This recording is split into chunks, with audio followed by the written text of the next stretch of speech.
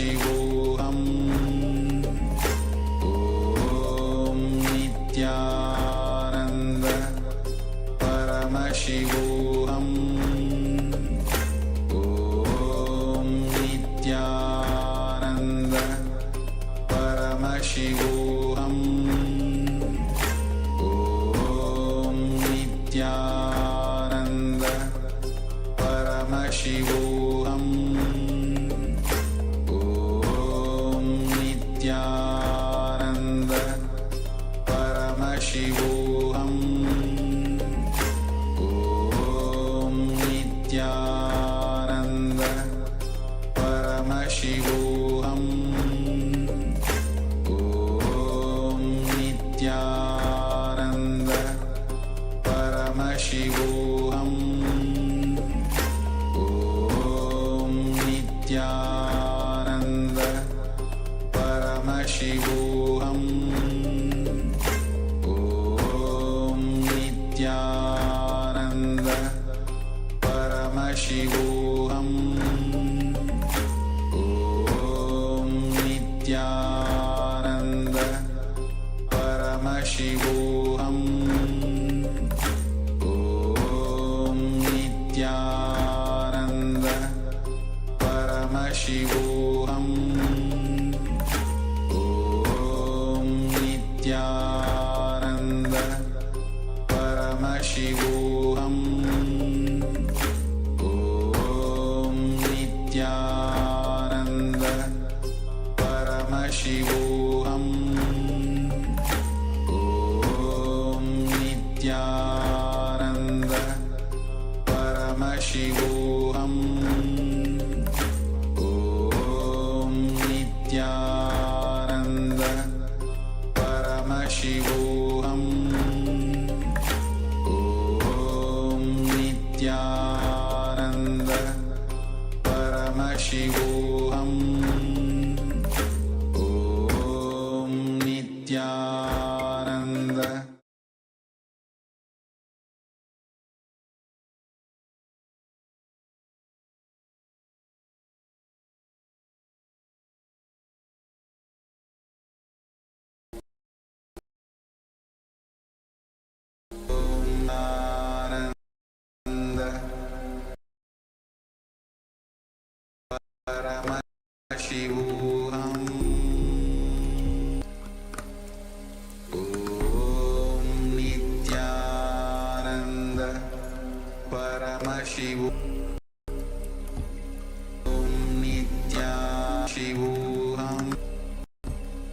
Om Nithyananda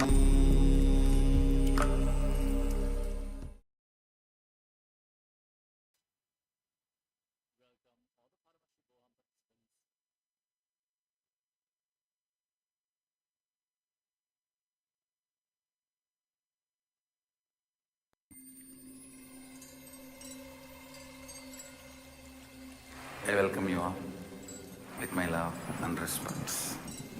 Let you all open all your three eyes. Om Nithyananda Paramashivoham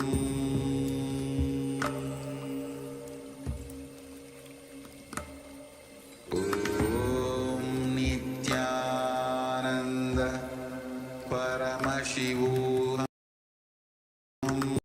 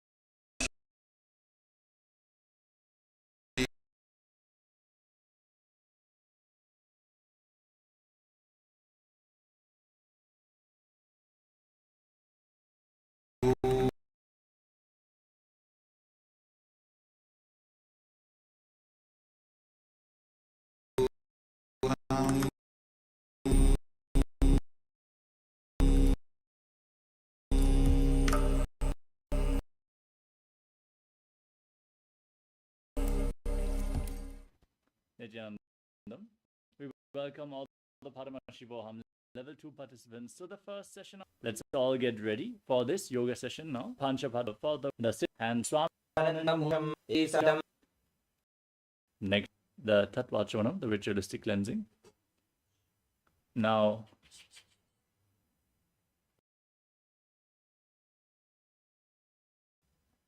next we are going to invoke Paramashiva's presence by chanting the Shiva Mula mantra, Om Ham Ham Shivaya Namaha, 11 times. Please follow along internally. Om Ham Hum Shivaya Namaha. Om Ham Hum Shivaya Namaha. Om Ham Hum Shivaya Namaha.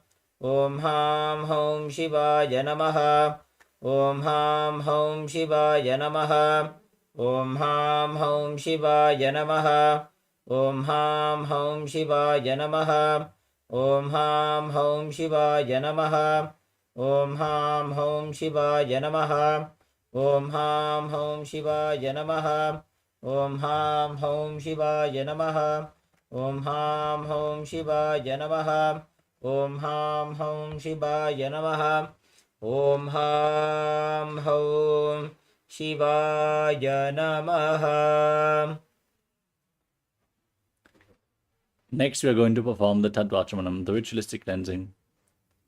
With your Panchapatam and Udani ready. Keep your right hand in the Gokarna Mudra, in the shape of a cow's ear. Then take 1 Udani of water, 1 spoon of water, pour it into your right palm. Each time the word Swadha is chanted, sip the water from the bottom of your palm for a total of 3 times. Om Atmatattvam Shodhayami Swadham. Om Vidyatattvam Shodhayami Swadham. Om Shivatattvam Shodhayami Swadham. Now wash your right hand with the water from the Panchapatam and wipe your lips twice with the bottom of your right thumb as you chant. Om Ham Hridayaya Namaha. Wash it again. With index, middle and ring fingers, touch above the upper and below the lower lip. Then wash your hand again. With your index finger and thumb joined together, touch your right nostril and the left nostril. With the ring finger and thumb, touch the right eye, the left eye, the right ear, and the left ear. Then wash your hand again. With your little finger and thumb, touch your navel, your right chest, and your left chest. And with the tips of all the fingers joined together, touch the crown of your head, the right shoulder, the left shoulder, and your heart center. Then wash your hand again. Now place the right hand over the left and place both your hands on the right thigh. Close your eyes and visualize what you want to manifest today. In the ritual of Nithyananda Yoga, make a declaration, a Satya Sankalpa, conscious resolution, as you chant the Sankalpa mantra. Om Mamopatta Samasta Duritakshayadvara Bhagavat Shri Nithyananda Paramashiva Prityartham Shri Nithyanandeshwari Paramashiva Shakti Sameta Shri Nithyanandeshwara Paramashiva Prityartham Cha Adya Purvokta Evam Guna Visheshena Vishishtayam Asyam Shubhadito Purana Arogya Yukta Dridagatra Yogiga Sharira Siddhyartham Paramashiva Shakti Avishkaranatham Nithyananda Yoga Abhyasam Karishye. Now wash your right hand once more. Om Apaupasprisya. And keep your Panchavatam and Udani aside, out of harm's way, so we can safely enter into the practice of Nithyananda Yoga. We request all the male participants to please remove your upper cloth for the ritual of yoga as we briefly cover the components of Nithyananda Yoga. Starting off with asana, the physical body postures where you align your body to the cosmic geometry, aligning your body to Paramashiva, intensely awakening the Kundalini Shakti, strengthening your nervous system. Next up is pranayama, the breathing techniques, controlling the inhalation, retention, and exhalation of the breath, infusing prana into the system as you align your breathing to Paramashiva. The mudras, the energy circuits performed with your hands, your limbs, and various other body parts, aligning your intra organs, the energy organs like Vak, Anandaganda, and the third eye to Paramashiva. Next up is Bandha, energy locks performed by contracting certain diaphragms and muscles within the body, aligning your internal organs to Paramashiva, Kundalini upwards along your energy centers. The bandhas we are going to perform are the Mula Bandha, the root lock, contracting your perineal muscles and pulling them up, preventing the Kundalini Shakti from seeping out at the bottom of your spine. Uddiyana Bandha, the abdominal lock, pulling your stomach in towards the spine and contracting your stomach muscles above and below the navel, pulling the Kundalini Shakti up along the spine. And the Jalandhara Bandha, the throat lock, tucking your chin to the chest internally, contracting your throat muscles, locking the throat internally, preventing the Kundalini Shakti from falling down again after having been raised. Performing all the three bandhas together or in succession, especially in the combination with pranayama, awakens the Kundalini Shakti intensely. So engage the bandhas during the yoga practice. Next up is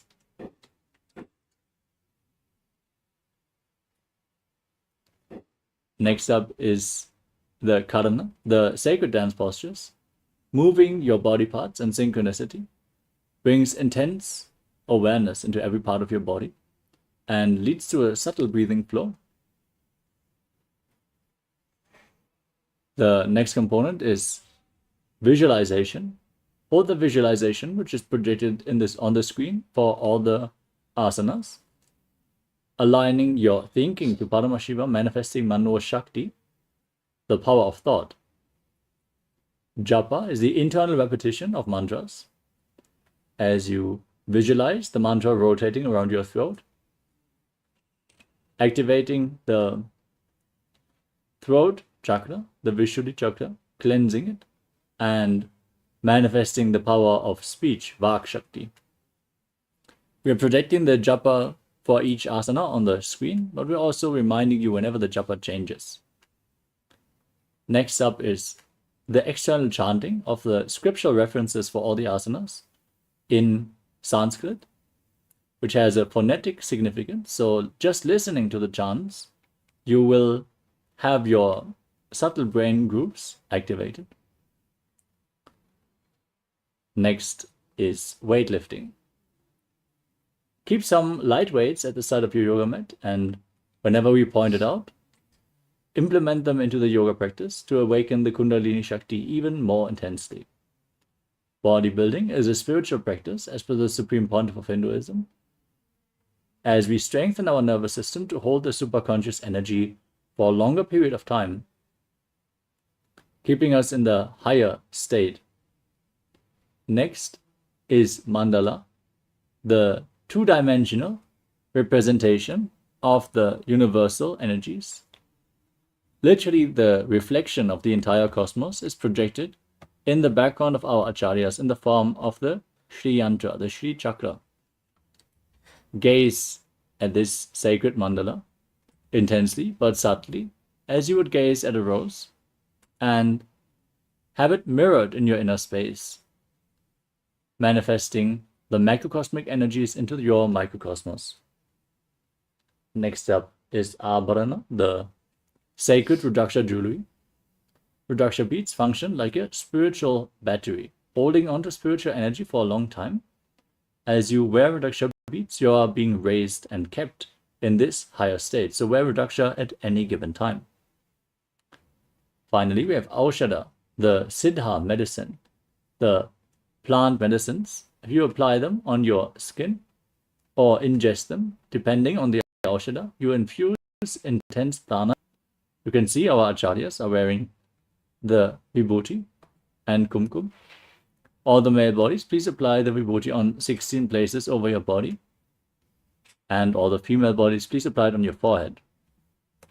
Also wear the kumkum on your third eye center, the Ajna chakra, in between the eyebrows. With this, we covered all the components of Kailasa's Nithyananda Yoga. Together, if you manifest all these components authentically, it is a sure shot What's Paramashivatva? Paramashivoham, the realization that you are Paramashiva, awakening the Kundalini Shakti and making you manifest his powers. Let us start with the first asana of the sequence, Sukhasana. Sit in a comfortable cross-legged position with your head, neck, and spine in a straight line. Keep your hands on the knees in Bindu Mudra with index fingers and thumbs together. Visualize Lord Shiva in your inner space as you breathe in Samana Kumbhaka, inhaling deeply into your stomach region and visualizing the digestive fire being kindled as you hold your breath. Engage all three bandhas, the Mula Bandha, the Uddiyana Bandha, and the Jalandhara Bandha, forming Mahamudra Bandha, all three bandhas at the same time. And internally chant the Japa Soham continuously in Sukhasana. तत्सुखासनमित्युक्तमशक्तस्तत्समाचरेत् आसनं विजितं येन जितं तेन जगत्त्रयम्. Next up is Parvatasana. Now place your feet on top of opposite thighs in Padmasana, the lotus posture. Join your hands in Anjali Mudra with the palms together and raise your arms up above your head, keeping the elbows straight. Engage all three bandhas, Mahamudra Bandha, and visualize yourself as Mount Kailash. अथ वक्षे महादेव पर्वतासनमङ्गलं यत्कृत्वा स्थिररूपी स्यात् षट्चक्रादिविलोपनम्. Next up is Halipavasana. Now join the soles of the feet as you keep the feet extended away from the body.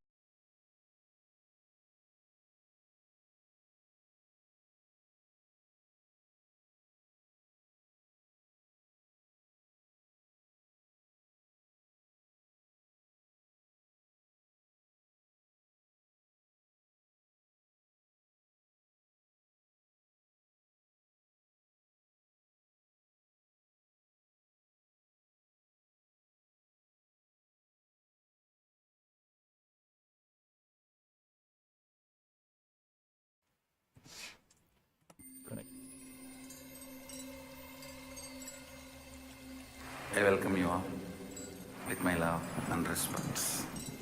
Let you all open all your three eyes. Om Nithyananda Paramashivoham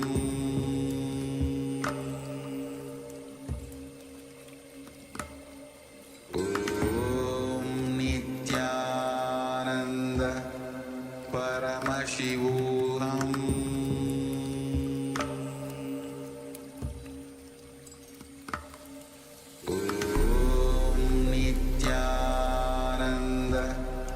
Paramashivoham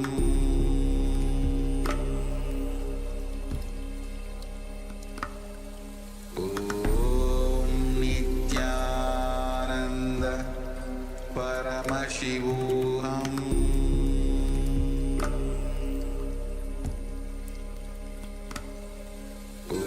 Om Nithyananda Paramashivoham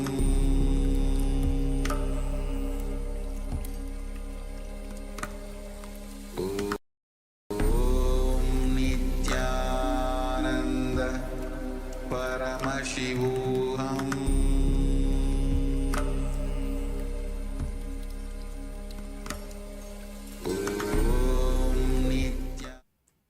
Nithyanandam, sorry for the technical glitch. Let us now continue with Kokilasana. Now hold onto the big toes in Prana Mudra with index and middle fingers as you hold your ring finger and little finger with your thumb. Then extend your legs out in front. Keep your knees straight and then cross your legs into Padmasana as you place your elbows on the ground. Visualize yourself as a bird and engage all three bandhas. अथान्यदासनं पक्षे येन सिद्धो भवेन्नरः अकस्माद्वायुसञ्चारं कोकिलाख्यासनेन च.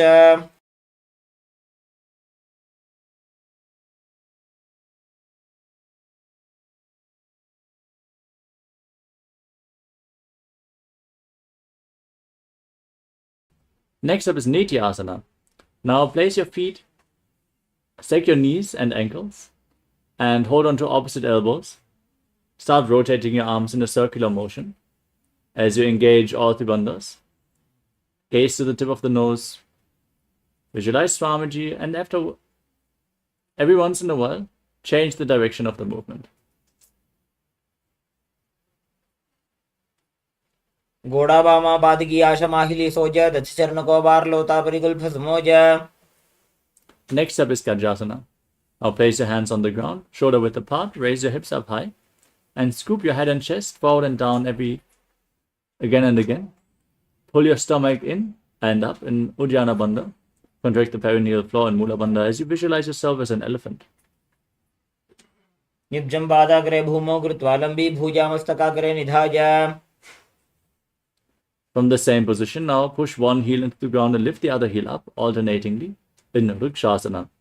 As you keep engaging Uddiyana Bandha, visualize yourself as a bear. एकैकं पादमाकुञ्च्य गजासनं कुर्यात् वृक्षासनं भवति. Now rise up. Stand on the tips of the big toes, or on the tips of the toes. If you cannot stand on the big toes, bring your hands to the chest in Hridaya Mudra, index, middle and ring fingers joined together. The other fingers extended away. As you pull your stomach in and up and visualize Swamiji in your inner space in Vaishyasana. केशेन पादयुगलं बद्ध्वा तिष्ठेत ततो मुखः तव ईशावक्षे यत्कृत्वा सत्यवान् भवेत्. Next up is Urdhva Janu Karana, the first karana of this sequence. Stand in Arimandi posture. Heels together, toes pointing outwards and knees bent. Bring your hands to the chest and raise one knee up along the center of your body. Follow along with the respective hand in a circular motion on both sides again and again.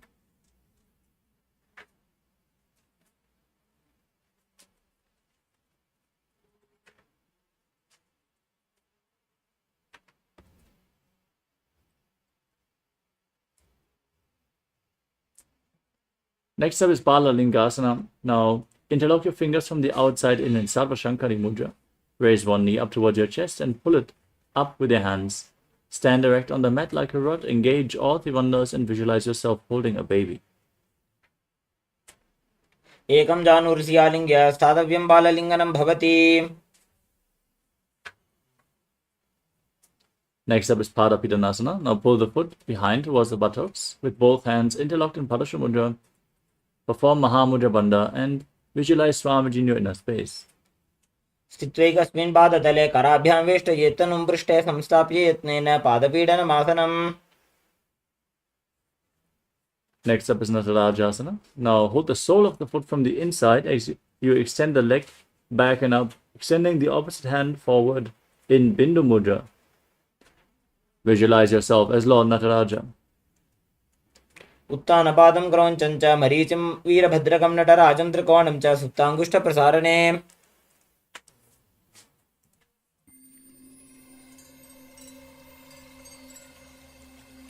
I welcome you all with my love and respect.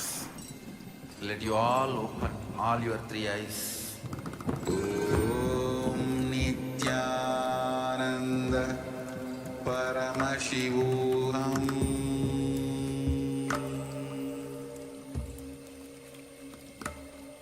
Om Nithyananda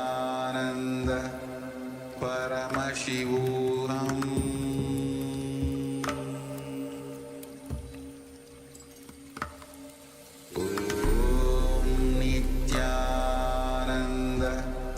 Paramashivoham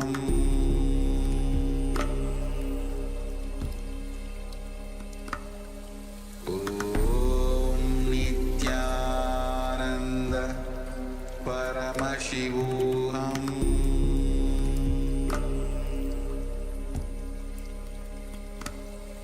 Om Nithyananda Paramashivoham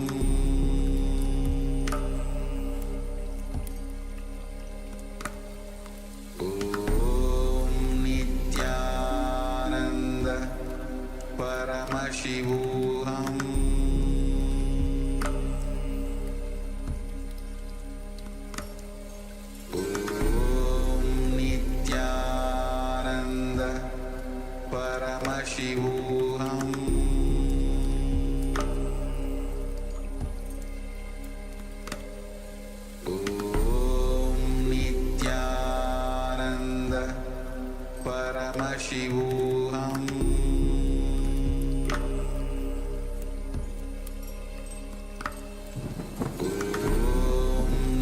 Nithyananda Paramashivoham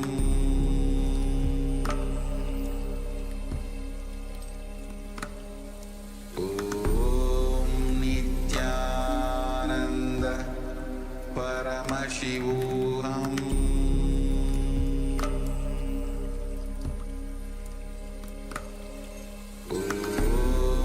Nithyananda Paramashivoham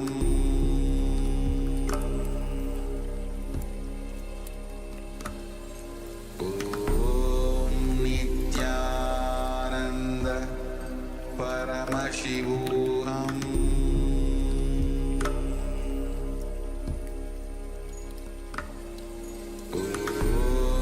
Nithyananda Paramashivoham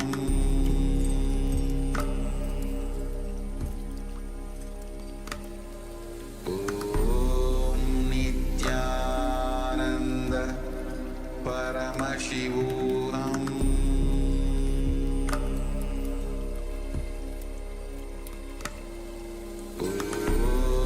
Nithyananda Paramashivoham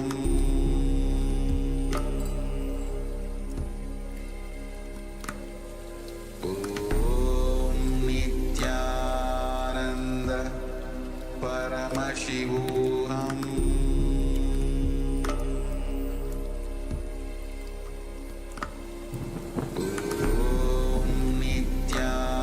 Nithyananda Paramashivoham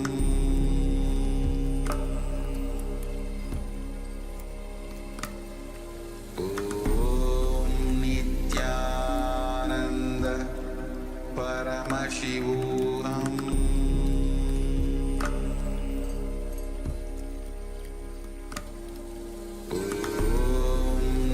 Nithyananda Paramashivoham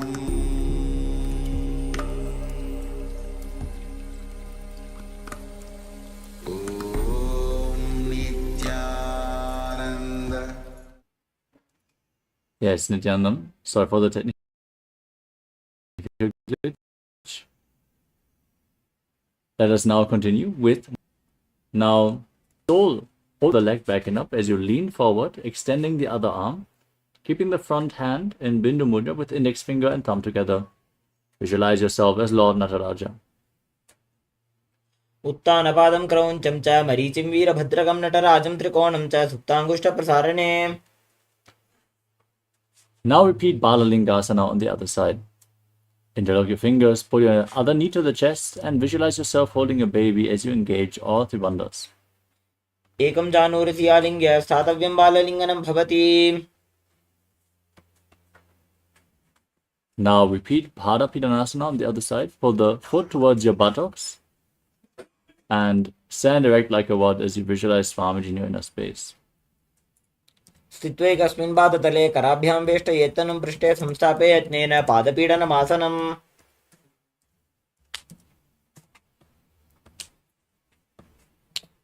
Now repeat Natarajasana on the other side. Pull the other foot behind as you lean forward with your front hand in Bindu Mudra. Visualize yourself as Lord Nataraja. उत्तानपादं क्रौञ्चं च मरीचिं वीरभद्रकं नटराजं त्रिकोणं च सुप्ताङ्गं.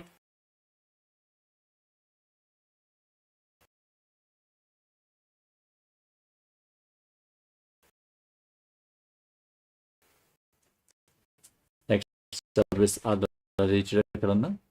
Now stand, knees bent, bring your hands, you swing, gracefully moving, uncross your ankles, and repeat the movement on the other side.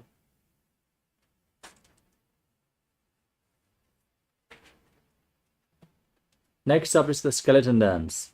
Now visualize yourself as a skeleton and shake your body and dance while holding the visualization of your bone structure. You don't have any muscles, no tissue, no skin, just bones. Shake your body intensely.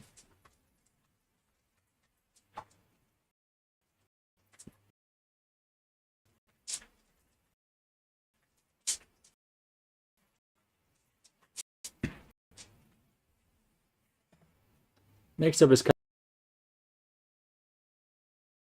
Chandakana. Arimandi was facing back. Cross them back, come to the center. Repeat the movement as you follow along with your breath.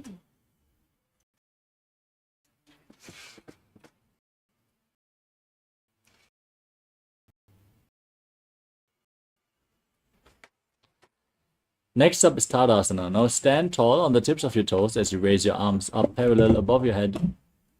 Visualize yourself as a palm tree as you engage all three wonders and visualize and internally chant Paramashivoham. महामुद्राबद्ध कोनो ताडासन विभेदकान् विनोतानं सदा कुर्यात् अंतर्वत्नी पतिप्रिया. Next up is Uttanasana. From a standing position, lean forward and down. Place your hands on the mat. Engage all three bandhas as you bring your head to the knees and visualize Swamiji in your inner space. महामुद्राबद्ध कोनो ताडासन विभेदकान् विनोतानं सदा कुर्यात् अंतर्वत्नी पतिप्रिया. Now place your hands flat on the ground, shoulder width apart, and step your feet back into a plank position. Then contract the perineal floor, tuck your chin to the chest in Jalandhara Bandha, and rotate your head from side to side as you visualize Swamiji in Tadakshvasana. प्रजासनवस्थित्वा मस्तकं वारं वारं दक्षिणकुक्षिं सव्यकुक्षिं नयेत्. Now lower your body down onto your stomach and keep your hands by the shoulders, your toes pointing back as you raise your chest and head by the strength of your lower back. Open your mouth and breathe in Bhujangani Mudra through the hollow of your throat as you visualize yourself as a cobra in Bhujangasana. अंगुष्ठनाभिपर्यन्तम् अधो भूमौ विनिन्यसेत् कराभ्यां चतरां धृत्वा ऊर्ध्वशीर्षफणीवहि.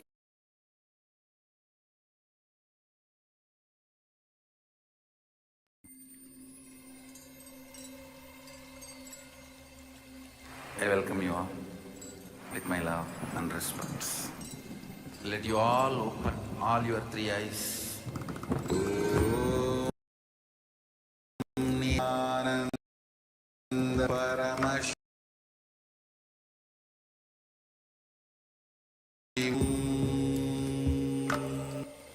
Om Nithyananda Paramashivoham.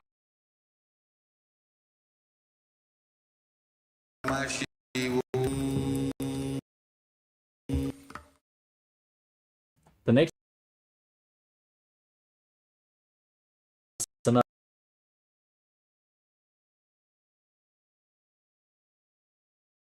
is push your eyes Swamiji and breathe calmly through your nose in Sahaja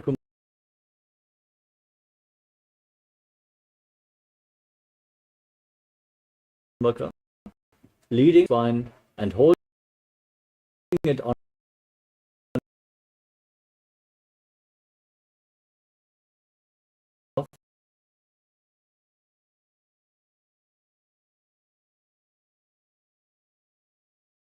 the different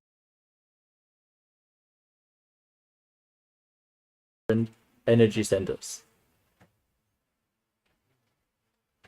संसितो जानुद्वयमागुञ्च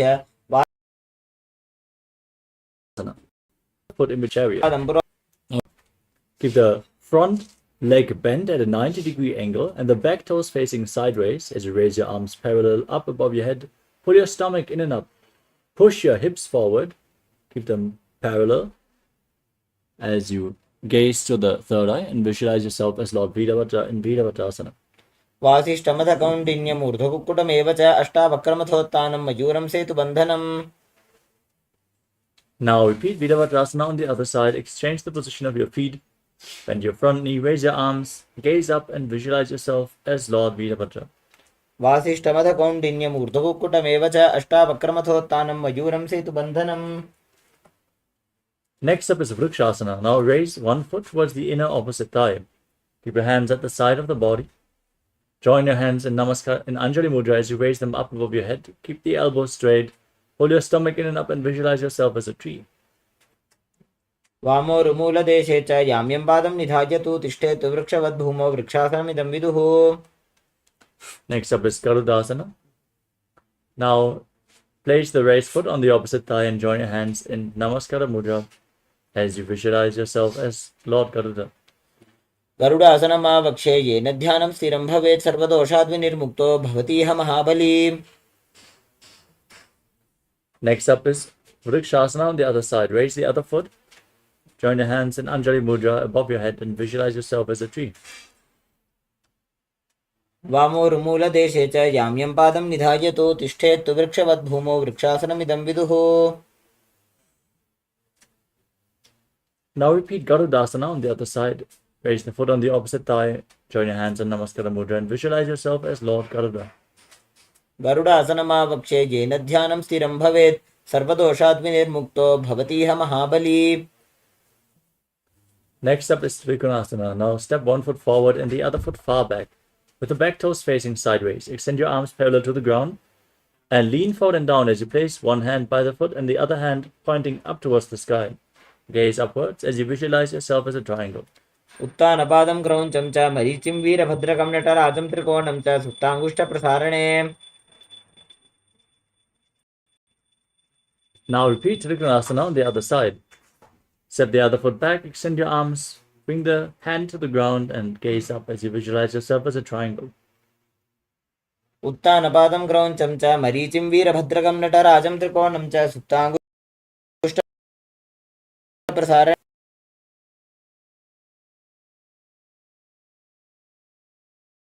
Next up is Nikutaka Karana.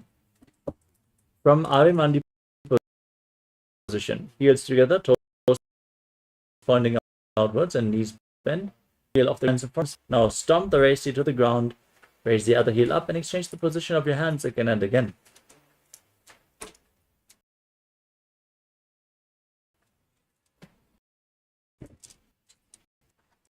The next asana is Angushtasana. Now lower your body down. Sit on raised heel, knees together as you bring your hands in Namaskara Mudra in front of your heart center. Visualize Swamiji in your inner space as you breathe in Brahmari Kumbhaka, buzzing like a bee on the inhalation and exhalation as you internally chant the Japa Sadashivoham in Angushtasana. कबन्धासनमित्याहुः गोरक्षासनमेव च अङ्गुष्ठमुष्टिकं ज्ञेयं ब्रह्मप्रासादितं तथा. Now extend one leg forward. Keep your hands at the side, palms facing forward with the fingertips barely touching the ground in Vara Mudra as you visualize Swamiji in your inner space in Saurasana.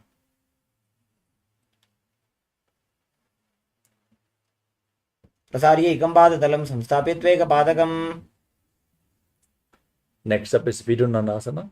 Now lean forward, hold onto the big toe in Prana Mudra and the back heel, hold the back heel with the other hand as you visualize Swamiji in your inner space. गुल्फस्थितो पादमेकं प्रसार्य तत्पादाग्रं संस्पृशे तत्करेण. Now exchange the position of your feet. Repeat Saurasana on the other side. Keep your hands at the side, palms facing forward and visualize Swamiji. प्रसार्य एकं पादतलं संस्थाप्य त्वेकपादकम्. Now lean forward and down, hold onto the big toe and the back heel as you visualize Swamiji in Vidunanasana on the other side.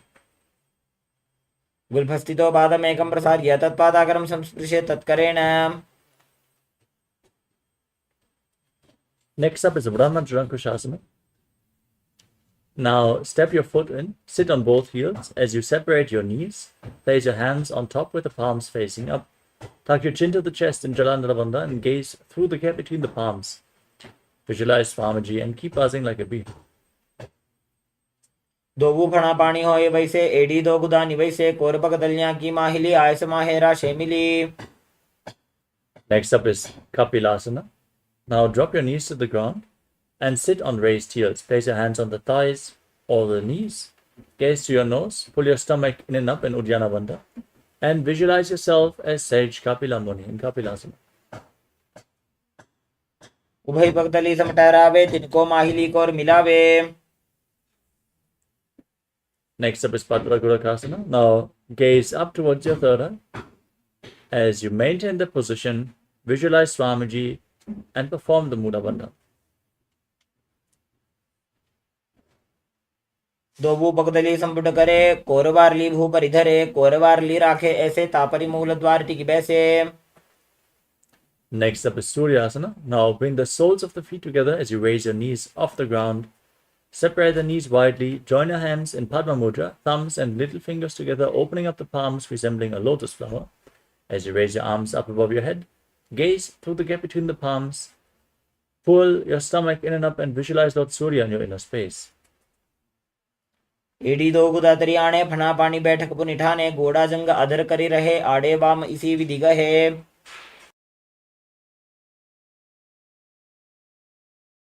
Next up is Mandukasana. Now sit with your feet flat, your knees on the ground. Keep your hands on the knees and visualize yourself as a frog as you press your tongue up against the palate of the mouth, catching the nectar of immortality dripping from the Sahasrara chakra with your frog tongue.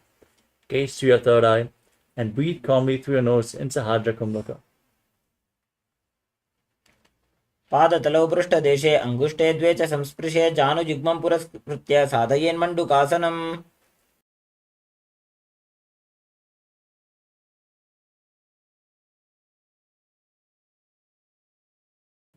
Next up is Uttana Mandukasana. Now bring your hands behind your back, maintaining the same position, holding on to opposite shoulders.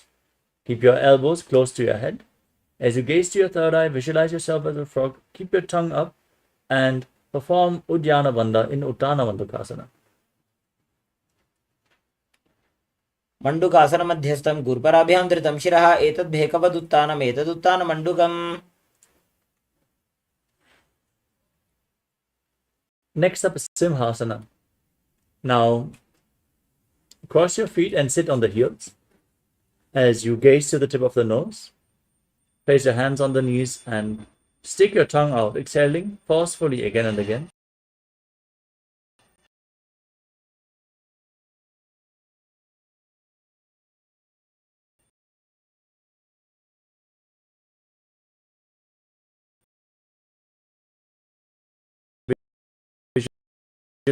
Visualizing yourself as a lion in Simhasana. दक्षिणं सव्यगुल्फेन दक्षिणेन तथेतरं हस्तौ जान्वौ संस्थाप्य स्वाङ्गुलीश्च प्रसार्य च.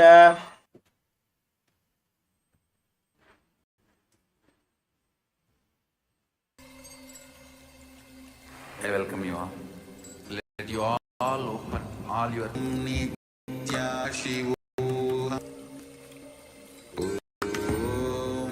Nithyananda Paramashivoham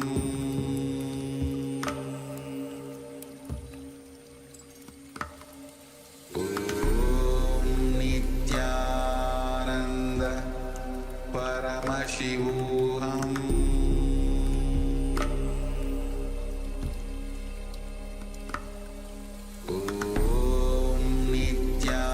Nithyananda Paramashivoham.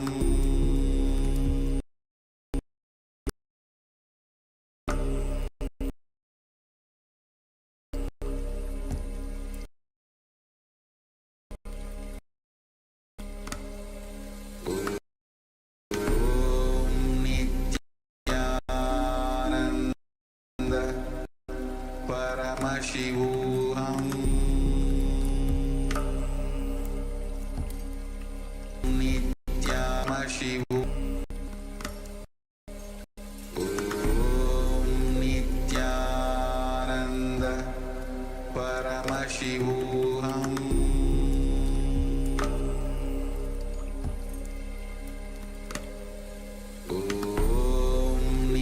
Nithyananda Paramashivoham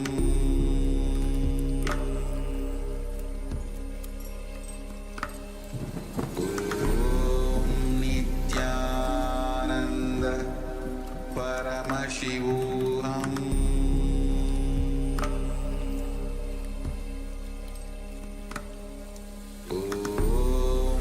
Nithyananda Paramashivoham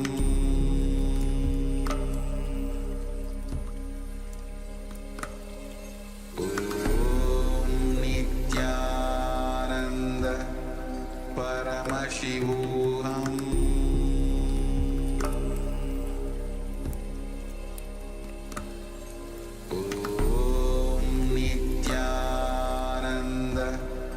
Paramashivoham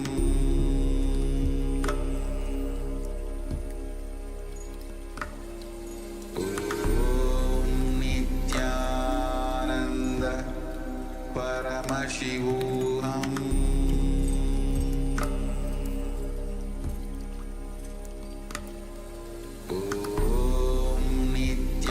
Nithyananda Paramashivoham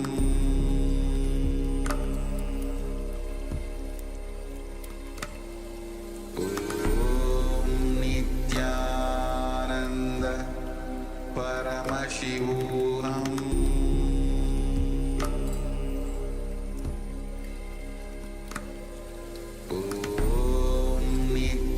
Nithyananda Paramashivoham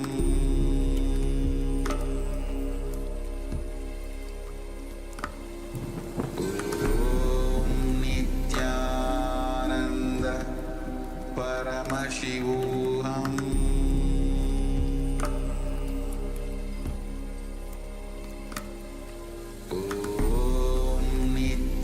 Nithyananda Paramashivoham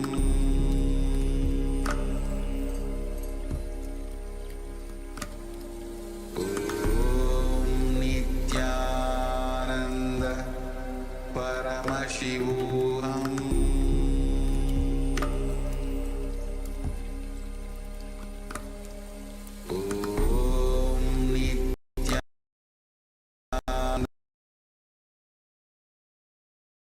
Paramashivoham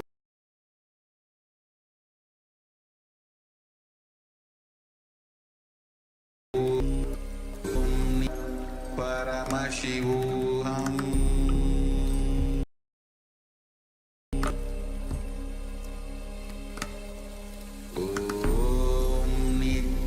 Nithyananda Paramashivoham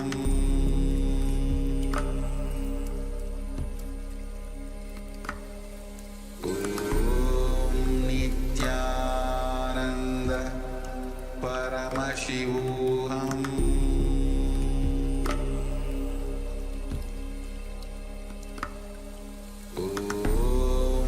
Nithyananda Paramashivoham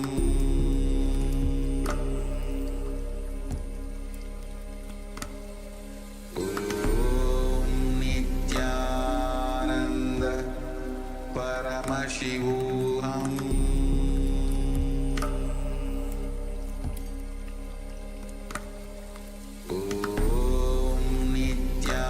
Nithyananda Paramashivoham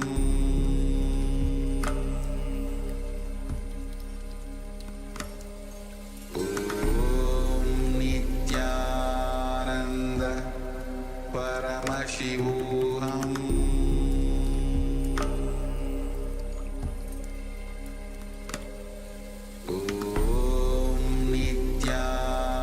Nithyananda Paramashivoham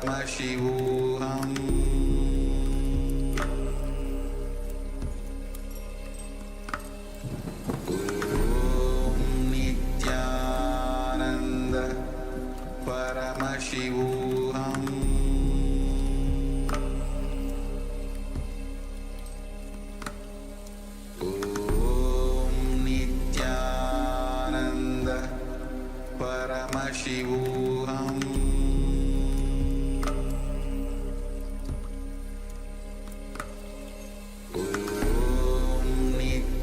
Nithyananda Paramashivoham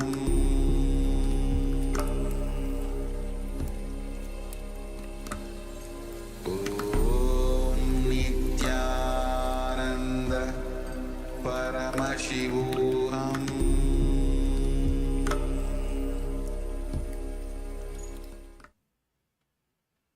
Yes, Nithyananda. Sorry for the interruption. Let us now continue the asana practice with Vajrasana. Now, sit with the soles of the feet together behind your back, cross your arms, and hold onto the big toes in Prana Mudra with index and middle fingers. Gaze to the tip of your nose as you visualize Swamiji in your inner space. Tuck your chin to the chest in Jalandharabandha and return to buzzing like a bee in Brahmari Kumbhaka.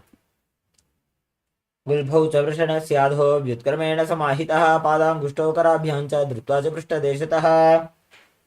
Next up is Kaka Pushandi Asana. Place your feet flat on the ground and raise your knees. Bring your arms in and around the raised knees and interlock your fingers behind your back. Gaze to the tip of your nose as you visualize yourself as a crow. प्रथमे वैसक उकटठाने दोवुहात पगमी च आने. Next up is Kani Pavasana. Now place your hands on the ground, shoulder width apart. Bring your knees onto your arms towards your armpits. Lean forward, balance as you raise your feet off the mat and visualize Swamiji in your inner space. आसन को गुण आशी दुष्टा होई तो आची होई. Now place your head on the mat as you get ready for the first inverted posture of the sequence. If you have any upper back, neck, spine injuries, high blood pressure, or you are in pregnancy, please don't perform any of the inverted postures before consulting your doctor. Now raise your legs up. Straighten the legs, point the toes up towards the sky. As you enter the headstand, gaze to the nose and visualize Swamiji in Kapali Asana. शीश शीशा धरती टेकी बगदोवु मिलिबा ऊंचा कुकरे. Lower your legs down gently. Now keep your hands on the ground, shoulder width apart, and twist your body. Align your knee and hip with the elbows. Lean forward, balance on your arms as you extend your legs out to the side. Gaze to your third eye and visualize yourself as a peacock in Parshvamayurasana, breathing in Rechaka Kumbhaka, exhaling all the way and holding your breath on every exhalation. मयूरम दंडवत कुर्यान मायूरम दंड नामकम. Now twist your body in the opposite direction, repeating Parshvamayurasana on the other side. मयूरम दंडवत कुर्यान मायूरम दंड नामकम.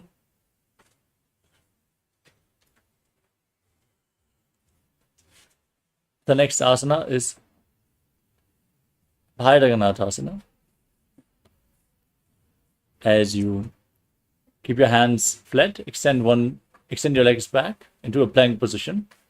Step one foot outside the shoulder in between the two hands. Push your hips forward, gaze to your third eye and visualize yourself as Lord Kala Bhairava. आसन को गुण पीती जाई.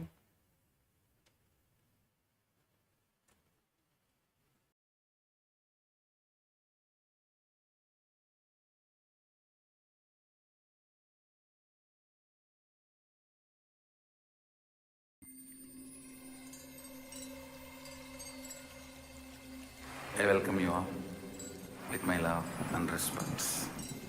Let you all open all your three eyes. Om Nithyananda Paramashivoham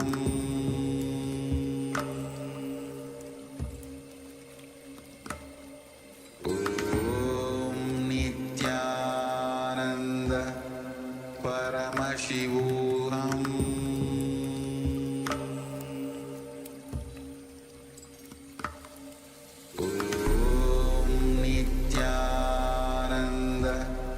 Paramashivoham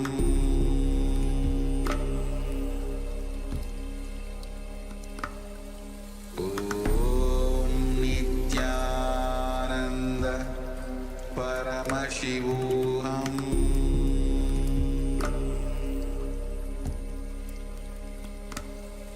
Om Nithyananda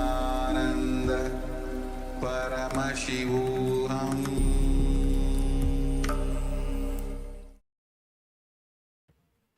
Yes, now repeat Bhairaganathasana on the other side. Place your hands shoulder width apart on the ground, step your feet back, bring one foot outside the shoulder. In between the hands, gaze up and visualize yourself as Lord Kala Bhairava. आसन को गुण पीती जाई. Now step the front foot back and place your forearms on the ground as you raise your hips. Walk your feet forward. Try to bring your heels to the mat as you gaze to your third eye and visualize Swamiji in Unmukha Pitasana. भून्यस्थो जानुनी हस्तो चतुष्पदम वाङ्मुखम. Now rise back onto your hands and rotate your body, lifting one hand up towards the sky. Keep the other hand underneath the shoulder. Try to keep your body straight gaze along the arm, gaze upwards as you visualize yourself as Sage Vashishta in Vashishtasana.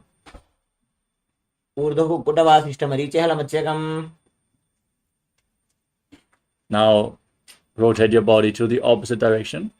Lift your arm up, repeat Vashishtasana on the other side.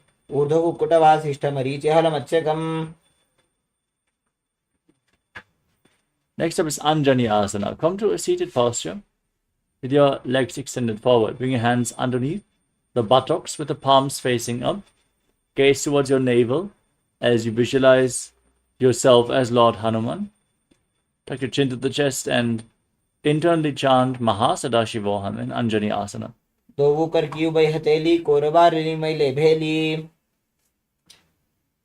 Next up is Paschimottanasana. Now lean forward and down and hold on to the big toes in Prana Mudra with index and middle fingers. Engage all three bandhas, Mahamudra Bandha, as you visualize Swamiji in your inner space. Janu parilalatantu paschimam muchyate. Next up is Ugrasana. Now separate your feet and interlock your fingers behind your neck as you lean forward and down. Bring your head between the knees, elbows outside the knees. Engage all the bandhas and visualize Kali in your inner space in Ugrasana.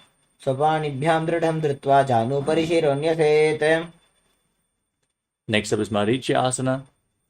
Now pull one foot in towards the perineum. Keep the other leg extended. Bring your arm in and around the raised knee and interlock your fingers behind your back as you visualize yourself as Sage Marichi in Marichi Asana. Uttanapadam krauncham cha marichim veerabhadra.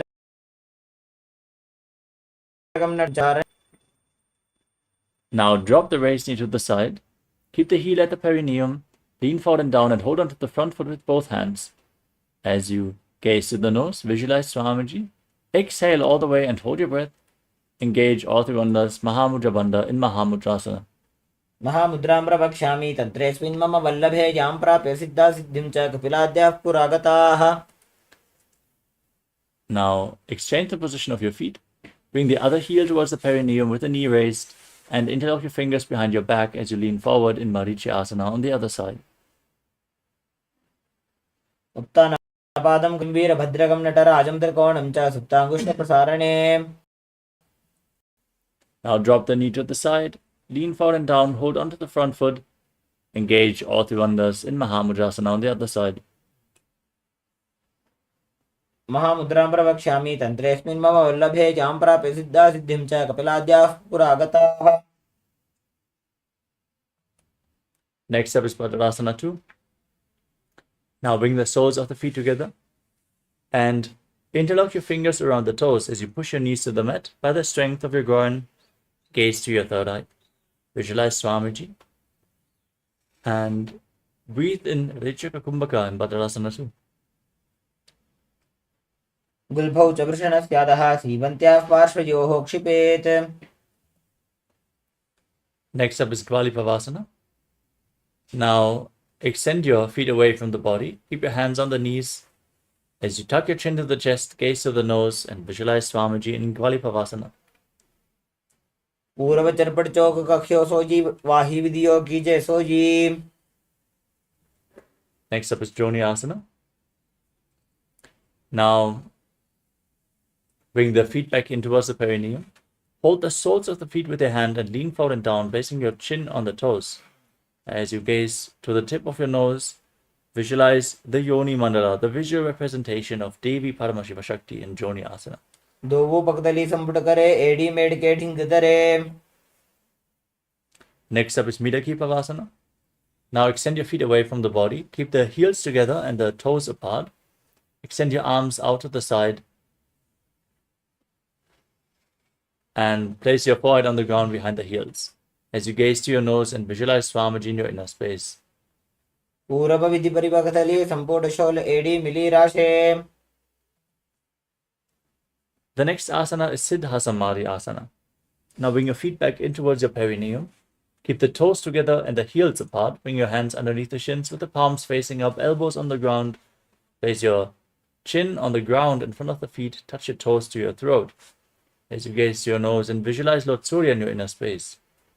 दोवो पगदली संबुड करे 16 मेढ़ आगा में धरे अंगुल 8 अंतरो राशे AD को ऐसे विदिदाशे. Next up is Trinaki Pavasana. With the heels against the perineum, separate the toes, hold on to the feet and open them up like a book to your nose. And press your elbows down.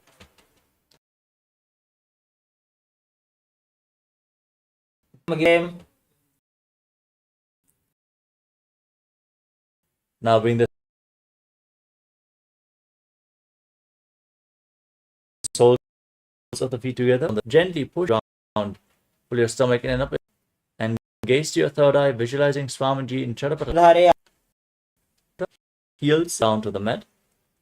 You can use your hands for support to rotate your feet. Place your hands on the knees. Push the knees to the ground. Keep your hands in Bindu Mudra. Third eye. Pull your stomach in and up as Lord Kala Bhairava in Bhairavasana.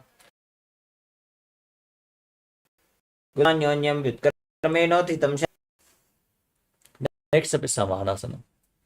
Keep one heel against the perineum, foot up against your chest. With the sole of the foot against your chest, gaze to your third eye, in your inner space. Samanasana vakshe siddham mantradi sadhana padamuro dattva gukyonyalem. Foot over top of side for balance and explode. Gaze up towards your third eye and visualize Swamiji in Apanasana. केवलं पादमेकञ्च स्कन्धे चारोपि यत्ततः. Now bring the other foot towards your perineum. As you hold the opposite foot with your hands against your chest, hold your breath as you gaze to your third eye in Samanasana. समानासनमावक्षे सिद्धमन्त्रादि साधनात्. Now lift the raised foot over top of your shoulder, extend the opposite leg forward, gaze to your third eye and visualize Swamiji in Apanasana on the other side. केवलं पादमेकञ्च स्कन्धे चारोपि यत्नतः. Next up is Gomukhasana.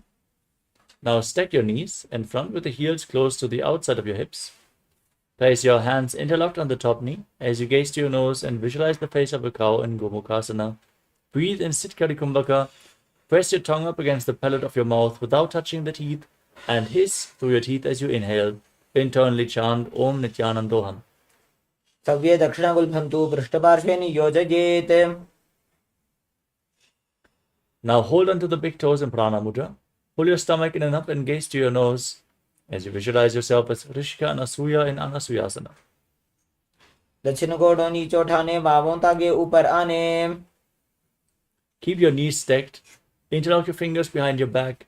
Gaze to the tip of your nose as you bring it down towards the ground. In Anasuyasana too. जीमणा गोदागी संधि उपरिडा बागोडागी संधि. Now bring one heel against the perineum and place the other foot flat in front with the knee raised against your chest. Hands on the knees, gaze to your nose. Visualize yourself as Lord Garuda in Garudasana too. डावो पगमोड़ी एड़ी माहिलो गुल्फमूल द्वारणी चैदे. Next up is Naradasana. Now raise your perineum on the heel. Interlock your fingers around your neck and twist your elbows outside the raised knee as you gaze to your third eye. Visualize yourself as Sage Narada. पिष्ठी जुवाम पगदली केरी भूपरिता ही लगावे फेरी. Next up is Matsya Pitakasana. Now place your foot onto the opposite thigh as you keep the knee raised. Hold onto the shin and the big toe. Gaze to your nose and visualize Matsya, the fish avatar of Lord Vishnu in Matsya Pitakasana. वामेन वामाङ्गुष्ठन्तु गृहीतं मत्स्यपीठकं योनि वामेन सम्पीड्य मेढ्रादुपरि दक्षिणम्.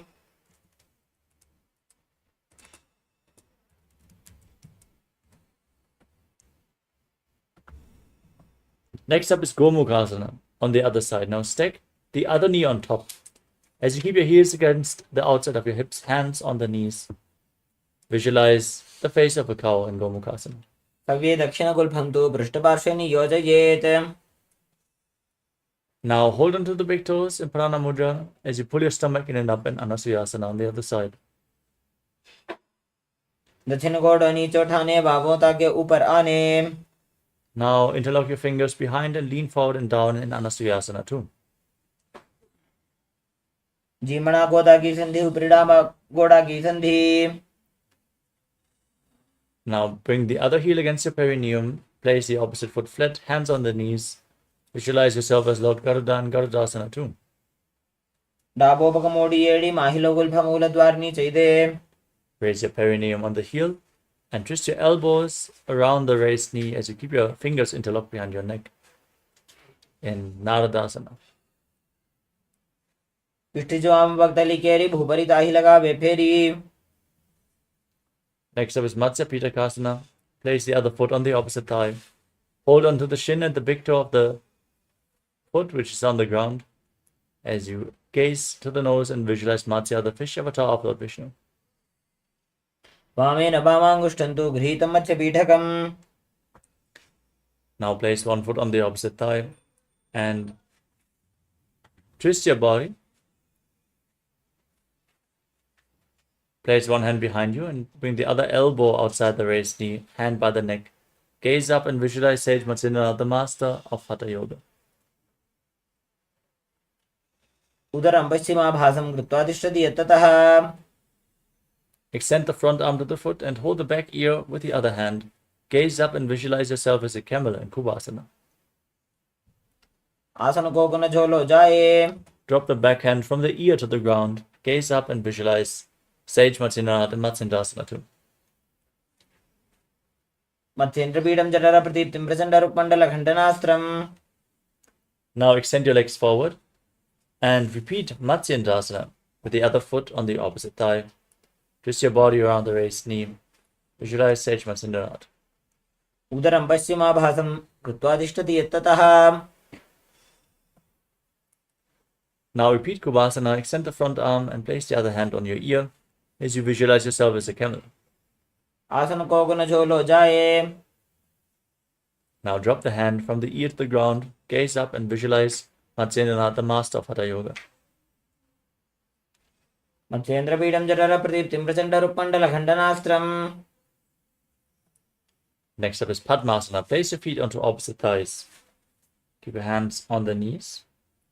As you gaze to your nose, visualize Lord Shiva in your inner space. Breathe in Sithali Kumbhaka. Press your tongue against the back of the teeth as you inhale through the teeth, making a hissing sound. Engage all the bandhas and internally chant Om Nithyananda Mahasada-Shivoham. आसनं द्विविधं प्रोक्तं, पद्मं वज्रासनं तथा। Next up is Padmasana 2. Cross your arms in front of your body and hold onto the big toes of Prana Mudra. Gaze to your nose and visualize yourself as Goddess Parvati, the consort of Lord Shiva. उत्तानौ चरणौ कृत्वा उरु संस्थोपरि यत्नतः। Next up is Kukkutasana. Now place your hands in between the legs, palms on the ground, and lift your body off the mat. Balance on your arms as you visualize yourself as a rooster. And now breathe calmly through your nose in Sahadra Kumbhaka. पद्मासनं सुसंस्थाप्य नान्वोरोरन्तरे करौ। Next up is Padhakiki Asana. Now place your hands on the ground. Raise up onto your knees and bring your elbows close to your navel. Lean forward and lift your legs off the mat as you balance on your arms. Visualize Swamiji in your inner space. करद्वेन तत्कोर्परिस्थापिता नाभिपार्श्वः। Now extend your legs back into Mayurasana as you again bring your elbows to the navel and balance on your arms with the legs extended straight, visualizing yourself as a peacock. अथ वक्षे Mahadev मयूरासनमुत्तमम्। Next up is Makarasana. Now place your forehead on the ground, interlock your fingers around your neck as you turn your feet outwards with yourself as a crocodile. अध्यासिषेते हृदयं निधाय भूमौ च पादौ च प्रसार्यमानो। Next up is Shalabhasana. Now place your hands on the ground next to your shoulders and raise your legs up off the mat, visualizing yourself as a locust. अध्यासिषेते करयुग्मवक्षौ भूमिमवश्रभ्य करयोस्तलाभ्याम्। Next up is Ushtrasana. Now bend your knees and hold onto your feet, pulling the feet down outside the hip Place your heels on the ground as you visualize yourself as a camel. अध्यासुषेते पदयुग्मं व्यस्तं पृष्ठे निधायापि धृतं कराभ्याम्. Next up is Dhanurasana. Now, holding onto the feet, kick your legs back and up as you raise your head and chest as well. Visualize yourself as a bow, Pinaka, Lord Shiva's bow, as you gaze to your third eye in Dhanurasana. प्रसार्य पादौ भुविदण्डरूपौ करौ च पृष्ठे धृतपादयुग्मम्. Next up is Bhagasana. Come to a kneeling posture. Keep your feet flat, the heels outside the hip, toes touching behind, hands on the knees, gaze to your third eye, and visualize Swamiji as you internally chant Om Nithyananda Paramashivoham in Bhagasana. उल्टा मोड़ी पादौ बैसे बहुरो जुगति करे एक ऐसे. Next up is Gohi Asana. Now, get ready for another inverted posture. Set yourself up in front of a wall if needed. Place your forearms on the ground, elbows shoulder width apart, interlock your fingers. Place your head on the mat, supported with your hands as you raise your hips. Walk your feet forward. Bring your hips over top of the shoulders and then raise your legs. Gaze to the nose as you pull your knees in towards your chin. Visualizing Swamiji in Gohi Asana. दो हाथ की कहुनी जोगी पुनः कलाई जाने दोई. Now extend your legs up straight into Shirshasana, the headstand. Gaze to your nose as you visualize Swamiji in your inner space. विपरीतं मण्डलं च द्विधैव विदितं हिनः. Gently lower your legs down. Come to a seated position with your legs extended forward. Get ready for a sequence of rapid exhalations as we are going to perform Vastrika Kumbhaka throughout the next few asanas. Breathe rapidly. Push the air out from your lungs again and again like the bellows of a blacksmith. Without inhaling, the air will flow back into your lungs naturally. Now hold your calves and raise your legs up in front of your body, keeping the legs straight, as vertical as possible as you visualize Swamiji in Puri Asana. दो हाथ पग बाहर आने घोड़ा तरे काकसी ठाने. Now bring your hands behind your back and keep the legs raised as you gaze to your third eye and visualize yourself as a mace in Parikasana. उत्तानशयनं कृत्वा पादौ मिलित्वा प्रसार्य. Extend your hands out in front, keep them parallel to the ground with the legs raised as you gaze to your third eye and visualize yourself as a boat in Naukasana. उत्तानशयनं कुर्पराभ्यां भूमिं वष्टभ्य. Now pull your feet towards your chest, scoop your hands below, try to touch your soles against your chest as you gaze to your nose and visualize yourself as Lord Rudra in Rudrasana. पगतली संपूट करी हाथस्य पग ऊंचाई. Relax. You can now breathe calmly through your nose as you lay down on your back with your feet flat, knees raised. Place your palms down on the ground behind your heels as you push your hips up high. Contract your throat, lock it in Jalandhara Bandha as you breathe in Mocha Kumbhaka. Forcefully push the air, the retained air, against the throat lock. Don't let it escape your lungs. Push the Kundalini Shakti up along your spine as you gaze to your nose and visualize Swamiji in your inner space in Unmukha Pitasana too. ऊर्ध्वे च जानुनी कृत्वा शवित्वोर्ध्वमुखं तथा. Next up is Shivasana. Now lay down on your back. Keep your hands at the side of your body, palms facing up, completely unclench from any internal or external movements. As you pull the Kundalini Shakti up along your spine in Shakti Chalan Mudra, visualize your body is dead and Swamiji, the Supreme Pontiff of Hinduism, is liberating you. Internally chant the Mahavakya, Om Nithyananda Paramashivoham. उत्तानं शववद् भूमौ शयनं तुषवासनं शवासनं श्रान्तिहरं चित्तविश्रान्तिकारकम्.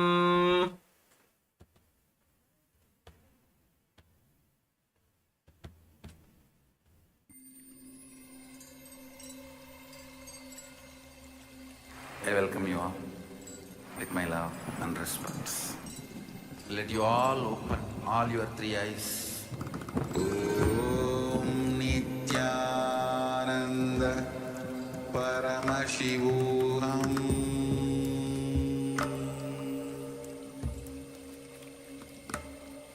Om Nithyananda Paramashivoham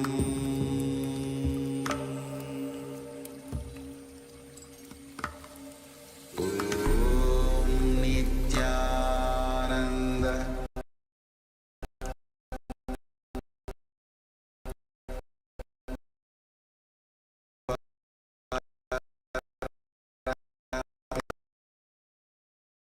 Paramashivoham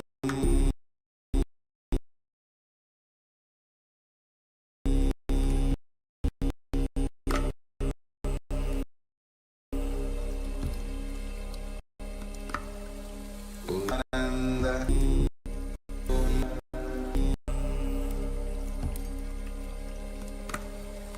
Om Nithyananda Paramashivoham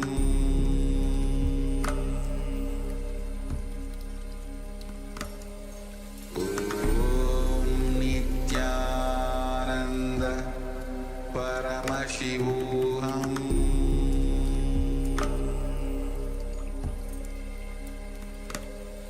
Om Nithyananda Paramashivoham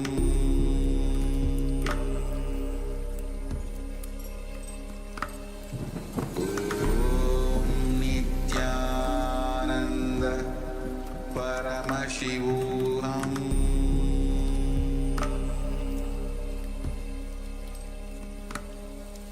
Om Nithyananda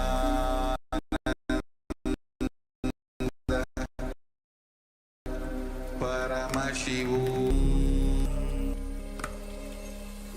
Om Nithyananda Paramashivoham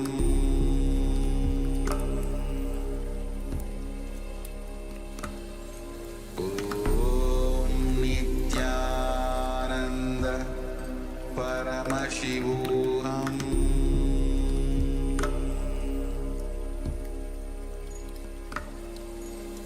Om Nithyananda Paramashivoham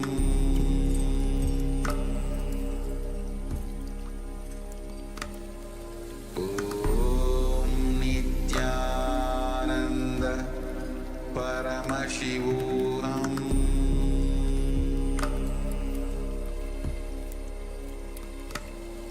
Om Nithyananda Paramashivoham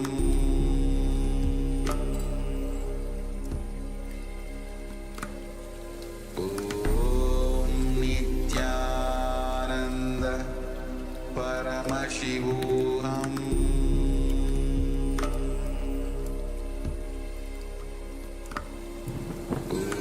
Om Nithyananda Paramashivoham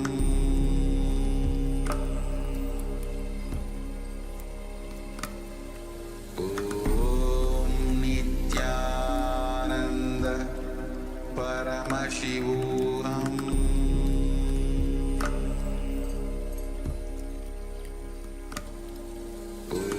Om Nithyananda Paramashivoham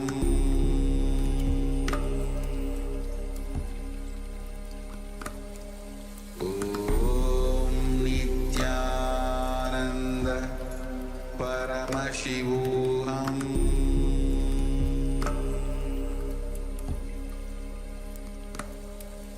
Om Nithyananda Paramashivoham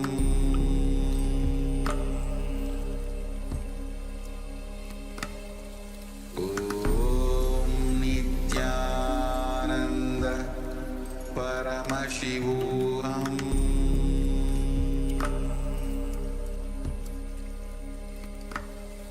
Om Nithyananda Paramashivoham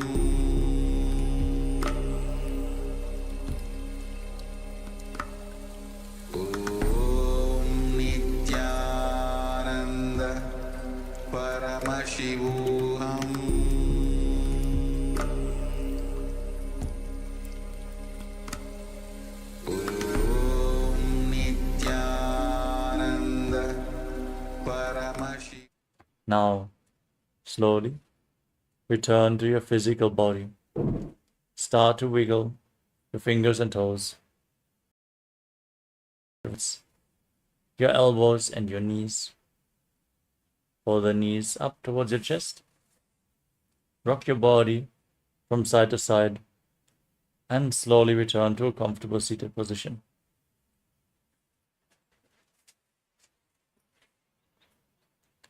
Congratulations, you completed the first 108 asanas of the sequence, the Pratama Vinyasa Krama. Let's now get ready to continue the Dvitiya Vinyasa Krama. Nithyananda, we are on a mission in civilization. I want to be part of it. To like, share, click the bell icon.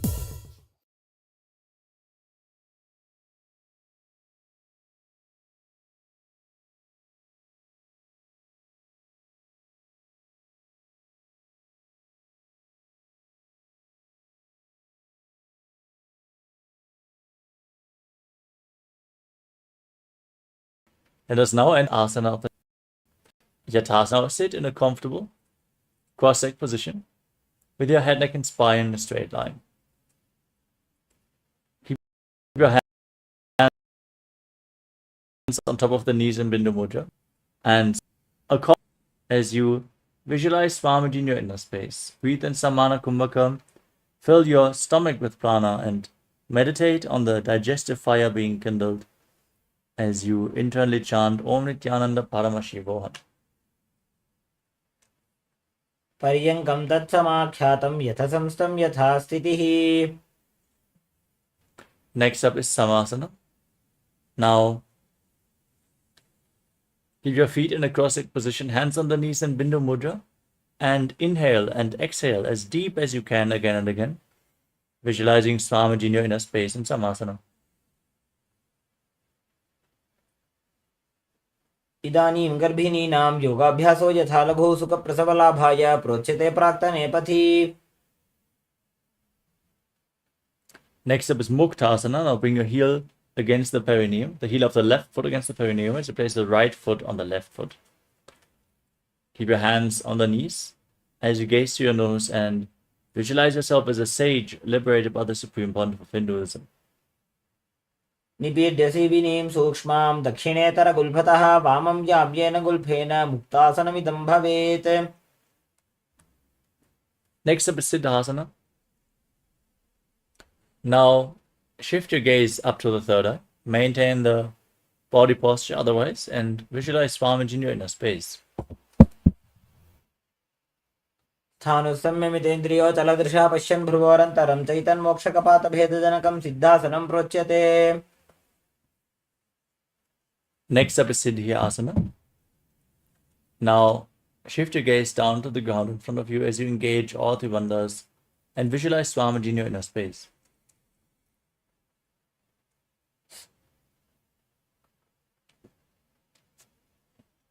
वामपादिकीडीजानो सीवनिमदितासुकोठानो. Next up is Rudrasana 2. Now gaze to your third eye as you keep your hands on the knees in Bindu Mudra and visualize yourself as Lord Buddha. वामचरण परिदक्षिण राखे एकजुगति ऐसे विदिदाखे. Next up is Santa Drunasana. Now keep your hands on the knees in Bindu Mudra, gaze to the tip of your nose and embody tranquility and an unshakable nature. आसन की गुणमन की चंचलता meet. Next up is Siddhasana 2. Now bring your hands in front of your navel, cup one palm over the other in Samputa Mudra, resembling a lotus flower, as you visualize Swamiji in your inner space in Siddhasana 2. ऋजुकाय समासीन सिद्धासनमुदीरितं प्रसार्य भुवि पादौ तु दोर्भ्यामङ्गुष्ठमादरात्. Next up is Bandha Yoni Asana. Maintain your legs in the same position. Set the Sankalpa to manifest with the womb of creation as you lock all your five senses with the hands in your face. Inhale all the way and close your mouth with your little finger, your nostrils with the ring fingers, your eyes with middle and index fingers, and your ears with your thumbs in Shanmukhi Mudra. यत्र मध्ये महादेव बन्धयोन्यासने शृणु यत्कृत्वा खेचरो भूत्वा विचरेदीश्वरो यथा. Now place your right foot onto the left thigh and the left foot be right below the right thigh. Keep your hands on the knees in Bindu Mudra and embody the state and space of bravery Vida and Vidasana.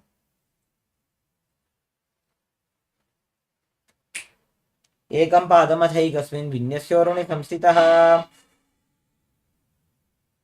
Next up is Valmikasana. Now maintain the same posture, gaze up towards your third eye and visualize the great sage Valmiki, poet and author of Ramayana.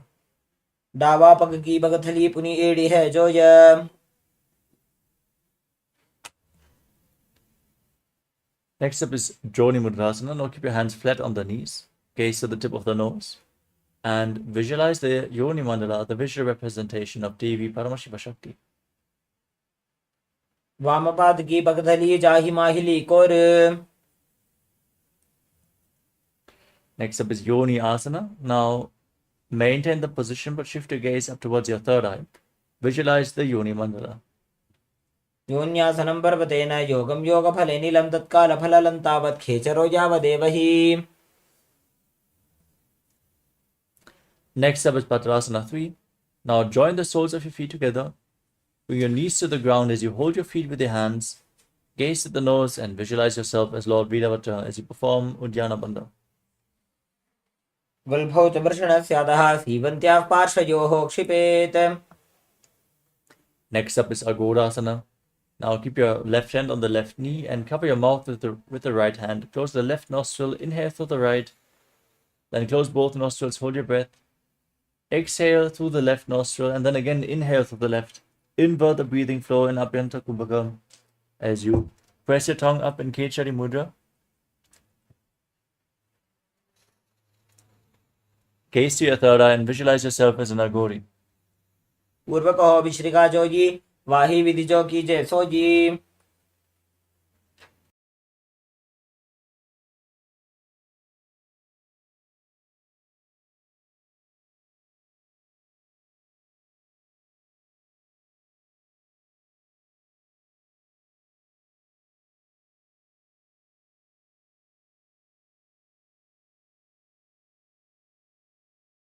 Next up is Kanali Pavasana. Now separate your heels and bring your elbows down on the heels.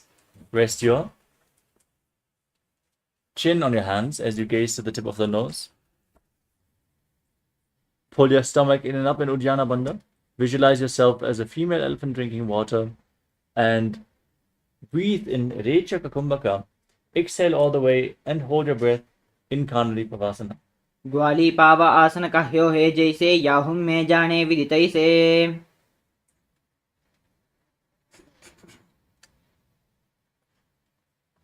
Next up is Parasana. Now bring your hands underneath the legs and interlock the fingers in front as you lift your legs off the mat. Gaze to the tip of your nose and visualize Swamiji in your inner space. ततोर्ध्वं रेचयेद् वायुं मृडनिश्वास संयुतम्. Next up is Gopi Chandasana. Now interlock your fingers around the toes from the top as you bring your feet against your chest. Pull the soles against your chest. Rest your chin on the hands. Gaze to the tip of the nose as you embody the state and space of a king. पूर्वपरि पकाका अंगुटा कंटको परासे.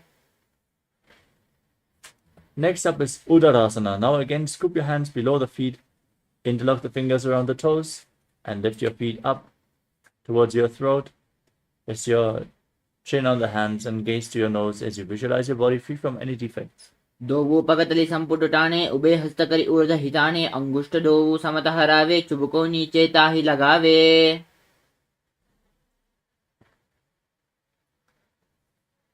Now raise your feet even higher in Vishishtasana as you keep your interlocked fingers in front of your forehead. Visualize yourself excelling in everything. दोवु पगतली जोड़ी संपुट करे. Next up is Bhujasana. Now lift your legs over top of your shoulders and bend your elbows up to interlock your fingers around your neck as you visualize yourself as a cobra. शिरासनं तु विज्ञेयं कक्षासनमतः परं ग्रीवासनं च परं भुजासनमिहोच्यते.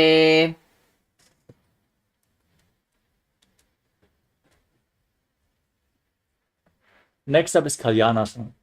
With your legs over top of your shoulders, bend your elbows down to interlock your fingers around your back.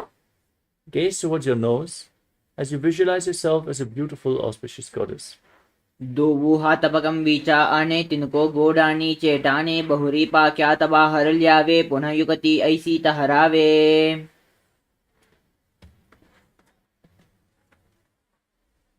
Next up is Sankatasana. Now place the top of the left foot on the mat and stack the right knee over top, bring the right heel to the outer hip. As you keep your hands on opposite knees, gaze forward in Vaishnavi Mudra without focusing on any external object. Just focus on the object within as you visualize yourself as an elegant swan. Breathe in Ujjayi Pranayama, make an ocean-like sound with your mouth. वामपादं चितेर्मूलं सन्न्यस्य धरणीतले पाददण्डेन याम्येन वेष्टयेद्वामपादकम्.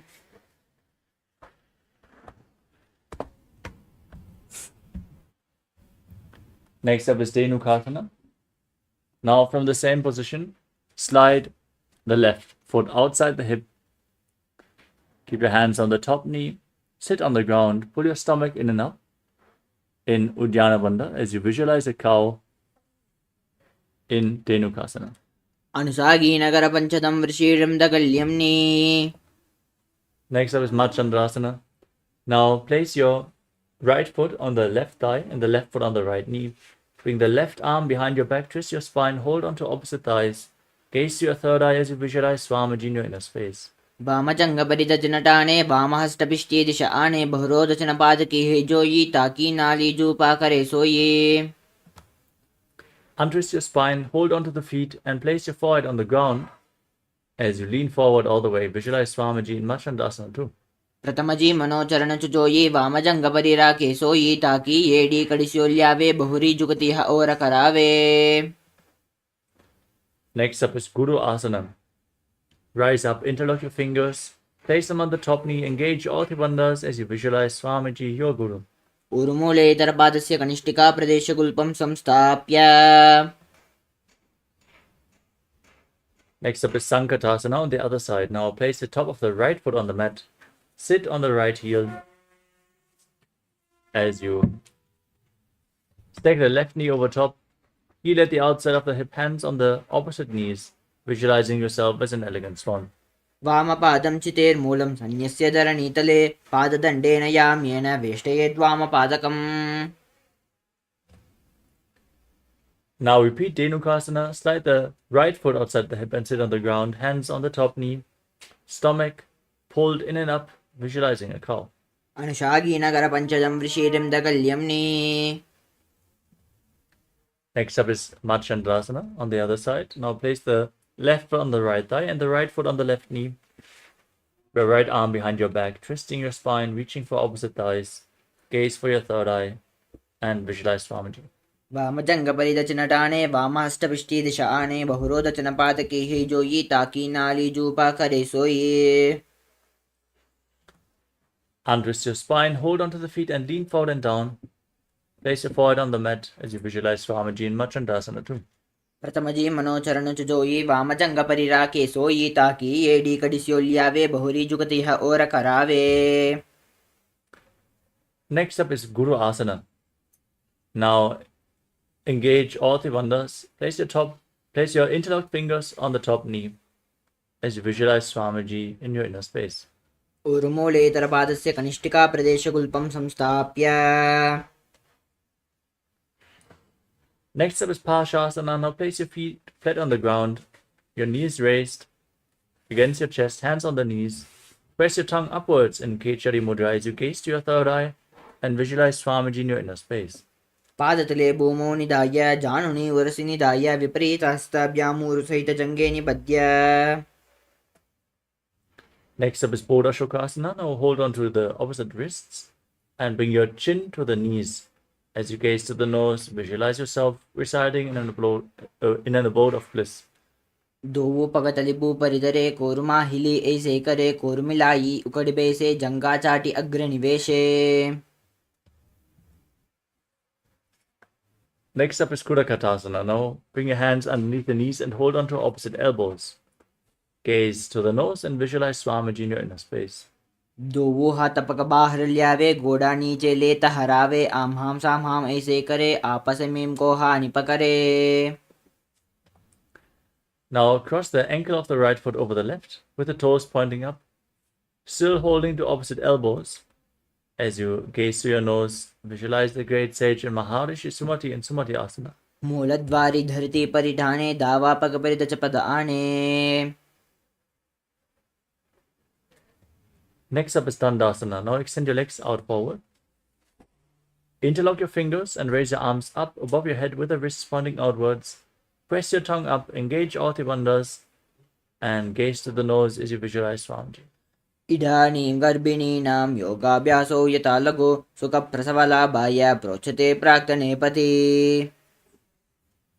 Next up is Arambhasana. Now lean forward and down. Hold on to the big toes in Prana Mudra. As you bring your head towards the knees, breathe in Nadi Shodhana. Inhale through one nostril and exhale through the other without the support of your fingers as you visualize Swamiji in your inner space. दोवो पग मिलिवा पसारी पगा का अंगूठा पकड़ लिलाट गोड़ा लगावे. Next up is Bidukasana. Now separate your feet and slightly raise your knees. Bring your hands underneath the shins and hold on to the soles of your feet from the outside. Place your head on the mat, gaze to your third eye and visualize Swamiji in your inner space. प्रथम बैसी दोवो पाव पसारी कच्चुक ऊर्ध को कुरुडो डारे. Next up is Jalandripavasana. Now bring the heels of the feet together in front.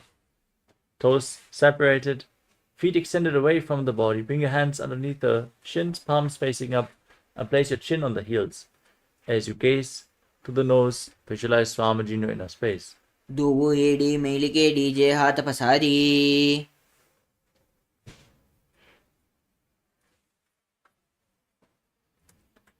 Next up is Urdhva Paschimottanasana.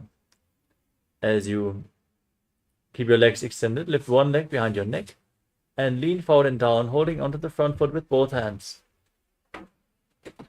Breathe in Pratyahara Pranayama.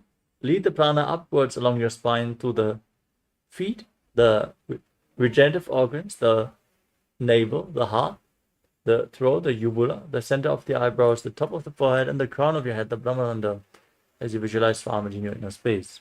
पश्चिमतानवस्थितं कृतं एकं पादं ग्रीवायां धृत्वा तिष्ठेत्. Now lean back with the legs still behind your neck.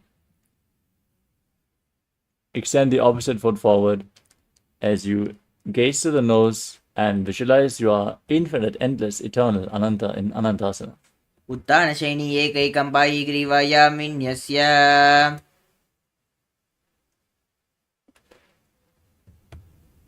Now roll to the side of the hand which is holding onto the foot as you gaze to your nose and feel in complete control in Ankushasana. उत्तानसहित एकैकं पादं ग्रीवायां कुर्वन्.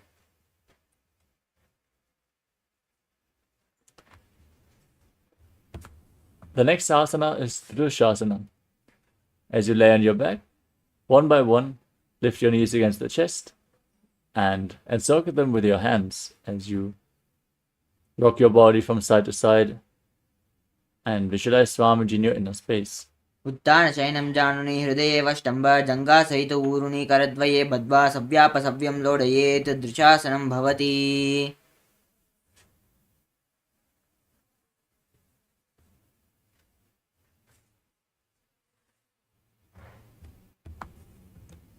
Next up is Urdhva Paschimottanasana on the other side. Now lift the other leg behind your neck as you lean forward and down and visualize Swamiji in your inner space, holding onto the front foot, breathing in Pratyahara Pranayama. पश्चिमतानवस्थितं कृतं एकं पादं ग्रीवायां धृत्वा तिष्ठेत्. Now lean back with the foot behind your neck as you repeat Anantasana on the other side. उत्तानशयनी एकैकं पायी ग्रीवायां विन्यस्य. Now repeat Ankushasana, roll onto the side, gaze to your nose, feel in complete control. उत्थानसहित एकैकं पादं ग्रीवायां कुर्वन्. Next up is Yoga Nidra. Now lay on your back and one by one lift your legs behind your neck. If you cannot bring the legs behind your neck, you can lift them towards your chest or bring them over your shoulder. Then interlock your fingers around your back, gaze to the nose and visualize Swamiji in your inner space. पादाभ्यां वेष्टयेत् कण्ठं हस्ताभ्यां पृष्ठबन्धनं तन्मध्ये शयनं कुर्यात् योगनिद्रा सुखप्रदा. Next up is Atmaramasana. From the same position, now bend your elbows up and interlock your fingers around your neck as you gaze to your nose and visualize Lord Vishnu blessing you from within. Atmaram आसन प्रथम सूदोषो वे.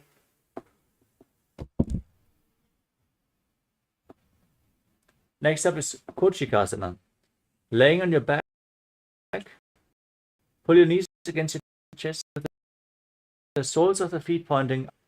Extend your arms at shoulder level. Gaze to your visualize Swamiji in your inner space. भातचीदा Sapa करे.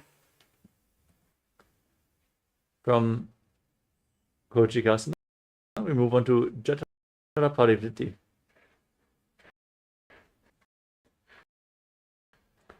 With the knees again out to the side. Now drop one knee to the side. This is the first step of 3. Bend both knees to the side. This is the second step. Extend both your legs, hold onto the feet and gaze away from the feet. As you visualize Swamiji, perform the Mula Bandha and breathe in Pratyahara Pranayama. Then return and repeat the movement on the bend the knee down, extend the opposite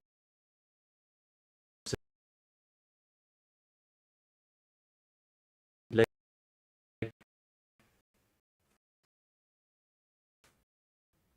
Bend both your knees.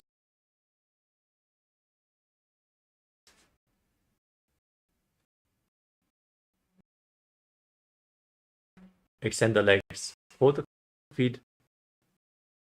Gaze in the opposite direction. परिवृत्ति कुक्षि भागे त्रिदाहि परिकीर्तितः बद्धकोणं सुप्तकोणं ऊर्ध्वकोणं मतापि च.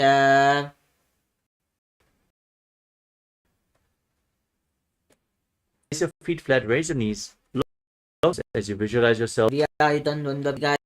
Paryankasana of your shoulder. Breathe calm. हस्ततलाभ्यां भूमिं वष्टभ्य. Now lower yourself down, back on the ground. Pull your knees against your chest and bring your hands on the respective shoulders. As you move your hips in a circular motion, visualize yourself as a dog playfully rolling around on its back in Shvotanasana. शववच्चरीरं संस्थाप्य जानुनी सम्मील्य नाभोवाणीय हस्ताभ्यां कन्दरं बद्ध्वा भामये श्वोतानं भवति. Next up is Viparita Karani. Now keep your arms flat and raise your legs up high. Point the toes to the sky and move your hips in a circular motion as you visualize Swamiji in your inner space. भूतलेष्वशिरो दत्त्वा केन ये चरणद्वयं विपरीतकृतैश्चैसा सर्वतन्त्रेषु गोपिता. Now stop the movement of your legs. Keep the toes pointing up and Viparita Karani too as you visualize Swamiji. करणी विपरीता क्या सर्वादिव्याधिनाशिनी नित्यमभ्यासयुक्तस्य जाठराग्निवर्धनी. Now drop your feet down over top of your head, touch the toes to the mat. Interlock your fingers behind your back. In Parashu Mudra, pushing the hands into the mat as you visualize yourself as a plow in Langalasana. ग्रीवाखण्डेन भूमिं विष्टम्ब पादाग्रद्वयमूर्धमुन्नयेत्.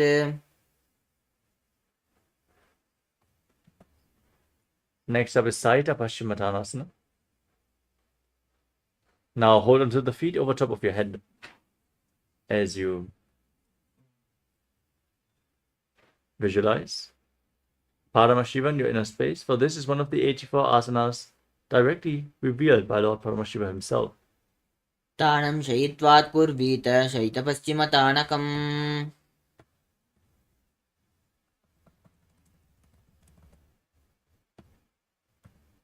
Next up is Supta Konasana. Now separate your legs to the side as you keep your hips above the shoulder level. Visualize Swamiji in your inner space and breathe in Mocha Kumbhaka. Push the air against your throat lock. परिवृत्ति कुक्षि भागे त्रिधा हि परिकीर्तितः बद्धकोणं सुप्तकोणं ऊर्ध्वकोणमतापि च.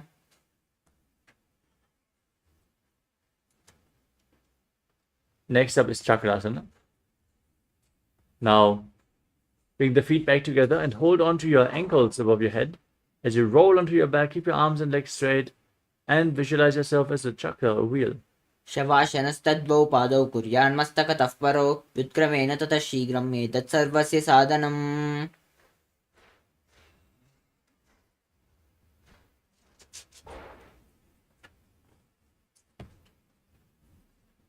The next asana is Supraprasadita Parangushtasana. As you lay on your back, keep your legs vertical, holding onto the big toes in Prana Mudra. Now visualize Swamiji in your inner space and then separate your legs wide to the side. Breathing in Ujjayi Pranayama, make an ocean-like sound with your mouth. उत्तानपादं क्रौञ्चं च मरीचिं वीरभद्रकं नटराजं त्रिकोणं च सुप्ताङ्गष्टप्रसारणे.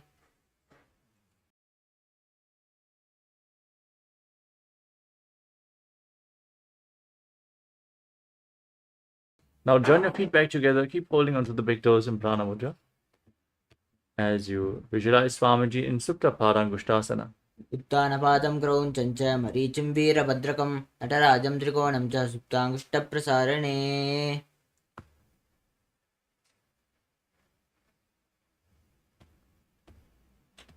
Next up is Matsyasana. Now cross your legs into Padmasana.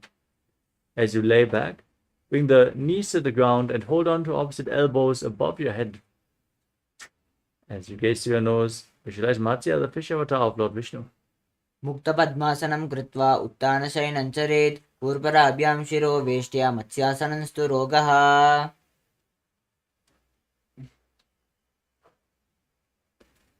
Next up is Parasharamasana.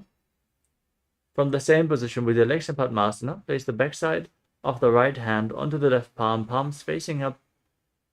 Gaze to the nose as you visualize Lord Rama in your inner space. प्रथमकरे पद्मासन आचे सूदो सोबे भूपरिपाचे घोड़ा आरो जंगे ईदो वो भूसो लगटयरा से सोई. Next up is Sarvangasana. Now with your legs in Padmasana, raise your knees and hips up off the mat. Support your lower back with your hands, resting your elbows on the ground. Gaze to your nose. As you visualize Swamiji in your inner space, perform the Mocha Kumbhaka. अथवा क्षेत्र संक्षेपात् सर्वांगासनम् उत्तमं यत्कृत्वा योगनिपुणो विद्याभिः पण्डितो यथा.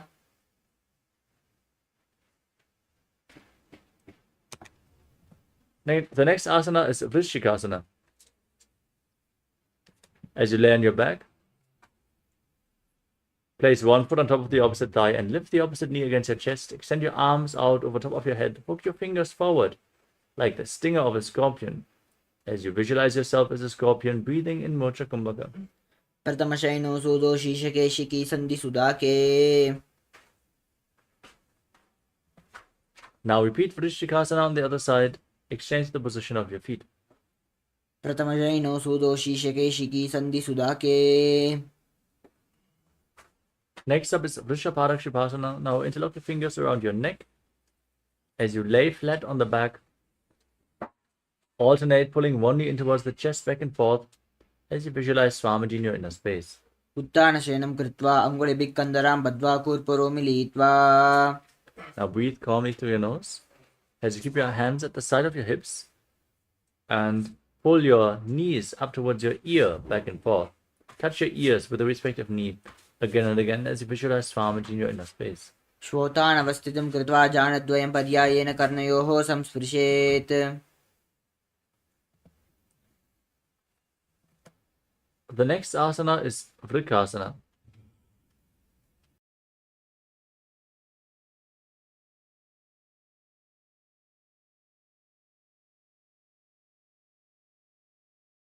As you lay on your back, place your feet flat, raise your knees, and then stand up and lay back down again and again as you visualize yourself as a wolf. श्वोतानवस्थितं कृत्वा जानद्वयं पर्यायेन कर्णयोः संस्पृशेत्. Next up is Lutasana from a sitting position. Now lay down and roll back again and again. Visualize Swamiji in your inner space. Finally ending in a prone position on your stomach in Lutasana. उत्तानशयनो पादौ शिरलिङ्ग्य भूमौ स्थापयित्वा. As you lay down on your stomach, keep the hands by the shoulders. Contract your lips, make a whistling sound on the inhalation. Whistling like a flute. In Sadatasana, as you visualize yourself as a chariot carrying warriors into battle for Dharma on your chariot back. निब्जशयनं कृत्वा नाभिं भूमौ निधाय. Next up is Dehal Ulanganasana. Now push your body up into a plank position and jump your feet in between the hands back and forth as you visualize yourself transcend body and mind. हस्तद्वयं बद्ध्वा तन्मध्ये चरणद्वयम् उड्डानयो बहिरानीय.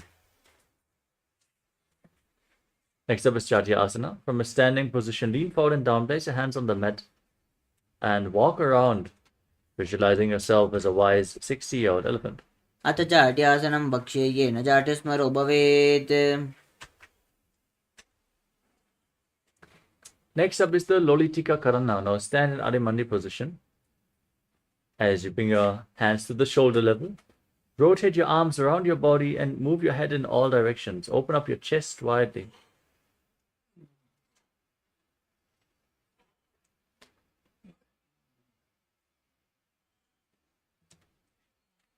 The next asana is Sarapasana. If you have a rope available, tie your feet with a rope and stand erect on the mat.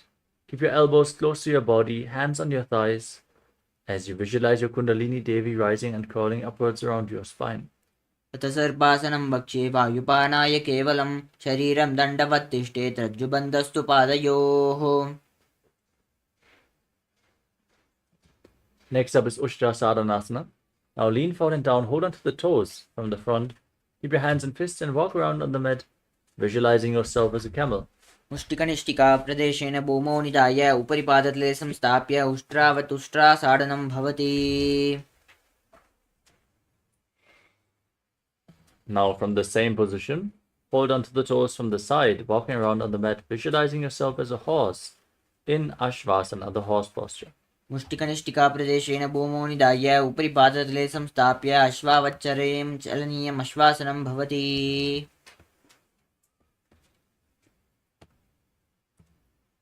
The next asana is Kapota Nitakasana. Now,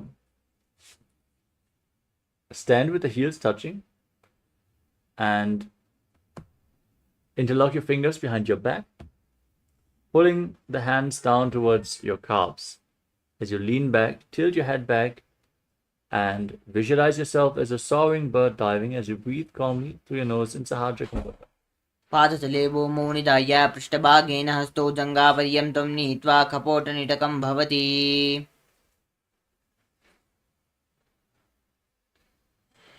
Next up is the Talapushpa Putam Karna.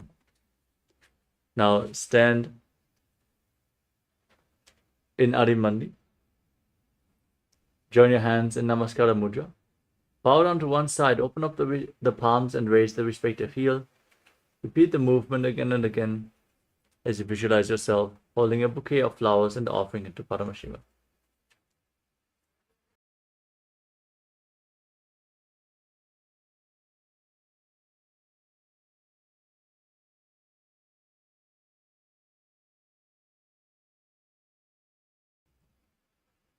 Next up is Khadgasana. As you stand, gaze to the tip of the nose and visualize yourself as a rhinoceros.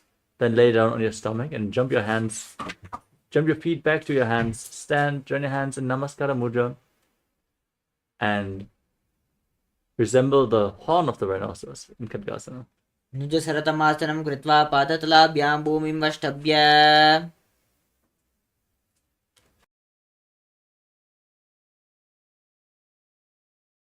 Next up is the Uttanottanam. Now hold on to weights and sit down to the ground or squat as low as you can and stand back up again and again. Gaze to your nose as you visualize Swamiji in your inner space. पुनः पुनः उत्तातव्यम् असितव्यम् इति.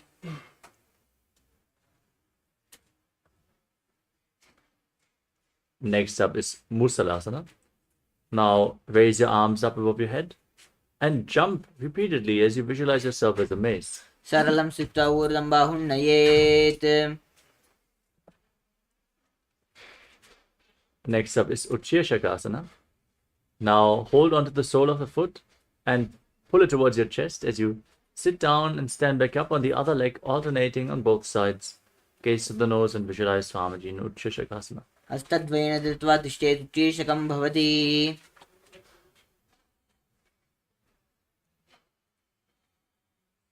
Next up is Parshvajanukarana. Now stand with the toes of one foot pointing to the side, raising the opposite knee against your chest. And circle the raised knee with your arm, keeping the hand in a fist, placing the other hand on the inner thigh.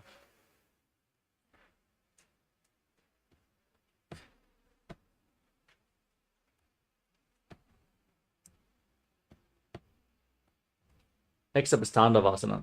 Now hold on to weights, extend your arms out and stretch the left leg forward. Sit down and stand back up as you visualize yourself as Lord Shiva dancing fiercely. एकेन पादेन स्थातव्यं ताण्डवासनं भवति.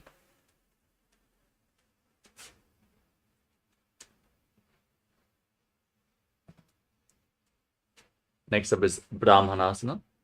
Now raise the left foot towards the inner right thigh. Heel against the perineum, hands relaxed by the side. Visualize Lord Brahma blessing you from within.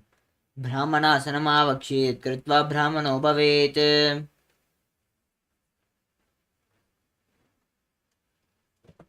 Next up is Garudasana 3. Now bring the raised foot over top of the right knee, tucking the left toes behind the right calf. Bring the left arm below the right, join your hands in Namaskara Mudra and visualize yourself as Lord Garuda. उत्थानकूर्मपीठश्च सैमस्गारुडमेव च वातायनं गोमुखं च भारद्वाजं त्रिविक्रमम्. Next up is Ekapadasana. Now bring the left foot on the right thigh and keep your hands relaxed by the side. As you stand on one leg, visualize Swamiji in your inner space. दक्षाङ्घ्रिं वामपादस्य जङ्घोपरिनिधाय च.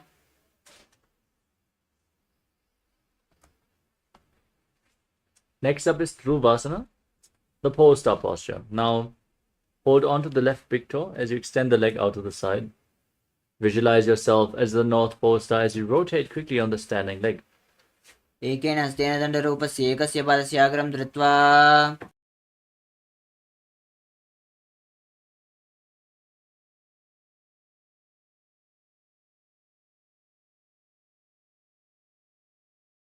The next asana is Trivikramasana. Now lift the left leg behind your neck. Sit down and stand back up. Perform the 3 steps of Lord Vishnu as you visualize Lord Vishnu blessing you from within. ग्रीवायं पादं संस्थाप्य स्थातव्यम् उत्थातव्यं त्रिविक्रमासनं भवति.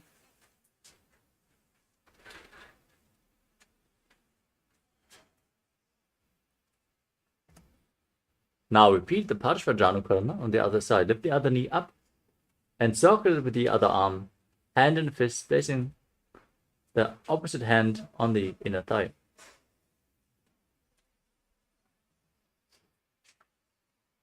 Now repeat Tandavasana. Stretch the right leg forward. Sit down, stand back up. एकेन पादेन स्थातव्यं ताण्डवासनं भवति.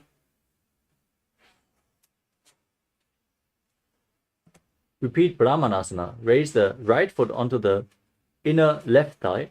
Heel against the perineum, hands by the side. Visualize Lord Brahma blessing you.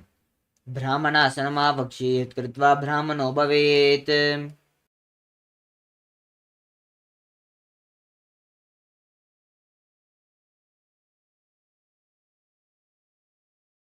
Next up is Garudasana 3. Now lift the right foot over and around the left knee. Tuck the toes behind. Bring the right arm below the left. Join your hands in Namaskara Mudra as you visualize yourself as Lord Garuda. उत्तानकूर्मपीठश्च सैमस्गारुडमेव च वातायनं गोमुखं च भारद्वाजं त्रिविक्रमम्. Now place the right foot on the left thigh and keep your hands relaxed by the side as you visualize Swamiji in Ekapadasana. दक्षाङ्घ्रिं वामपादस्य जङ्घोपरि निधाय च. Now repeat Dhruvasana. As you hold on to the right big toe, extend the leg out to the side. Rotate quickly on the standing leg and visualize yourself as the North Pole Star. एकेन हस्तेन दण्डरूपस्य एकस्य पादस्य अग्रं धृत्वा. Now repeat Trivikramasana on the other side. Lift the other leg behind your neck. Sit down and stand back up, visualizing Lord Vishnu blessing you. ग्रीवायं पादं संस्थाप्य स्थातव्यम् उत्थातव्यं त्रिविक्रमासनं भवति.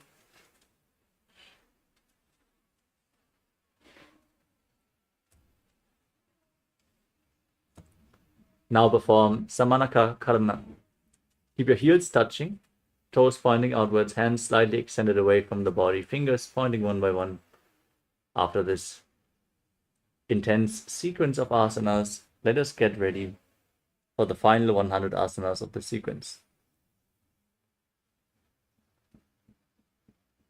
Nithyananda, we are on a mission to revive the Enlightenment civilization. If you resonate with our message and want to be part of us, be sure to like, share, and subscribe. And don't forget to click the bell icon.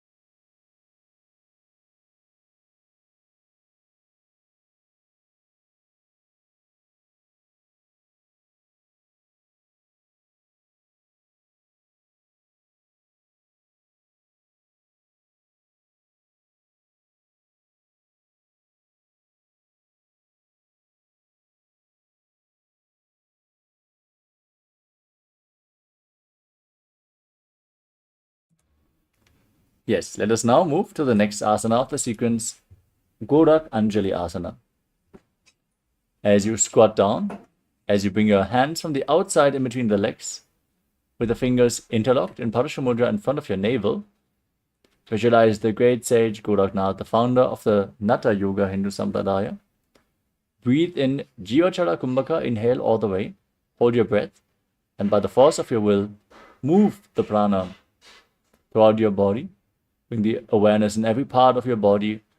Move the prana upwards, downwards, through your limbs. Control the flow of the energy within your body in Jivachala Kumbhaka. प्रथम ही उबो हो ये बाहुरी नीचे पुनि होवे. Next up is Kanchi Asana. Now, as you squat down, interlock your fingers behind your back in Parasha Mudra and visualize Swamiji in your inner space. ऊर्मध्यात् हस्तो निवेश्य नितम्बं धृत्वा पादतलाभ्यां भूमिं वष्टभ्य तिष्ठेत् काञ्चासनं भवति. Now bring the heels together, close towards your perineum, and interlock your fingers around the lower back as you gaze to your navel and visualize Bhagavan Kala Bhairava, the Lord of Time in Bhairavasana. दो पग की तल्या की माहिली कौर मिलाइए पना पाने उखड़ मड़वे से. Next up is Varahasana. Now sit with the heels together and the toes separated in a squatting posture. Join your hands in Anjali Mudra and bring them behind your neck with the fingers pointing down towards the ground. Gaze towards the tip of the nose and visualize yourself as Varaha, the boar avatar of Lord Vishnu. पगतली की माहिली कौर मिलाइए पना पाने उखड़ मड़वे से. Next up is Prapitasana. Now hold onto the big toes and raise your hips to the same level as your knees. Hold this posture as you visualize Swamiji in your inner space. पार्श्वद्वये सम्मील्य स्थित्वा नितम्बं जानुप्रदेश आनीय तिष्ठेत् प्रपियासनं भवति.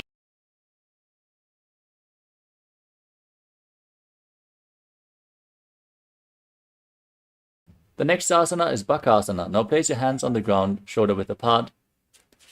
Then bring your knees onto your arms towards your armpits. Lean forward, balance, and lift your feet off the mat as you visualize yourself as a crow. हस्ताभ्यामनिवष्टम्ब जानद्वेनाभो सम्मील्य. The next asana is Sushtanga Kapali Asana. As you place your head on the mat, forming a triangle between your hands and your head, lift your legs up and then cross them into Padmasana. Gaze to the tip of the nose and visualize Swamiji in your inner space. Asana kauguna kapala acho hoye.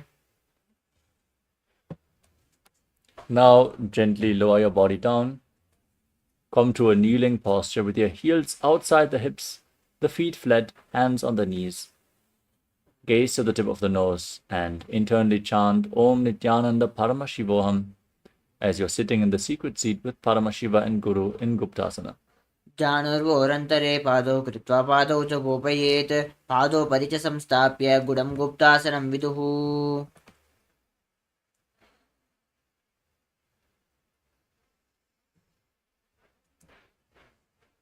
The next asana is Vrikshasana too. Now place your hands on the ground and raise your legs up into a handstand. Lean against the wall if needed. Everyone should perform this asana to purify all 7 chakras. Now visualize yourself as a tree with deep roots growing into the ground. सप्तचक्रक्षालनाय वृक्षासनविशेषकान्. Next up is Shibu Asana. From the same posture, gaze to your third eye and visualize Tejas, energy flowing to your third eye, rejuvenating your body. दो पग मिलिवा पसारी पगा का अंगूठा पकड़े लीलाट गोड़ा लगावे. The next asana is Matsyasana too. Now place your hands on the mat. Shoulder width apart, step your feet back into a plank position and lower your body down and push it back up again and again as you visualize yourself as a fish in Matsyasana too. न्युब्जशयनं कुर्वो पार्श्वभागामूर्धकृत्य.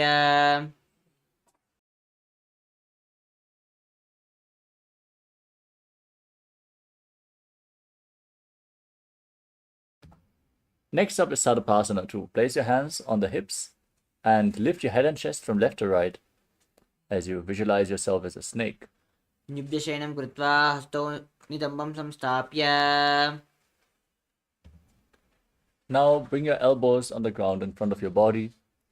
Hands in Padma Mudra, the lotus mudra, resting your chin on your hands. As you feel self-supported and completely independent, breathing calmly through your nose in Sahadra Kumbhaka in Niralambanasana. कराभ्यां पङ्कजं कृत्वा तिष्ठेत् कूर्परयाशुरी मुखमुन्नमुनुच्छायै निरालम्बनमासनम्. Now place your hands on the mat and straighten your arms. Bend your elbows. Bring your feet and your upper back close together in Chakrasana as you visualize yourself as an umbrella protecting your Guru from the sun rays. अर्ध्यासनवस्थित्वा हस्ततलाभ्यां भूमिं वष्टभ्य नुयात् सत्रासनं भवति. Next up is Vajrasana. Now come to a kneeling position, sitting on the heels. Extend your arms out in front, place your forehead and your palms on the mat. Gaze to your nose as you visualize yourself as Vajra, the weapon of Indra, symbolizing indestructibility.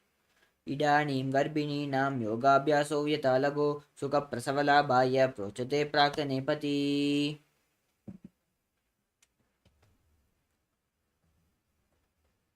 Next up is Meshasana. With your hands flat, raise your hips up into Gajasana position and alternate striking the ground with your hands, visualizing yourself as powerful as a ram. गजासनसंस्थितौ एकैकं बाहुं भूमौ ताडयेत् मेषासनं भवति. Next up is Ajjasana.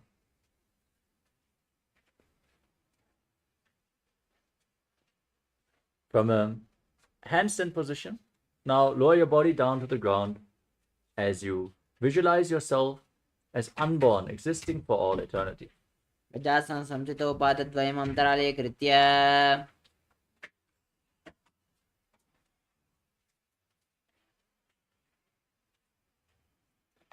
Next up is Dhanantarasana. Come to a kneeling posture and interlock your fingers around the big toes as you pull them towards your perineum.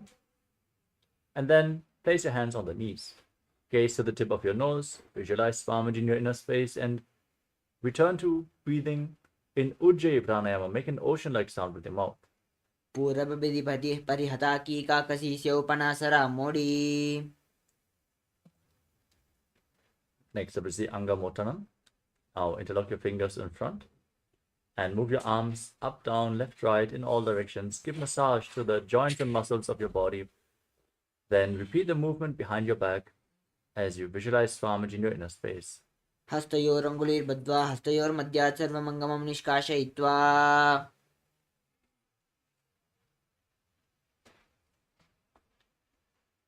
The next asana is Garudasana 4. Now keep the heels outside the hips and turn your feet sideways to place your thighs and calves on the ground. Visualize yourself as Lord Garuda flying Lord Vishnu and Lakshmi on his back as you keep your hands on your knees. Jangorubhyam Daram Bidya Stirakayod Vijanuna Jano Parikarad Dwanda Garudasana Muchyate.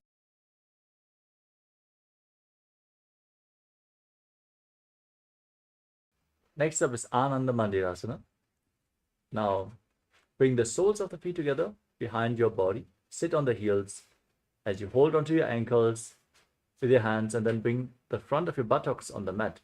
Gaze to your third eye and visualize yourself residing in the blissful space of a temple in Ananda Mandirasana. Atavakshe Viranatha Anandamandirasanam Yatkritva Amaro Dhiro Bhavatyeveha Sadakaha Hasta Yugmam Padadeshe Pada Yugmam Pradapayet. Next up is Mandukasana 2. Now, cross your feet and sit on the heels as you place your hands underneath your knees. Press your tongue flat against the palate of your mouth in Manduki Mudra as you visualize yourself as a frog, and pull your stomach in and up in Uddiyana Bandha and Mandukasana 2. Prishtam Sampidya Gulpabhyam Janmagme Savalayakritihi Hasto Padatale Kshipto Mandukam Pada Doshahrita. Next up is Narasimhasana. Now, tuck your toes and sit on raised heels as you keep your hands flat on the mat with the thumbs touching. Gaze to the tip of the nose and stick your tongue out, exhaling forcefully again and again as you visualize Lord Narasimha, the Lion Man avatar of Mahavishnu in Narasimhasana. Dhupana Pani Hoye Vese Edi Milari Gudani Vese Sumashari Ranika Taharave Nasa Agradrishti Kolyabe. Next up is Vishlakasana. Now sit on raised heels, keep the toes tucked and cover your mouth with your hands, thumbs underneath the teeth. Close your mouth, inhale through the right nostril and exhale through your mouth again and again in Vishlaka Pranayama as you gaze to the nose and visualize yourself as Devi victorious over any and all minuscule fears you might have in Vishlakasana. Dhupaganki Edi Joyi Godam Vano Puni Hoye Goda Janga Adara Karirake Adeva Ishi Vididake. Now bring the soles of the feet together and place your feet flat on the mat, toes pointing back. Raise your elbows and bring your fingers towards your armpits as you're imitating, as if you are a monkey stretching itself. Gazing to your third eye, visualizing yourself as a playful monkey in Makadasana. Dovu Pagatali Samputo Ane Tiniki Pishti Bhumi Paritane Muladvara Ediam Parilyave Muda Hata Uchata Harave.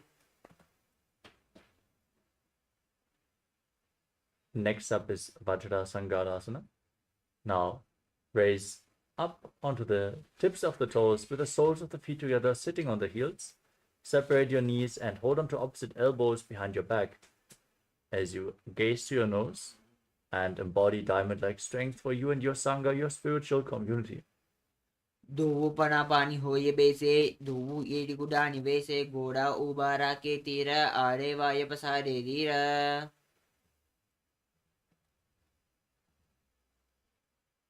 Next up is Kanjanasana. Now cross your feet and sit on the heels. Keep your knees on the mat separated. Place your hands on the ground next to your body. Gaze to your nose and visualize perfect health as you perform Uddiyana Bandha and Mula Bandha.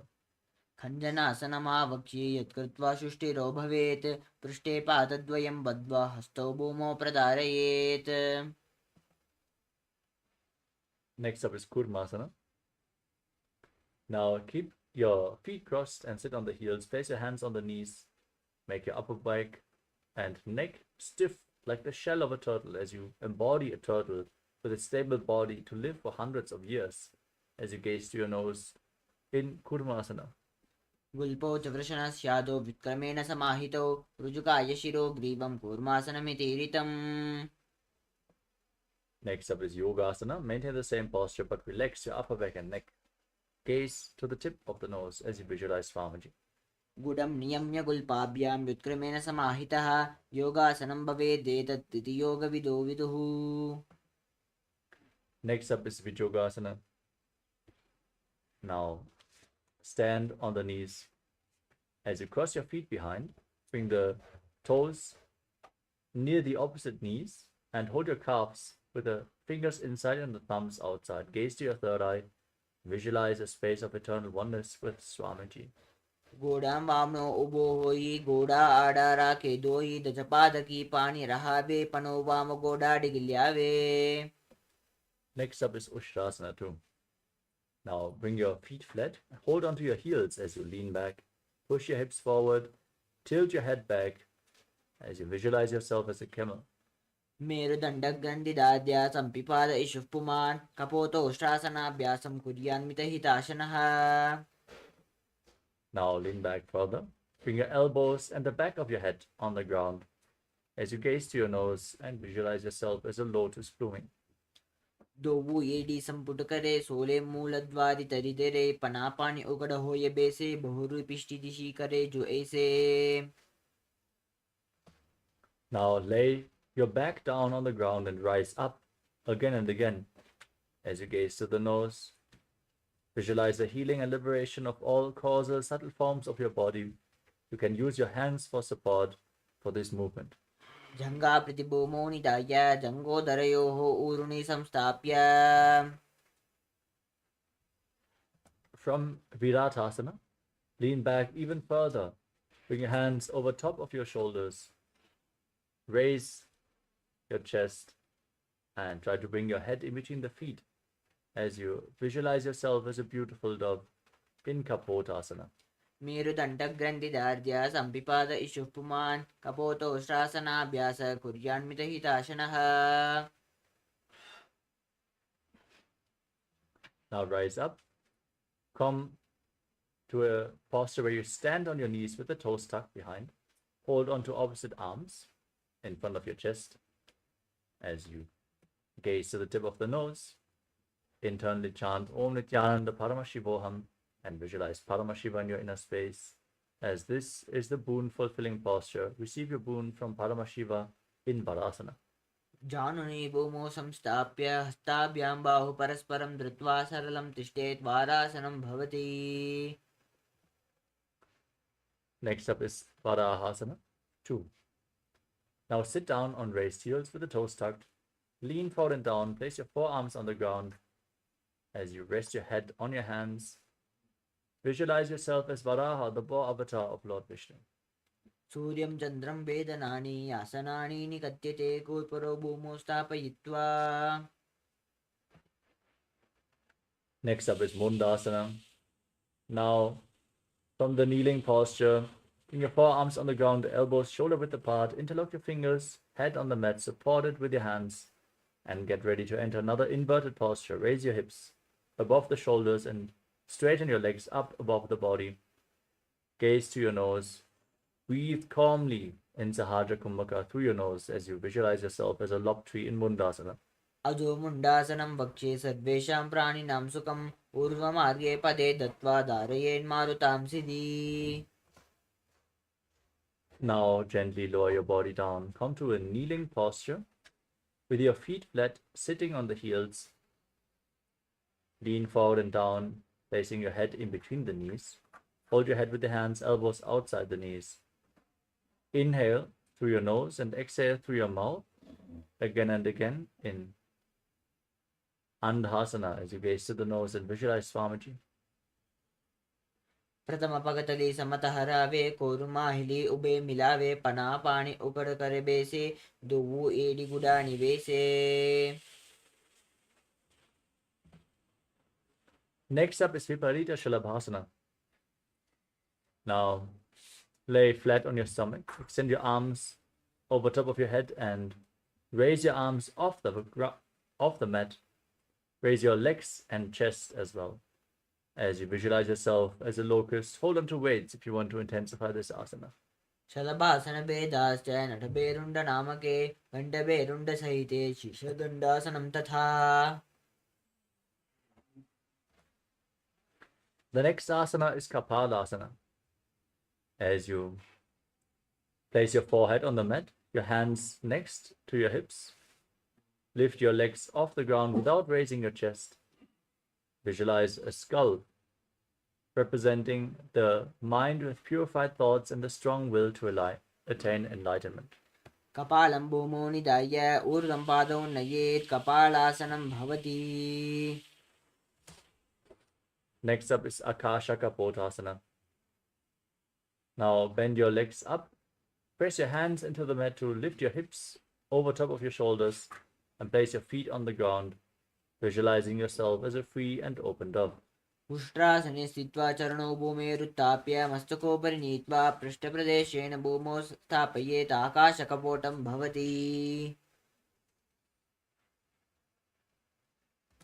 Now come to a kneeling position and place your forearms on the ground. Bring your navel to the thighs. Be in a sturdy posture as you visualize yourself as a sparrow in Chatakasana. कूर्परपर्यन्तं हस्तौ धरामवष्टम्ब जानुनी नाभौ सङ्कुच्य तिष्ठे चटकासनं भवति. Next up is Vrishikasana 2. Now with your forearms on the ground, raise your hips and lift your legs over top of your body. Bring the feet to the back of your head as you visualize yourself as a scorpion in Vrishikasana 2. विश्चीव पुश्च प्रतिमाङ्गि पार्श्वे धृत्वा श्वशीरे चिबुकं विदार्यकौ. Lower your body down.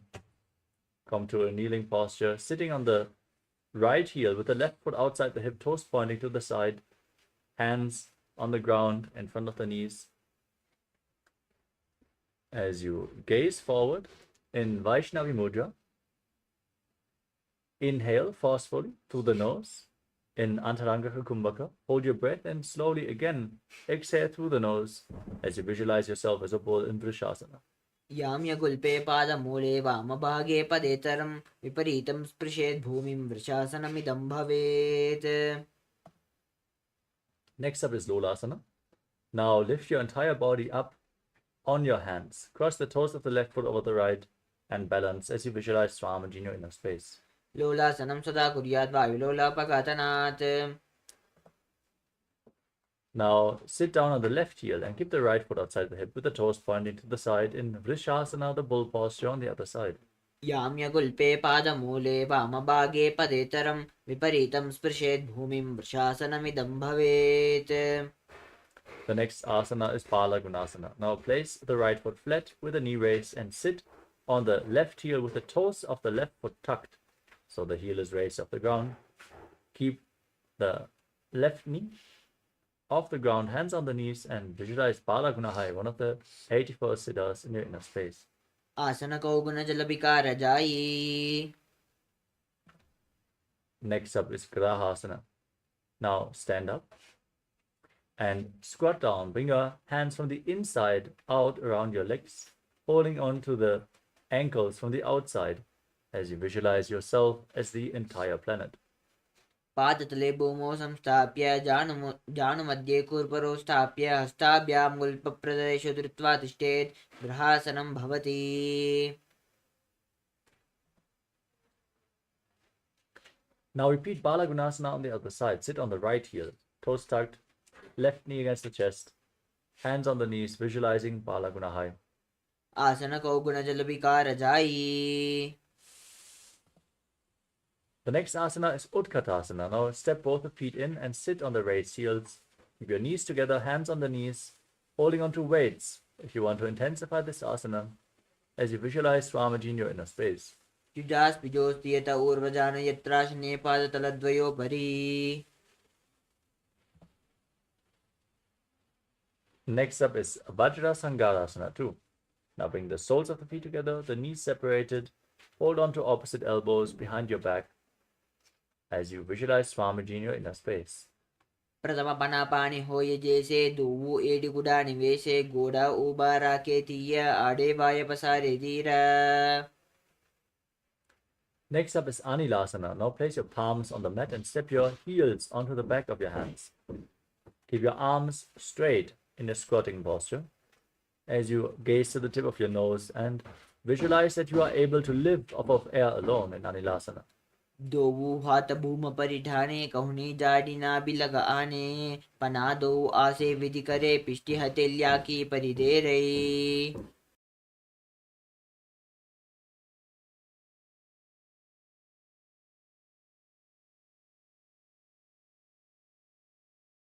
Next up is Padukasana. Now lean forward and down, place the back of your hands on the mat, step your feet onto your palms as you wrap your hands around the feet like shoes. Walk around on the mat, visualizing that you are wearing padukas, walking all across India. हस्ततलयोः पादतले कृत्वा तिष्ठेत् गच्छेत् पादुकासनं भवति. Now rise up, place your palms on the mat and kick your legs up. Let them fall back down again and again as you visualize yourself as a rooster in Kukkutodhanasana. हस्ततले भूमौ कृत्वा पादतले चोरुदमुड्डानं कृत्वा.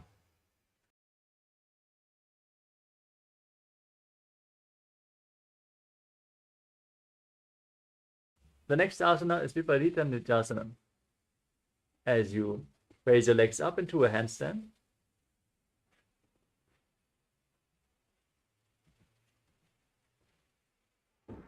move your legs around, dancing on two hands, as you feel yourself become free from all inhibitions. हस्ततलाभ्यां भूमिं वष्टभ्य ऊर्ध्वं पादाग्रे कुर्वन्.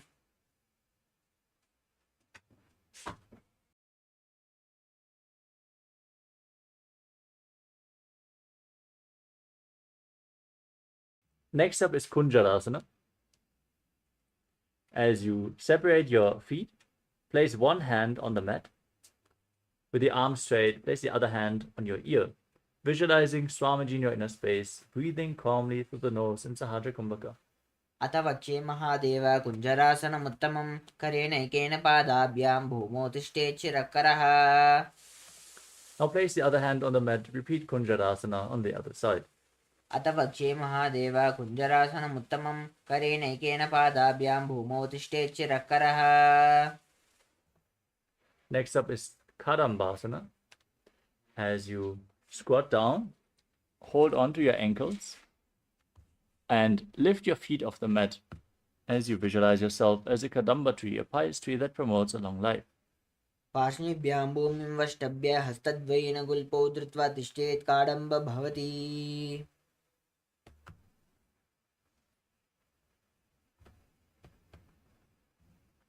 Next up is Pavana Muktasana. Now place your feet flat and keep your knees against the chest. Hold the knees with your hands. Gaze forward as you breathe calmly through the nose and visualize any excess vata being released from or balanced within your system in Pavana Muktasana. द्वयोस्तु पादयोः पानीं लात्वा स्वस्थनितम्बके जानुनि वक्षसि साधुर्बभ्रति करबन्धनैः एवं विधा स्थितिर्यत्र तत्र वायुमुक्तासनम्.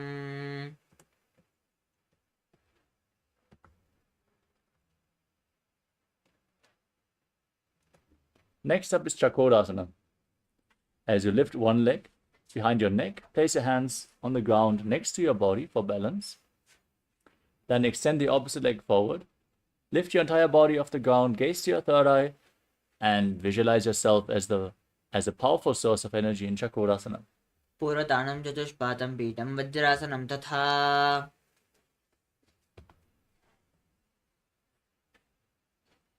Next up is Dhanurasana 2. Now keep the right heel against the perineum and the left leg extended forward as you hold on to the big toes of both the feet in Prana Mudra and then pull the right foot against your ear, visualizing yourself as a bow as you're pulling the bowstring back. पादाङ्गुष्ठौ तु पाणिभ्यां गृहीत्वा श्रवणावधि धनुराकर्षकाकृष्टं धनुरासनमीरितम्.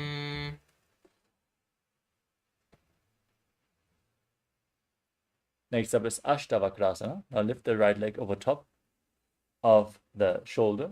Hook the left foot over top of the right foot. Extend your legs out to the side. Balance on your arms as you lean forward and visualize yourself as a flying crane. भाषिष्ठमतकौण्डिन्यं मूर्धकुक्कुटमेव च अष्टावक्त्रमतोत्थानं मयूरं सेतुबन्धनम्.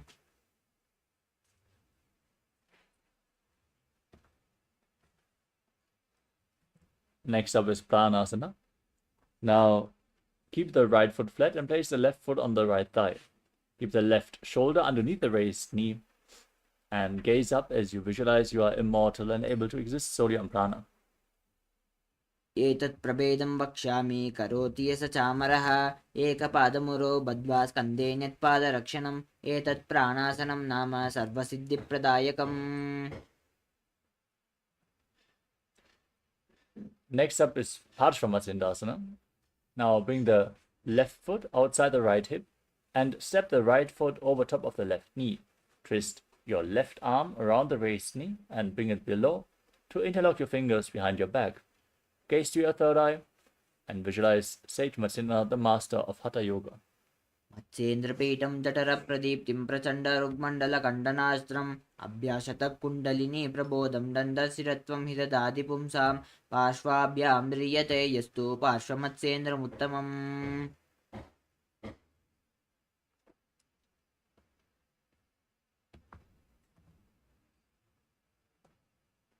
Now repeat Chakodasana on the other side. Lift the leg behind your neck, hands by the side. Lift your body up with the opposite leg extended.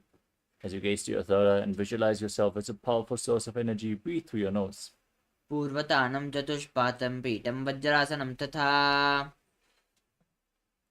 Now repeat Dhanurasana 2. Hold onto the big toes in Prana Mudra. This time pull the left foot towards your ear as if you're pulling a bowstring, visualizing yourself as a bow. पादाङ्गुष्ठौ तु पाणिभ्यां गृहीत्वा श्रवणावधि धनुराकर्षकाकृष्टं धनुरासनमीरितम्.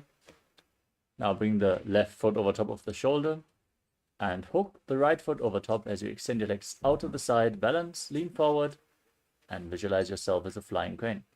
वासिष्ठमतकौण्डिन्यं मूर्धकुक्कुटमेव च अष्टावक्त्रमतोत्थानं मयूरं सेतुबन्धनम्. Now repeat Pranasana on the other side. Bring the right foot on the left thigh, the left shoulder beneath the raised knee. Gaze up and visualize that you are immortal, able to exist on prana. एतत् प्रभेदं वक्ष्यामि करोति यः स चामरः एकपादमुरो बद्ध्वा स्कन्धेऽन्यत्पादरक्षणम् एतत् प्राणासनं नाम सर्वसिद्धिप्रदायकम्. Now repeat Parshvamatsindasana. Bring the right foot to the left hip and step the left foot over top of the right knee. Bring the right elbow over the knee and the hand below to interlock your fingers behind your back. Gaze up and visualize Sage Matsinha, the master of Hatha Yoga.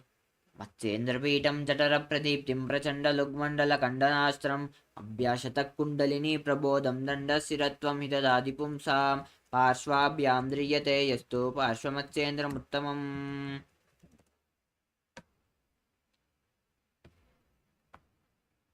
The next asana is Ardha Paschimottanasana.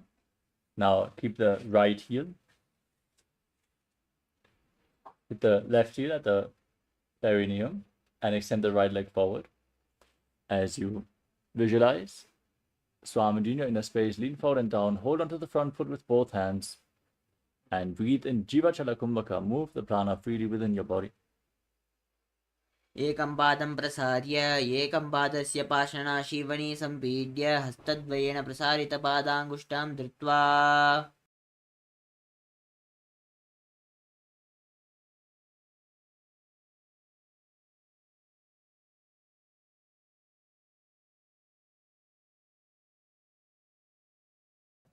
The next asana is Kraunchasana. Now keep the left foot outside the hip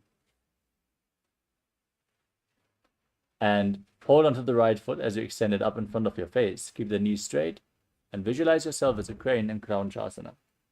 उत्तानपादं क्रौञ्चं च मरीचिं वीरभद्रकं नटराजं त्रिकोणं च सुप्ताङ्गुष्ठप्रसारणे वासिष्ठमतकौण्डिन्यं मूर्ध्वकुक्कुटमेव च अष्टावक्त्रमतोत्थानं मयूरं सेतुबन्धनम्. Now repeat Ardha Paschimottanasana on the other side. Extend the left leg, right heel at the perineum, lean forward and down. एकं पादं प्रसार्य एकं पादस्य पार्श्वनाशीवनी सम्पीड्य हस्तद्वयेन प्रसारितपादाङ्गुष्ठं धृत्वा.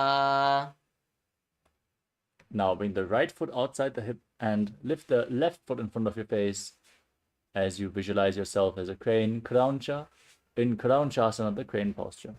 वासिष्ठमतकौण्डिन्यं मूर्धकुक्कुटमेव च अष्टावक्त्रमतोत्थानं मयूरं सेतुबन्धनम् उत्थानपादं क्रौञ्चं च मरीचिं वीरभद्रकं नटराजं त्रिकोणं च सुप्ताङ्गष्टप्रसारणे.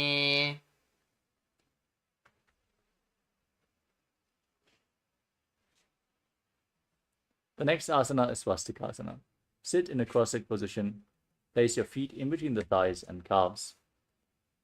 Hands on the knees, gaze to your nose, and embody peace, well-being, good fortune, and prosperity. Visualize a swastika. जानुर्वोरन्तरे सम्यक् कृत्वा पादतले उभे ऋजुकाय समासीन स्वस्तिकं तत्प्रचक्षते. Next up is Gorakshasana.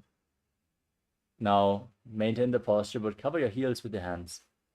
As you visualize the great sage Goraknath, the founder of the Natha Yoga Hindu Sampradaya, tuck your chin to the chest and gaze to the nose.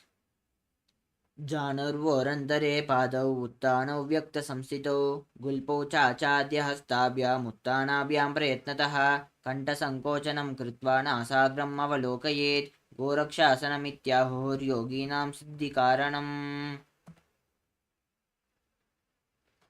Next up is Bhagasana 2. Keep the left heel against the perineum and place the right foot onto the left thigh. Keep your gaze fixed at the third eye as you visualize Swamiji and meditate on Arihanta, the Lord, the Enlightened One, the Avatar.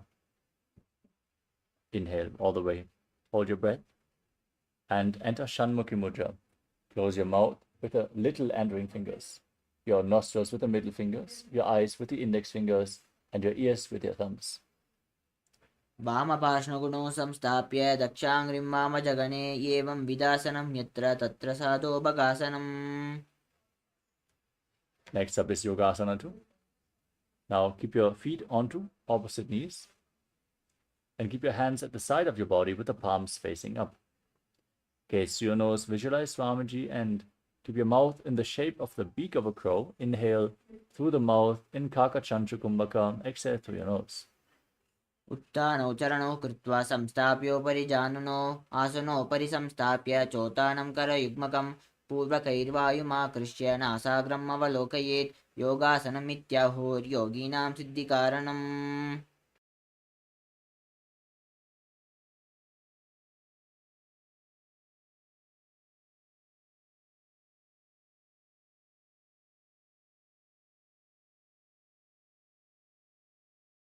Next up is Urdhva Kukkutasana. Now rotate your hands at the side of your body, palms on the mat, and lift your body up with your legs in Padmasana. Balance mid-air as you visualize yourself as a rooster. वासिष्ठमतकौण्डिन्यं मूर्धकुक्कुटमेव च.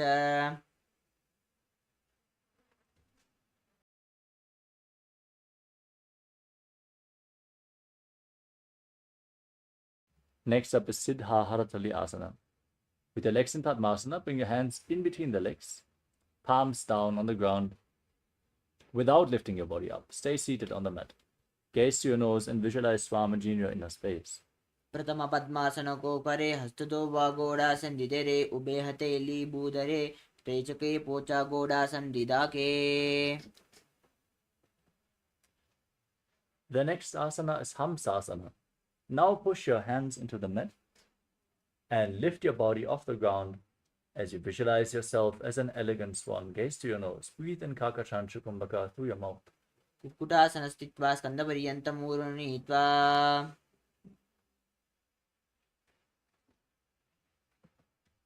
Next up is Karmukasana. Now raise your hips, push your hands through the legs, behind your back. Place your forehead on the ground. As you interlock your fingers in Parusha Mudra behind your back, visualize yourself as Pinaka, Lord Shiva's bow, in Karmukasana. प्रथम पद्मासनों परे गोडासन्दिमाहि करिधरे तरपादुशरी करदो आने कोन्या उपरि संदिले थाने. Next up is Kurmasana 3. Kurmasana 2. Now, sit in Padmasana, raise your knees and bring your hands through the legs. As you bend your elbows up, hold on to the respective shoulders with your hands and visualize yourself as a turtle with a stable body and mind to live for centuries.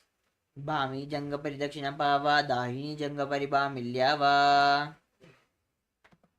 Now tuck your chin to the chest, gaze to the nose, keep holding onto the shoulders. Perform Jalandhara Bandha as you cut through the granthis, the knots in your energy channels in Granthi Bedasana.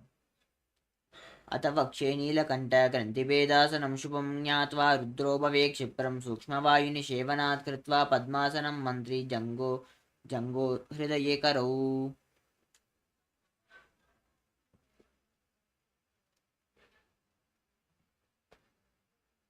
Next up is Uttana Kurmasana. Now roll onto your back. Keep holding onto your shoulders as you gaze to the nose and embody a turtle laying on its back in Uttana Kurmasana. कुक्कुटासनबन्धस्थं कराभ्यां धृतकन्धरं पीतं कूर्मदुक्तानं मेतदुक्तानकूर्मकम्.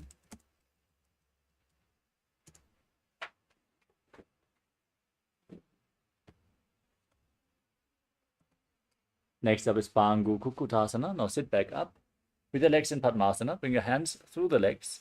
Place one palm on the ground and hold the wrist of that hand. As you lift your entire body up on one arm, balance above the mat and visualize yourself as a rooster. कुक्कुटासनं स्थित्वा एकेन हस्तेन समनिबन्धं धृत्वा. Now repeat Pangu Kukkutasana on the other side. Lift your body up and balance on the mat. Visualize yourself as a rooster. कुक्कुटासनं स्थित्वा एकेन हस्तेन समनिबन्धं धृत्वा.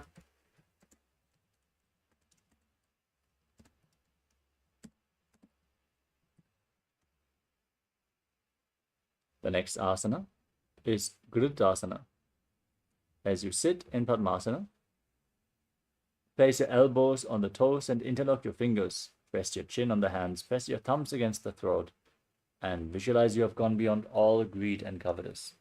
जानुर्वोरन्तरे पादौ उत्तानौ व्यक्तसंस्थितौ वल्पौ चाचाद्य हस्ताभ्याम् उत्तानाभ्यां प्रयत्नतः कण्ठसङ्कोचनं कृत्वा नासाग्रम् अवलोकयेत्. गोरक्षासनमित्याहुर्योगीनां सिद्धिकारणम्.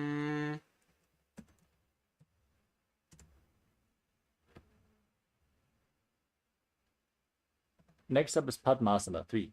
Now, place the back of the right hand onto the left palm, palms facing up, place them in your lap. Sit in a meditative space as you engage all three bandhas. Gaze to the tip of the nose and visualize Swamiji in Padmasana 3. उत्तानौ चरणौ विधाय विधिवक्षस्थितौ योगिरात्. Next up is Padmasana 4. Now, place your hands on the knees. As you gaze to the nose, internally chant Om Nithyananda Paramashivoham as you visualize Paramashiva in your inner space. एतत् पद्मासनं कुर्यात् प्राणवायुप्रसिद्धये सुभाषनं सदा ध्यायेत् पूरयित्वा पुनः पुनः. ऊर्मूले वामपादं पुनस्तद्दक्षिणं पदं वामोदिस्थापयित्वा च पद्मासनस्मृतिं स्मृतम्.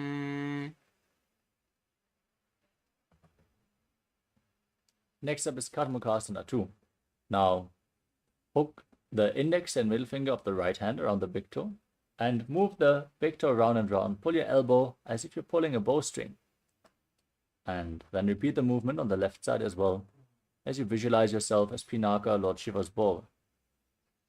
अतान्यासनमावक्ष्ये योगपूरकरक्षणात् कृत्वा पद्मासनं पाद अङ्गुष्ठजङ्घयोस्थितं. हस्तमेकं तु जङ्घाय कार्मुकं कूर्परोदकं पद्मासने समादाय अङ्गुष्ठं परिधावयेत्. Next up is Karmukasana 3. As you sit in Padmasana, bring your hands behind your back and cross your arms. Hold on to the big toes in Prana Mudra. As you gaze to the nose, engage all three bandhas, Maha Mudra Bandha, and visualize yourself as Pinaka, Lord Shiva's bow. कार्मुकासनमाक्षित्य उदरे पूरयेत् सुखं तदा वायुर्वसो याति कालेन सूक्ष्मवायुना कृत्वा पद्मासनं मन्त्री वेष्टयित्वा प्रधारयेत् करेण दक्षिणो नैव वामपादान्तिकं ततम्. Next up is Tridhasana. Now raise your chest and gaze to your third eye as you visualize yourself as the action of Paramashiva's third eye, destroying anything you come across. पूर्वभ्यामुपरिस्थाप्य पादयुग्मं प्रयत्नतः दक्षिणं सव्यदेशे च सव्यं दक्षिणदेशके. Now roll onto your back. Keep your arms crossed behind your back, holding onto the big toes. If you can, keep your legs in Padmasana. Gaze to your nose and visualize yourself as a snake as you breathe in Sahadra Kumbhaka in Nagrasana. प्रथम पद्मासन कोंठाने दोवो हाथ पाछाने आने पाद अंगुठा पकड़े आनी सोवे कहुन्या कुल्या पानी. Now free your arms and legs. Pull your knees towards your chest. Bring your chin to the knees and circle your legs with your hands, interlocked in Parasha Mudra, as you squeeze your body into a ball in Kandukasana. नेत्रासने स्थित्वा हस्तपादान् निष्कुष्य ऊर्ध्वं नयेत् पृष्ठवंशेन भूमिं पठेत् कण्डुकासनं भवति. Now place your feet flat, knees raised, and interlock your fingers around your neck. Gaze to the nose and calmly breathe in Sahadra Kumbhaka through the nose, leading the prana along your spine as you visualize Swamiji in Urdhva Bhavanasana. प्रथमसो दोषैन करावे गोड़ा उबारा से मिलावे गुल्प माहिरी अंगुश दोई करे एक समेल रे सोई. Now place your palms turned up underneath your heels. Step your heels onto your hands and push your hips up high. Lock your throat and breathe in Murcha Kumbhaka. Push the air upwards as you visualize yourself as a powerful alpha ape in Marakata Pitasana. उत्तान शयनं पादतले उत्तान हस्तयोः स्थापयेत् पृष्ठभागमुत्तमयेत् मरकटपीठं भवति. Now bring your hands to the lower back to support your body. Extend your legs out straight. Rest your entire body weight on your elbows as you gaze to the nose and visualize Swamiji in Uttana Shikipita. झङ्गोर्बलहीनश्चेत् उत्तानशिखपीठकम् अप्रमत्तः प्रकुर्वीत भुक्ते प्राग्विजितेन्द्रियः. Next up is Narakasana. Now raise your legs up high. Point the toes to the sky and place your arms flat on the ground to support your balance. Visualize yourself blissfully traversing through Narakaloka unscathed in Narakasana. ग्रीवाकण्ठेन भूमिं विष्टम्ब पादाग्रद्वयमूर्धमुत्तरयेत् नरकासनं भवति. Now bring your hands to the lower back. Keep your legs straight and then lower angle your legs down to engage your core even more as you visualize yourself as a boat crossing the ocean of samsara. नौकावत् स्थित्वा ऊर्ध्वं पादाग्रद्वयं नयेत् तिर्यन्नौकासनं भवति. Next up is Dvajasana. Again, place your hands on the mat and be completely straight and stable like a flagpole as you visualize yourself as the KAILASA flag respected across all nations in Dvajasana. तिर्यन्नौकावत् ग्रीवा पृष्ठकूर्परैः भूमिं वष्टभ्य मस्तकदानेखेन पादाग्रद्वयमूर्ध्वं नयेत् ध्वजासनं भवति. Now, lay down flat on your back. Keep your hands at the side of the body, palms facing up, and relax. Unclutch from any micro movements of the body and mind. Unclutch from anything internal and external. Perform the Shakti Chala Mudra. Forcefully pull the Kundalini Shakti up from the Muladhara Chakra all the way along your spine through the Swadhisthana, Manipuraka, Anahata, Vishuddhi, Anya Chakra, all the way to the Sahasrara, the Brahmananda. Pierce the crown of your head as you visualize that your body is dead and Swamiji is liberating you. Internally chant the Mahavakya. Om Nithyananda Paramashivoham in Meditasana. अतशवासनम् उत्थानं च भवद्भूमौ शयनं तु शवासनं शवासनं श्रमहरं चित्तविश्रान्तिकारणम्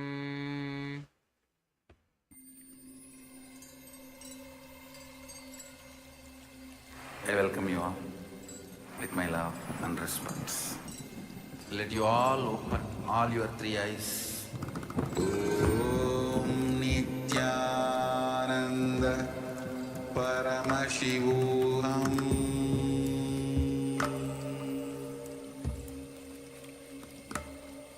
Om Nithyananda Paramashivoham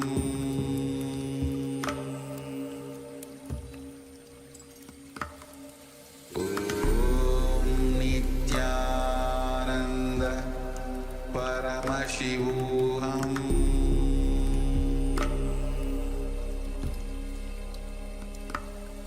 Om Nithyananda Paramashivoham Om Nithyananda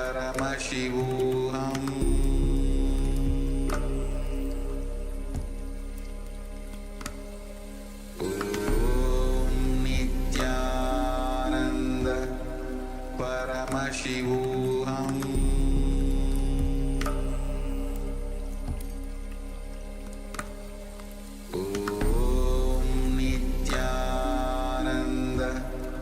Paramashivoham Om Nithyananda Paramashivoham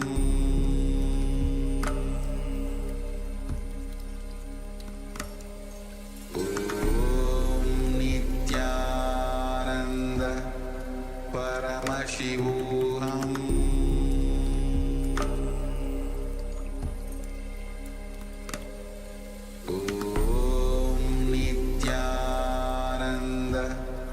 Paramashivoham Om Nithyananda Paramashivoham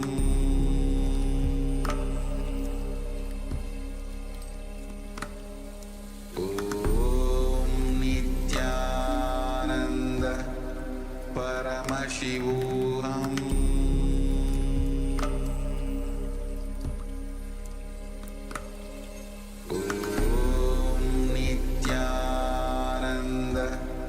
Paramashivoham Paramashivoham Om Nithyananda Paramashivoham Om Nithyananda Paramashivoham Paramashivoham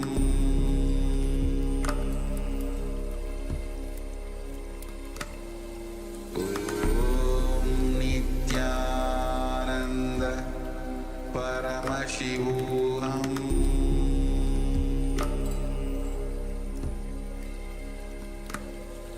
Om Nithyananda Paramashivoham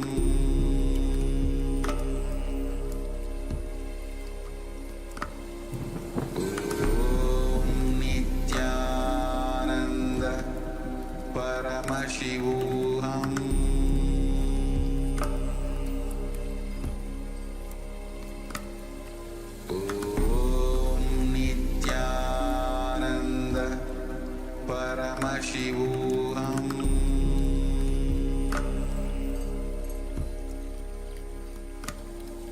Om Nithyananda Paramashivoham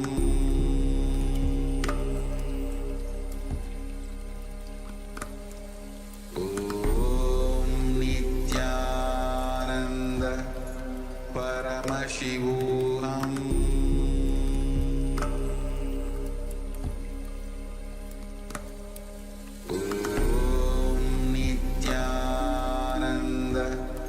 Paramashivoham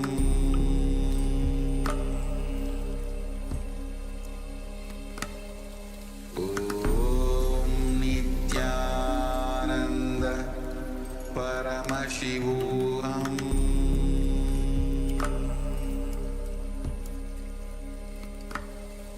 Om Nithyananda Paramashivoham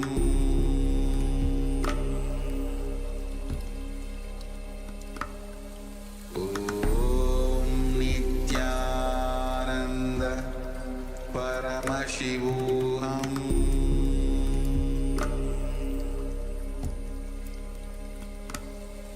Om Nithyananda Paramashivoham Om Nithyananda Paramashivoham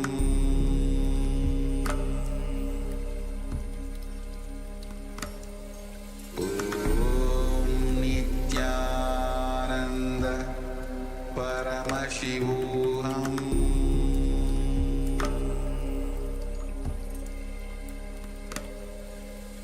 Om Nithyananda Paramashivoham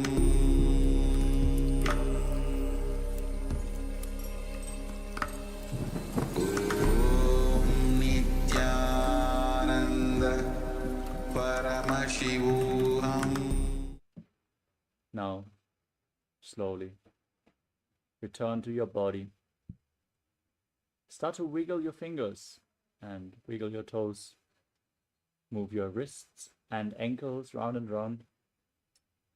Lift your knees off the ground and fold them towards your chest.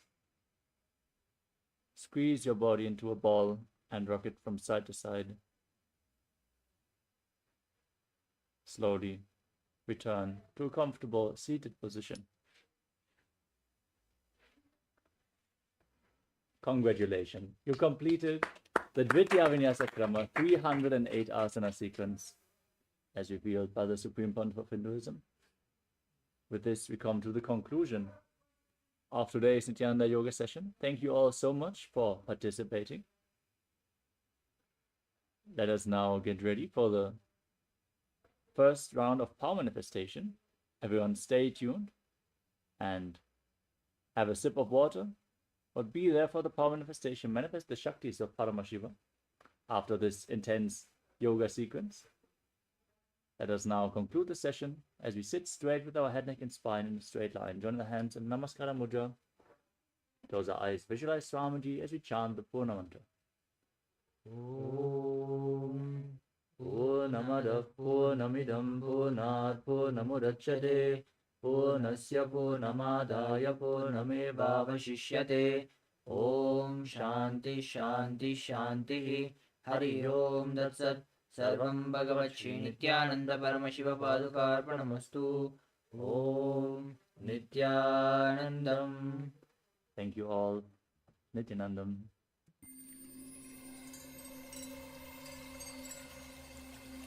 I welcome you all. Nithyananda, we are on a mission to revive the Enlightenment civilization.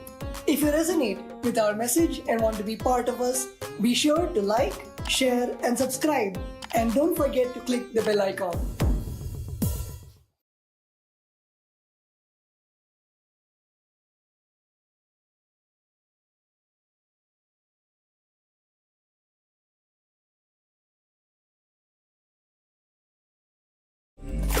Om Nithyananda Paramashivoham. Om Nithyananda Paramashivoham. Om Nithyananda Paramashivoham. Om Nithyananda Paramashivoham. Om Nithyananda Paramashivoham.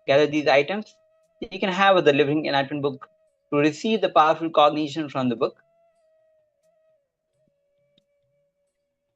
So let's take a few moments as you gather these items.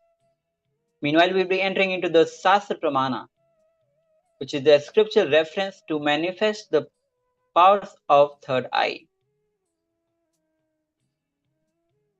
The verse goes as Kapalantarmano yasya tishthanmilitalochanaha kramena manasodhayat lakshaye lakshamuttamam.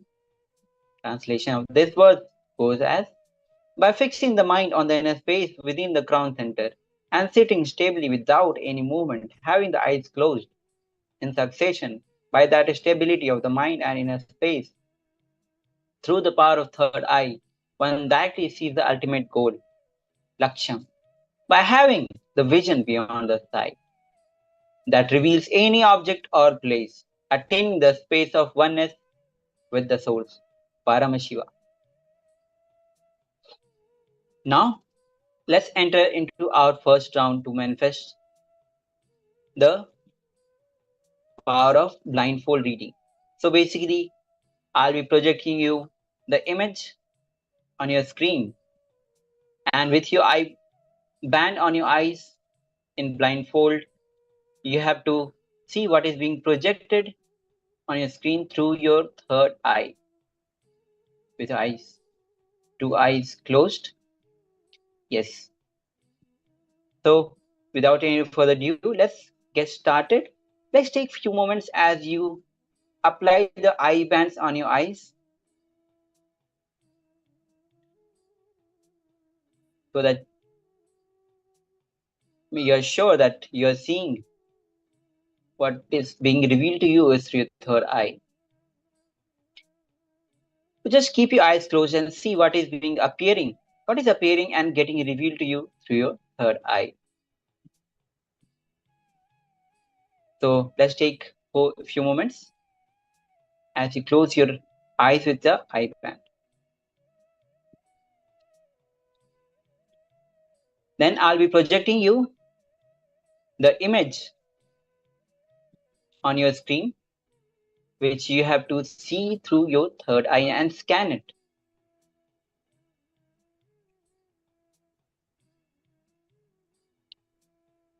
And see what is being revealed to you through your third eye. And then pen it down. What was being revealed to you, that's next step. So be ready. I'm going to project you the image. I hope all of you have closed your eyes with the eye band. So here's the image that is being projected on your screen. So let's take few minutes as you see through your third eye.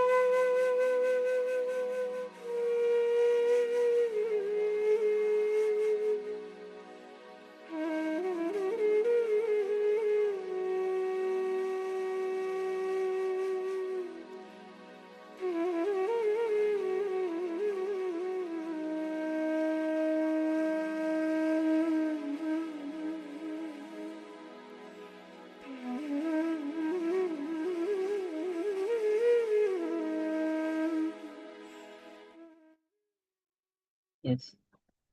So, with your eyes closed, see what is being revealed to you on your third eye. The image is being projected on your screen.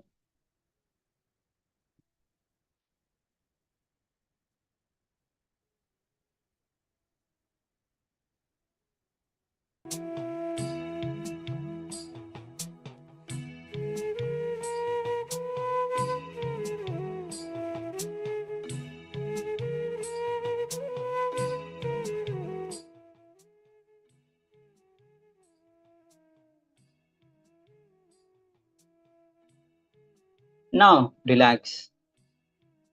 Open your eye bands from your eyes. Slowly, very slowly open your eyes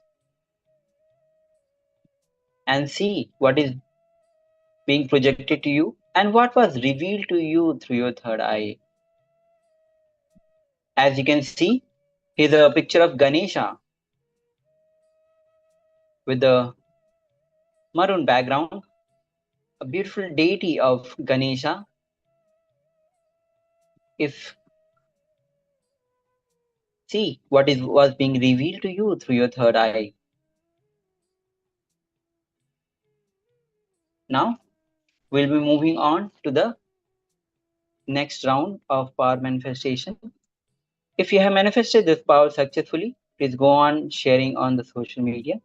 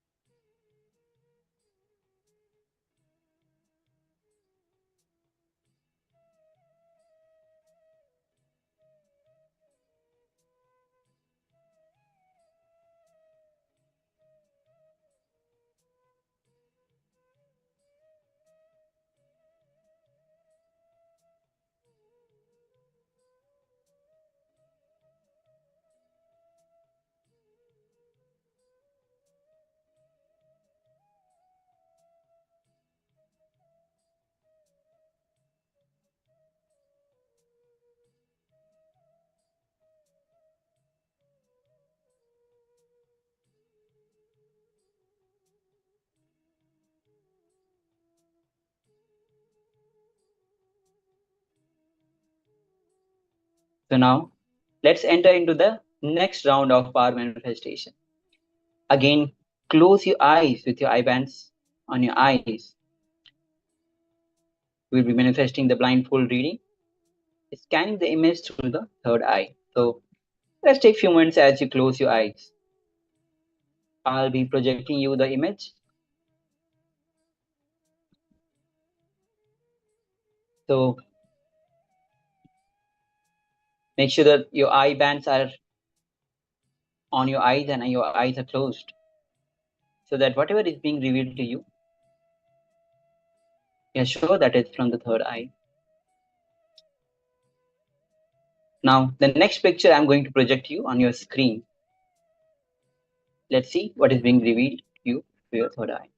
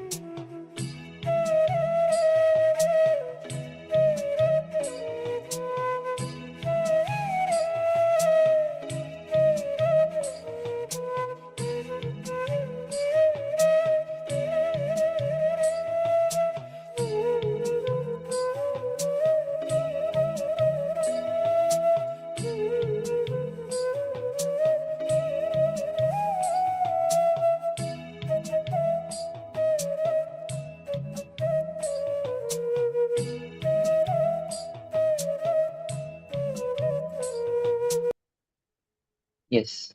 Now you can open your eyes. Remove the eye bands from your eyes. As you can see, here's a beautiful Shivalinga projected to your screen with bhasma and kumkum applied. The color is black, and even the background is grayish, dark grayish. With this, we'll be moving on to the next round. So again, I request all of you to close your eyes. We'll be moving to another exciting round of power manifestation. I'll be projecting you another image so we can manifest the power of blindfold. Now we are going to manifest seeing images blindfolded. So get ready. Close your eyes with your eye bands on your eyes. I'm going to project an image on your screen.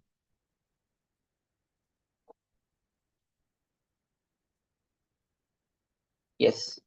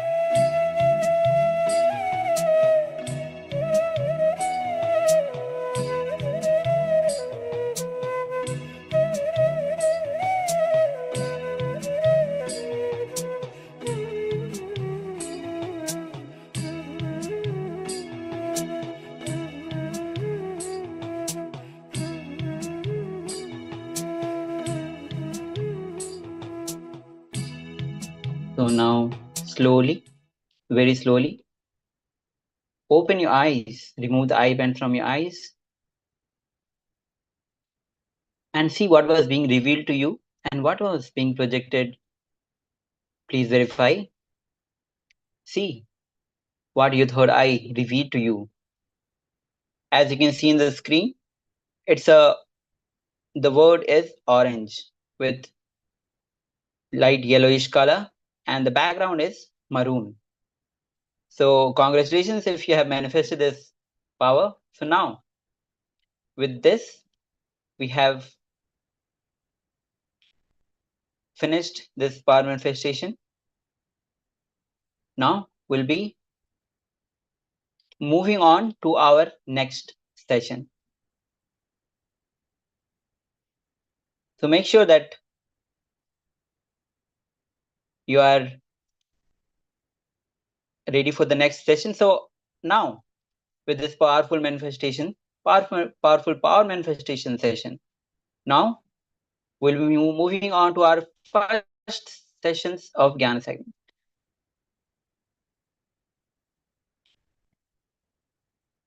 Yes.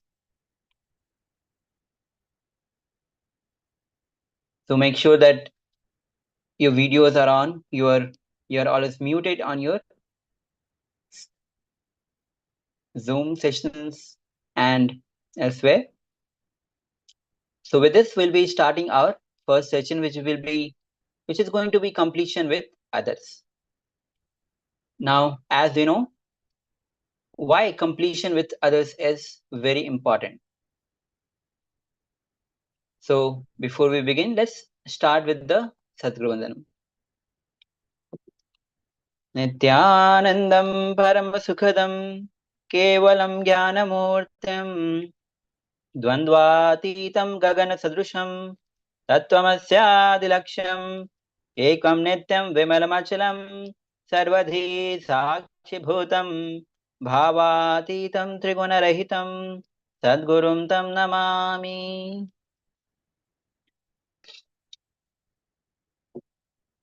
Now we'll be moving on to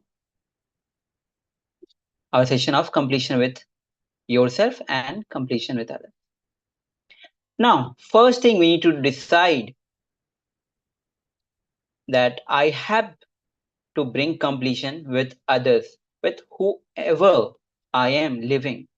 That starts the completion with others. Yes, that is the most important step in your completion process. So make sure that you decide. Your declaration is so important that itself can bring a completion. So make sure that bring completion with others to whoever you are living with. That is the start of completion with others. Then how your cognitions works. Your cognition is a way you perceive, process, interpret, and respond to any information entering your system through your five senses. Yes. So here is a beautiful there is a description of cognition itself. Through your five senses, the information gets entered into your system. Then it is processed, interpreted, and you respond to that information. That is cognition. Now, the next comes is my world and the world. Completion in you with others and completion with others. Yes, these are very important points. I want to share the slide to you where it clearly depicts how we perceive the world and how we perceive my world. It's a beautiful picture. So let's have a look at this picture where it clearly describes how it is being perceived.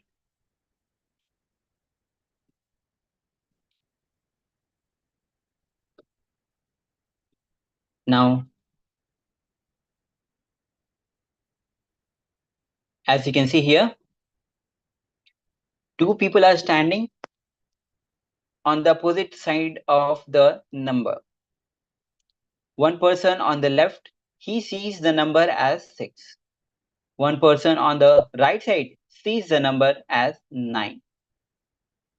Now, actually, both are correct from the position that they are standing. This is what is the world and the my world.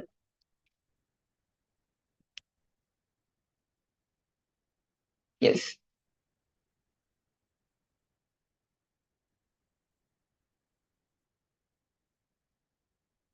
So now, the constant happening in our life. These are the two constant happenings in our life. The world and my world. The happening actually happening, just a set of facts. That is the world. I repeat, what is the world?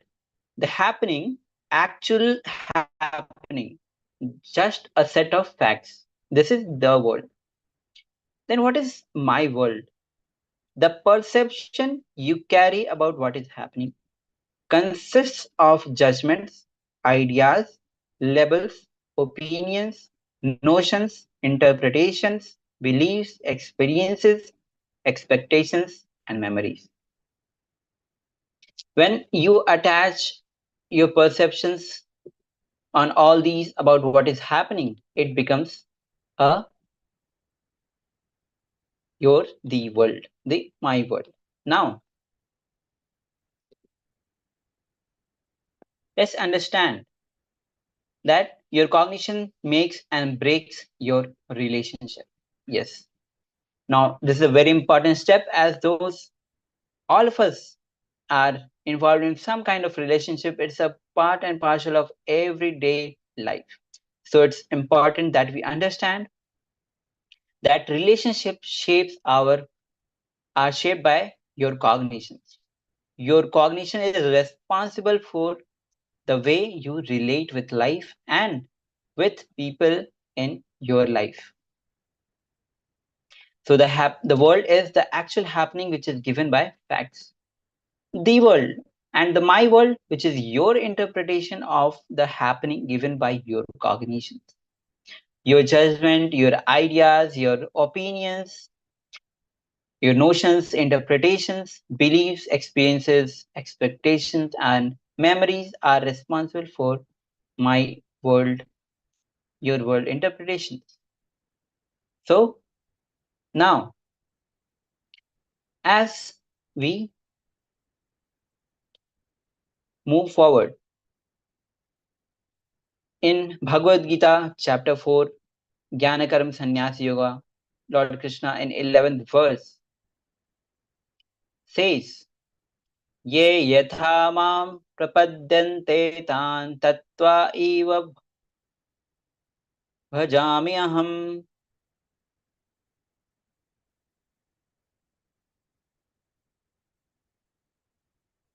Mam vratam anushtvante.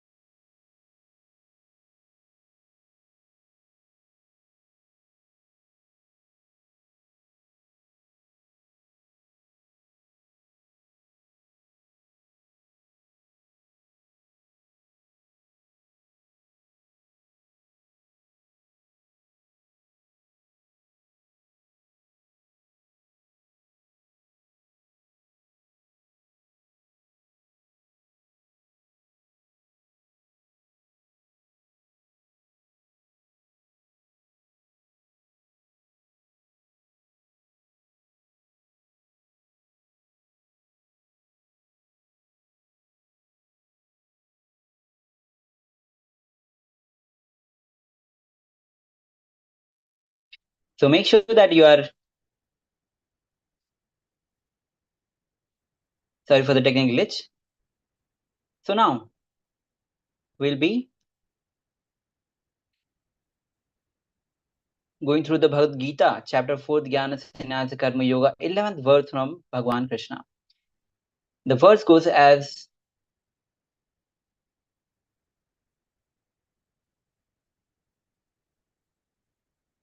now the verse goes as,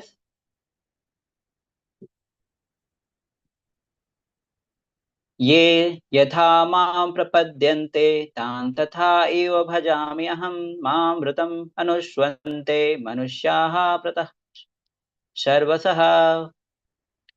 The meaning of this is Bhagwan is very beautifully describing whatever form in which you approach me, I appear to you in that form. You always see the world the way you are, not the way world is. Yes.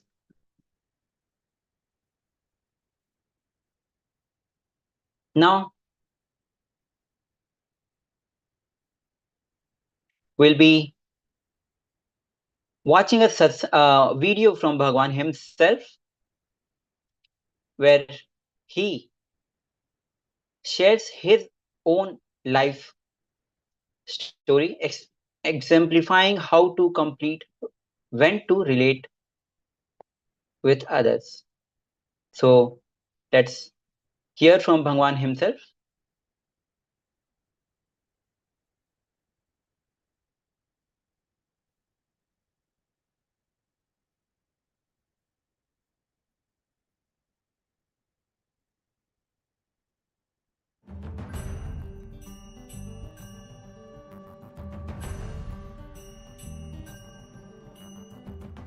Start with a simple introduction.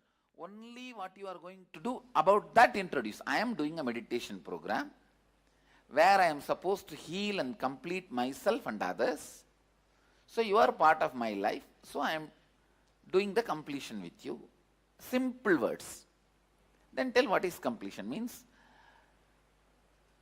I understand all this has happened in our life, many things. So now I realize that I am responsible. What has happened outside is different, and feeling hurt, I am only responsible. I tell you, whatever happens outside, you don't need to feel hurt. I can give you one example from my own life. Let me tell you a story from my life. At the age of 5 or 4.5,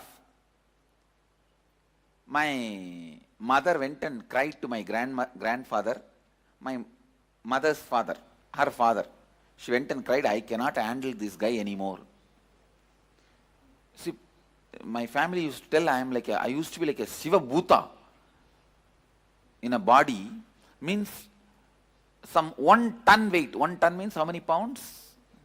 1000 kg, around 2000 pounds. 1 ton weight teakwood cart, I will tumble it by one hand. Not just the psychological strength I demonstrated, the physical strength I demonstrated, my mother used to get frightened.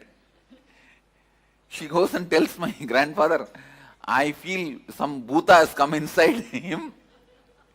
2200 pounds teakwood cart. Once my mother told me, call your uncle. He was sleeping in that cart. I went and called him, uncle, uncle, mama, mama in Tamil. He did not wake up. I just tumbled the cart. He's rolling. Actually, he got up and ran away, thinking that some earthquake has happened. You see, you can never imagine a car tumbling. A chair tumbling is okay. A car tumbling, and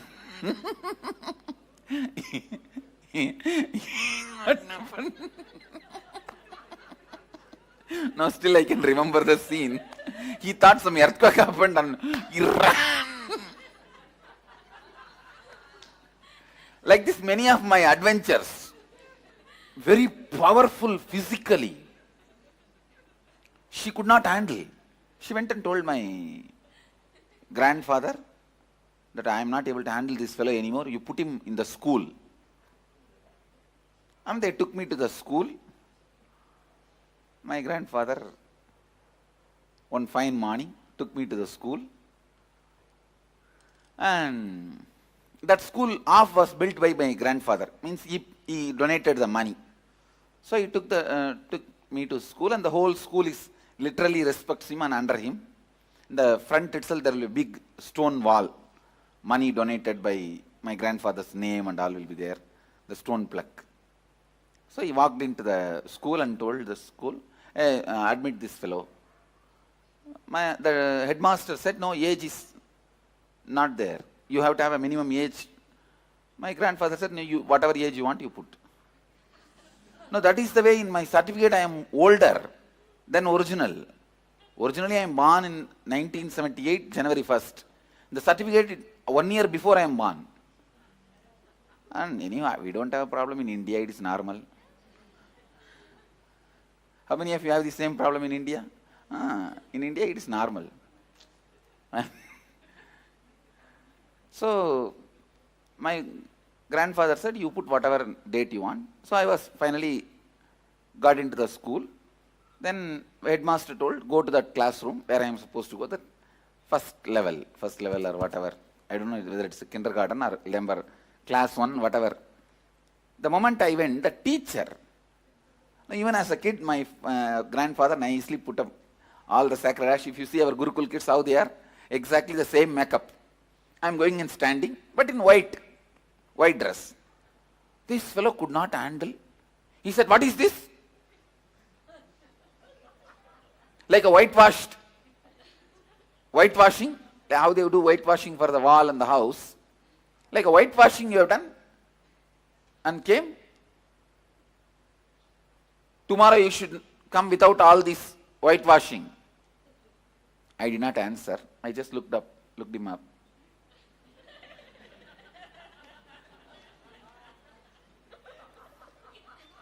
Just by my look, I killed him.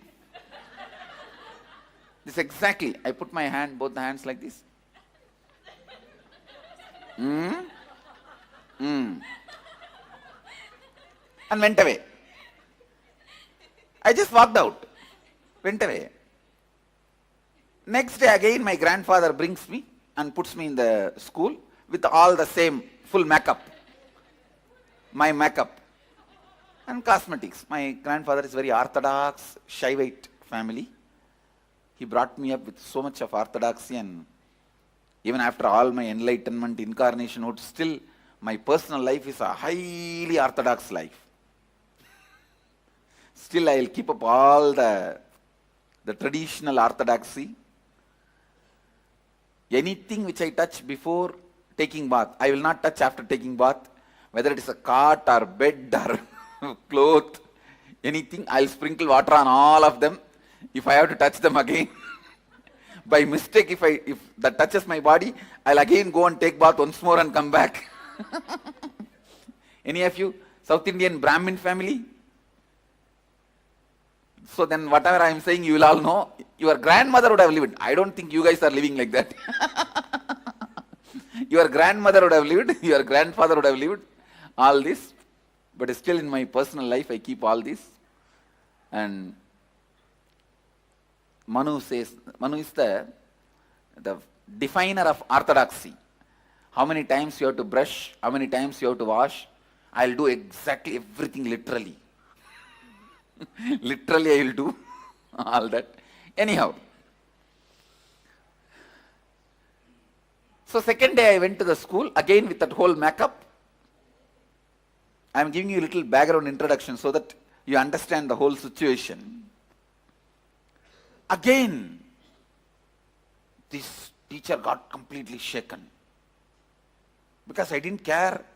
I just, second day with the full makeup I am coming, he called me, hey, I told you not to come with this whitewash. Again you came? Me same response.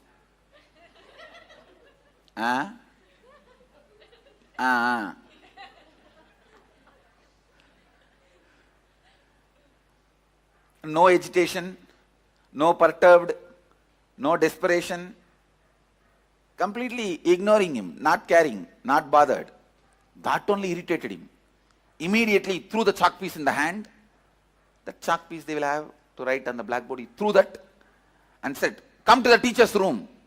In every school there will be one small room where these teachers will sit and have tea and smoke and flirt with the lady teachers. There will be one room. And this fellow said, come to the teacher's room. And he went away to the teacher's room. I didn't bother. I slowly walked. When I reached the teacher's room, I am supposed to stand outside and ask, excuse me sir, take the permission and go inside. That's class leader, he told me this is the way you have to do and all that. I went, but I straight walked into the room. The moment he saw me, he got up and he rushed towards me to hit. Or to tell, how dare I walked inside the room without asking, excuse me sir, may I come in sir? He got up actually to hit me. How I responded, I was responding as if he got up seeing me. I said, please be seated.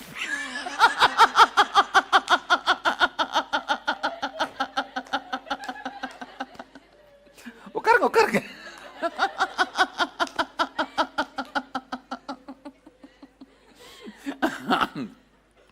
That's it, that fellow's Kundalini has gone up. And he caught hold of my one hand and started twisting and started wiping my vibhuti. The moment his hand touched my vibhuti, that's all, my Kundalini has gone up. And I just held his one hand with one hand, that's all. At least my 10 teeth has gone into his hands. And he is screaming, hey, leave me, hey, leave me, hey, leave me. And real bite, not ordinary, real bite. And it took at least 2-3 minutes for him to get released. I bit him in the right hand. And nicely. And finally when he released his hand, he saw it's bleeding. And all 5-6 teeth mark. And I was nicely wiping my mouth and cleaning with my hand key. I had a small hand key in my trouser. With that I was cleaning and all that. And this fellow started screaming, hey, I will go and tell the headmaster and throw you out of the school. I just looked up and told him, if you go, in Tamil I said, வாத்தியார் headmaster போய் சொன்னா உன் மானம் தான் போகும், ஒரு சின்ன பையன் உனக்கு கடிச்சு வச்சிட்டான்னு.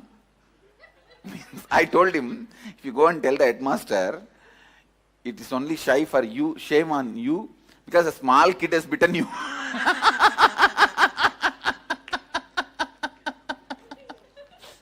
And that fellow was so angry. He said, even if it is shame on me, it's okay, I'll go and tell the headmaster. And the next word which I uttered only, I shook him. He had an extramarital affair with another one teacher. And both of them will come to the temple every day and sit under the banyan tree. And that usually I used to sit on that tree only. So, I've heard about them, but I never thought I will go to the same school and same teacher. And they will come and sit and flirt there only. It's a remote area in the temple. I usually used to sit on that banyan tree. I'll sit on the banyan tree playing, and we will be playing around in that area only. Because we were kids and these two will never bother about us. And they would have never expected I will come to the same school and under them. And I told him, okay, I told in Tamil, வாங்க headmaster போலாம். நீங்களும் Lakshmi டீச்சரும் daily ஸ்கூலுக்கு வந்து என்ன பண்றீங்களோ, கோயிலில் வந்து என்ன பண்றீங்களோ நான் சொல்றேன், நீங்களும் சொல்லுங்க நானும் சொல்றேன், ரெண்டு பேரும் வாங்க போலாம்.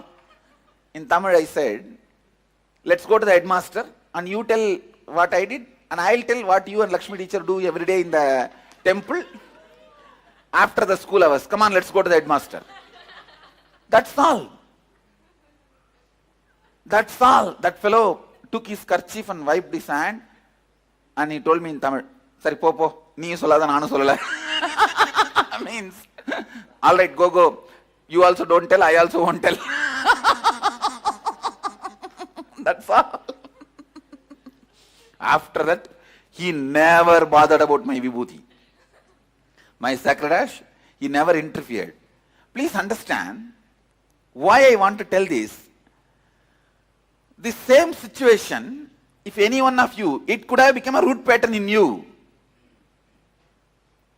All I am trying to tell you is you don't need to develop incompletion. Developing incompletion is not mandatory. I don't have any incompletion about this incident from the beginning. Developing incompletions is not mandatory, which is not sure. See, this situation, there is every possibility I could have developed fear, incompletion, so much, which I did not.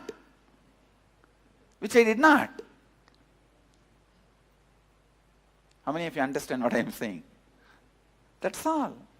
So you need to know whether I also had a problem from him, but I did not develop incompletion.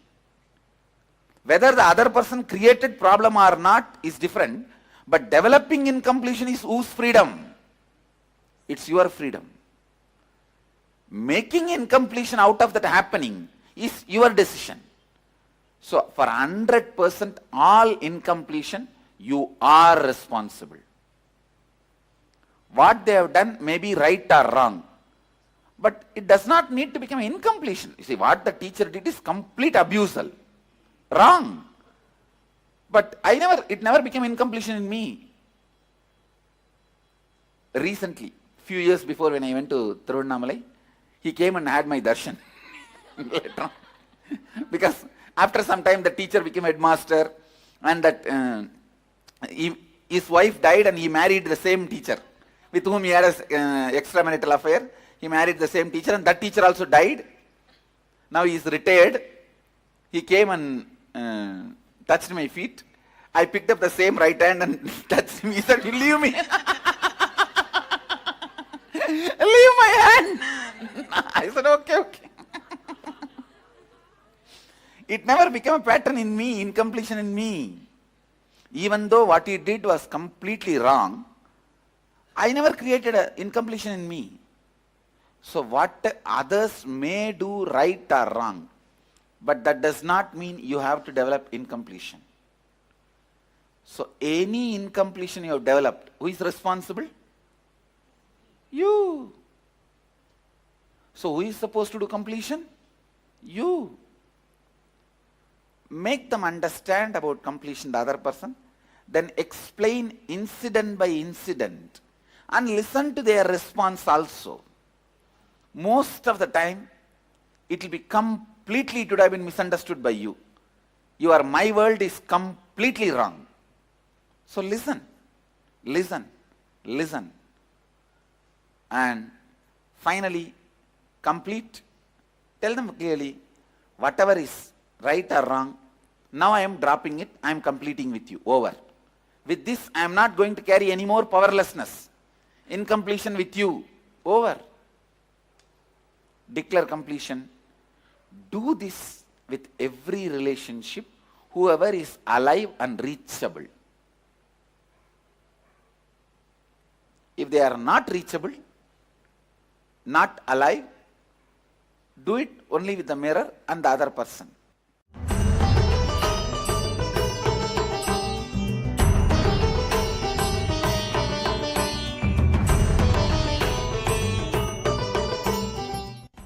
Yes.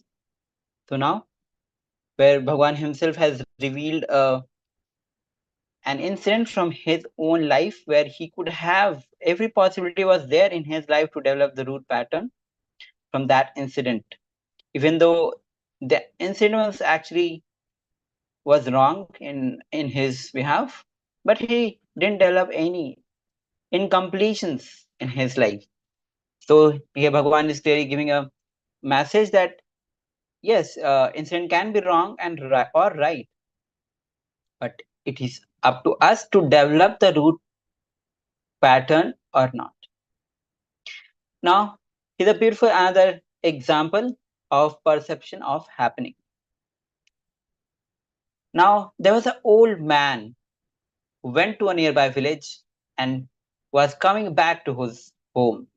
From a distance, he saw that his house was on fire. That's all. he literally started boiling and burning.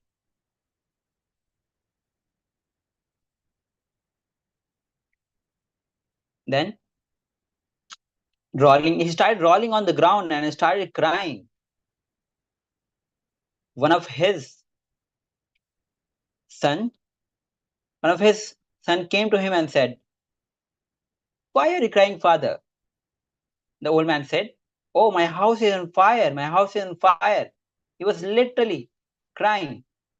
Then the son reminded him, "Don't you remember? Just yesterday we sold the house." Immediately, the old man got up and became completely all right. He was okay. All his suffering of his pain, everything just disappeared. Everything became all right for him. But in a few minutes, the second son came and told him, "Father, we sold the house, that is true. But the money still has not come to us. That's all. We have not received the money yet." Immediately, the old man started rolling on the ground and crying, "Oh, my house is on fire. Oh, my house is on fire." Now, you need to understand this was the same house burning for few minutes, and it was suffering for that person. The next few minutes, it was not a suffering for the same person. Then again, it was suffering. So it is nothing but his perception. How his patterns cognized the happening. Same person in different situations, same incident, but when he came to know that his house was sold, he was happy. Then when he was depressed, he was started crying. When he heard that we haven't received the money, he was happy. He was saying, "Okay." So now we'll be entering into the internalization exercise of my world and the world. So let's take your notebook. Make the 3 columns with the situation. What was the situation in your life or the incompletion? Then write the world and my world. The world means the actual happening, the facts. My world means the happening, the perception of the happening, how you perceived it, your ideas, your notions. So let's take the next few moments as you cognize it, as you write down what is being revealed to you.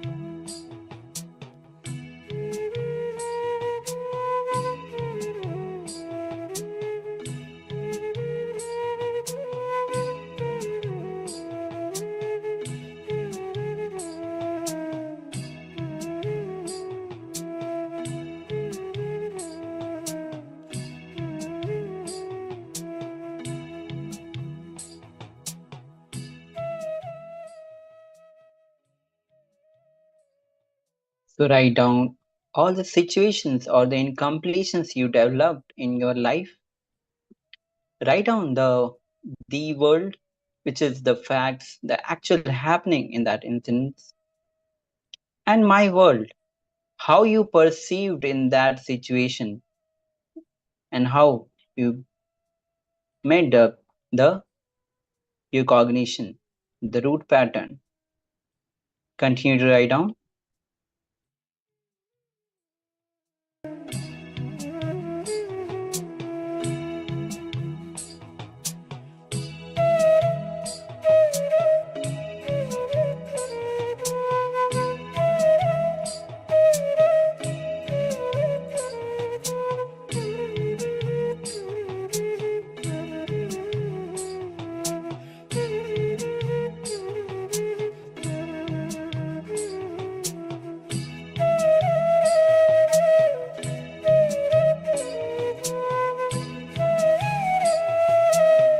Yes.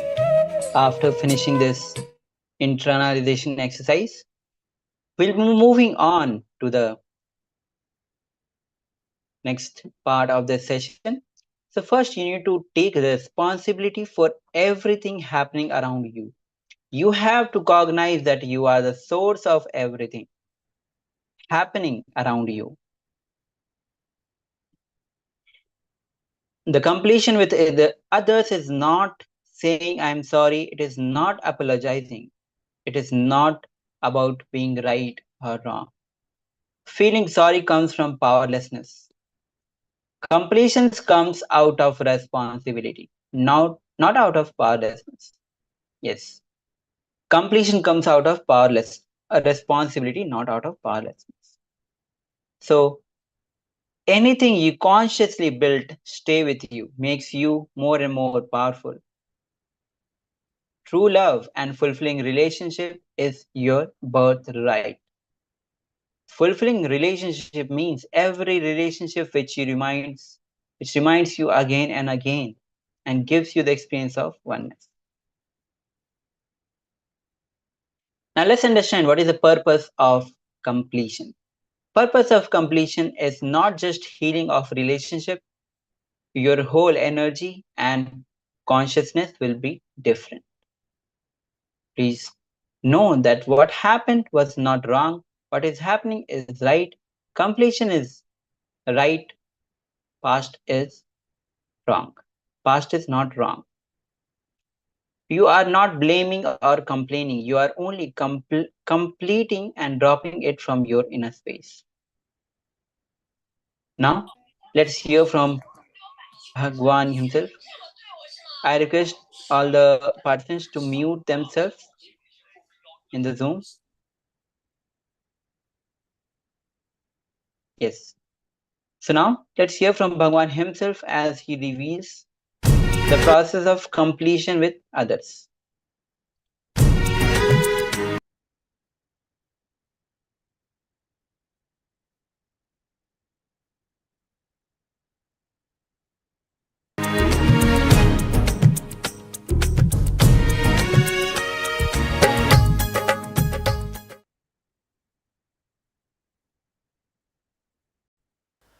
How many of you, when you did the process yesterday, the world and my world, understood it is you who messed up everything in your life? It is you who is supposed to repair everything in the life. How many of you understood that? All right. How many of you think we should really, really repair it? Very seriously, sincerely, you want to repair it. I'll give you step by step. How many of you think you don't need to repair it? You are not responsible. Raise your hand. No, really, I want to see. Maybe somebody will be thinking, why should I? No, I want you to understand, unless you decide, repairing cannot be done. Unless you decide, repairing cannot be done. Repairing cannot be done. Listen. Today we start completing with others. Others means not just only your father, mother, husband, wife, brother, sister. The human beings around you. We will start the completion with everything with which you are living. Your wealth, your health, your bag, your seat, your pets, your car, your house. Please understand, all these are living part of your life. They may be dead objects, but they are living part of your life. See, a house may be a dead object, but it is a living part of your life. How many of you understand what I am saying? It's a very important component of your life.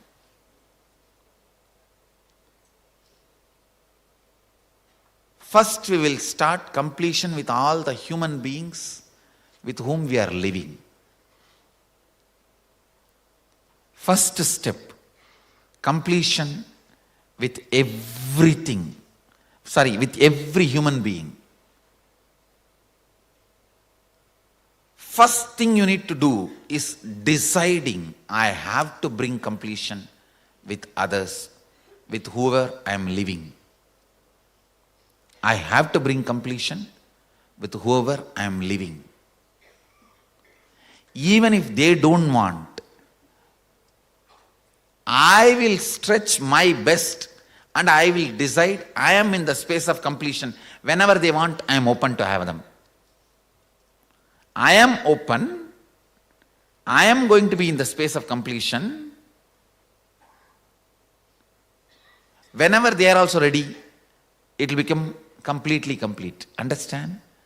Completion with others does not mean you are going to apologize to them. No. Apologizing is not completion. Asking sorry is not. So many people were saying, I want to apologize, I am sorry. No. I am sorry is not completion. I am deciding to drop hurting pattern in my life. Or any incompletion, misunderstanding, anything, I am deciding to drop and I am deciding not to bring them, not to give life to it again. See, past, you can't say you are wrong or you are right. No one can say you are wrong, you are right. It is not apologizing. It is not feeling sorry for the past. No. Deciding, I am dropping this incompletion, hangover of the past, and I will not allow this to happen once more. Completion is actually responsibility, not apologizing. See, apologizing or feeling sorry comes out of powerlessness, but completion comes out of responsibility. Understand the difference. Please listen, see the difference.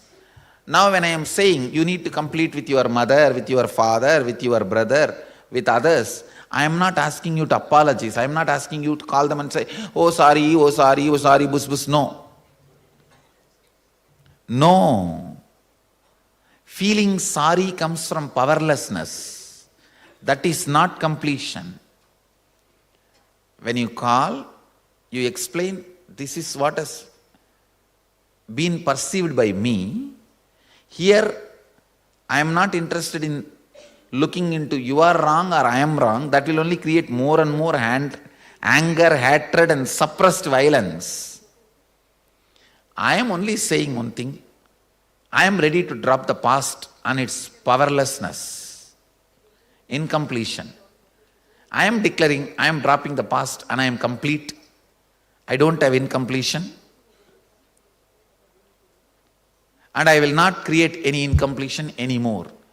Your decision and declaration, when it reaches them, you will suddenly see they also open up and start coming towards completion. But first you need to be prepared. The first step, preparation for you. Sit with any one person in the hall. First invoke your mother in that person and complete. Then go to the another participant and invoke the father in the person and complete. Don't invoke everybody in one person. No. One person, and with whoever you need to complete. Here, complete. Then, without the person, sit with the mirror and invoke that person in the mirror. Invoke your mother in the mirror. Talk loudly, not silent completion, no. Talk loudly as you are talking to your mother and complete. Invoke your father. Talk loudly as you are talking to your father and complete. Listen, first step, with the participants, you will sit and do completion. Second step, with the mirror, you will sit and talk and do the completion. Third, only you are going to call them and start talking to them. How many of you understand? First, do the first step and second step. If they are dead, by invoking in the mirror, if you do completion, that's enough. And if there is a legal problem, calling them, they may record and create a problem. You don't need to call them.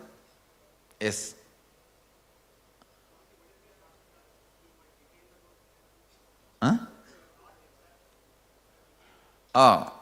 If you know that they are still alive and if you have the ability to reach out to them, you should reach out.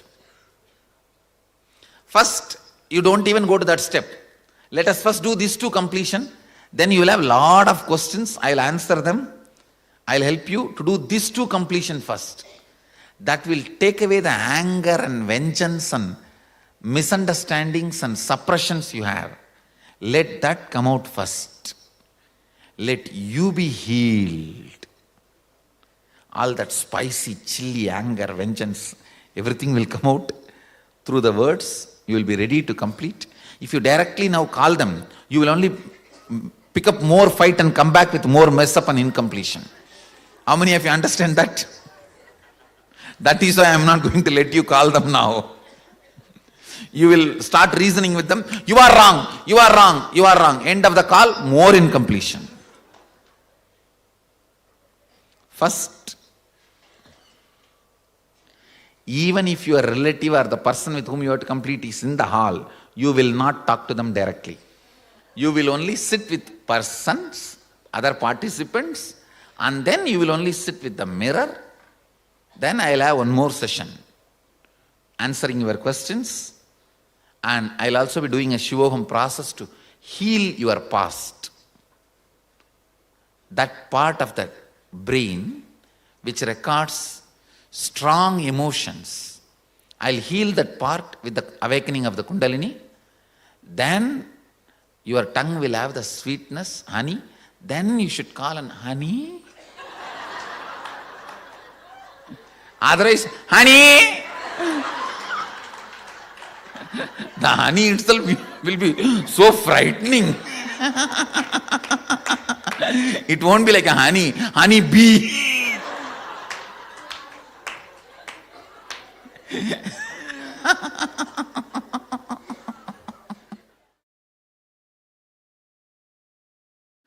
Yes, go ahead.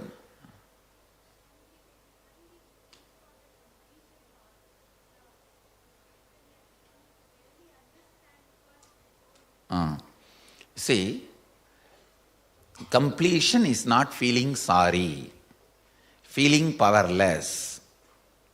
For example, you are going to call your mother. Sit with her, explain from the beginning what all incompletions you developed with her, make her understand very clearly you are responsible for it. And you are dropping it. You are not saying sorry, you are not becoming powerless about it. You are saying, yes, I am responsible. I don't want to get into who is right, who is wrong. Even if you are wrong, I am only responsible. I am dropping the past. And now I want to start the new space with completion. Understand? I am dropping the past in completion and I am starting the new space with completion. See, when you call, before you call them, I will give you instruction. Simple introduction. You tell them, I am going through a meditation program where I am supposed to complete with myself and all the relatives. So, I am calling you. Just add 2-3 lines. You are important person, part of my life. So, only when we are complete, I can be complete. Now I am calling you. This has happened. Now I am realizing who is right or who is wrong is not the thing. I am responsible. So I am deciding to take the responsibility and bring completion. Understand? The other person should not feel you are weak. Other person should only feel you are taking responsibility for it. All of you are getting it? Getting it? Yes. Then, yes, when you talk to the volunteers, you talk in the when you talk to the participant, you talk in the language you are going to talk to that person, to your mother or to whoever. Talk in that same language. The participant need not understand. And even to the mirror, talk in the language you are going to talk.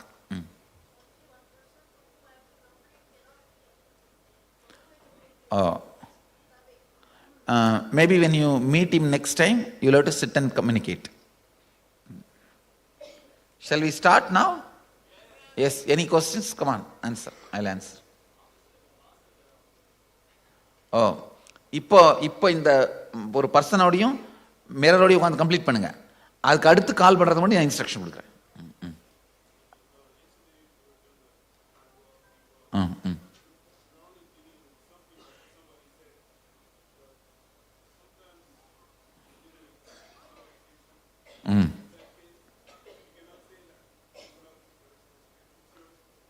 Now what I am saying, even if that person has done something wrong, he is the reason for the incompletion, but I am going to be responsible for the completion. So I am not bothered about you. You may be the reason or not, but I am going to take the responsibility for completion.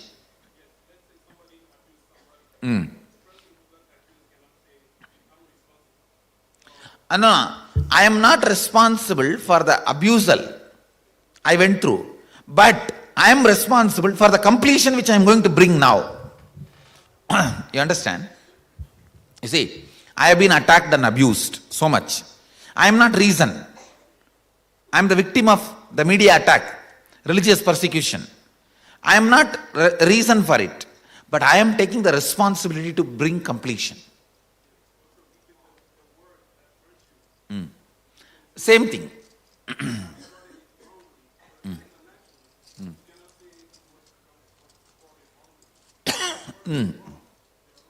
Yes. So, even if the other person is wrong, we will take the responsibility for completion. Yes.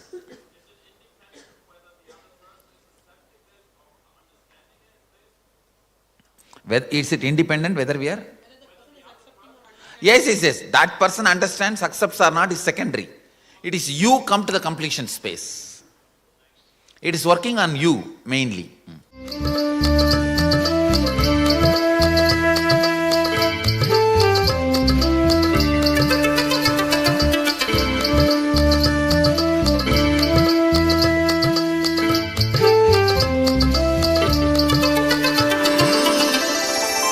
Yes. So now, as we have seen that Bhagwan himself has directly revealed the completion, the process of completion with others, where you have to complete whether other person is ready or not. So now with this, let's understand the 2 steps in completion with others. The first step is invoking the relationship in Swamiji's Atmurti and completing with them. Invoke your relationship, verbally talk, not mentally. Completion is not saying sorry or asking for apology. Make them understand then there is no more incompletion between you and them. I am not carrying anything inside me against you. Now, next is heal yourself through completion. So, how to heal yourself through completion? So, let's directly hear from Bhagwan himself.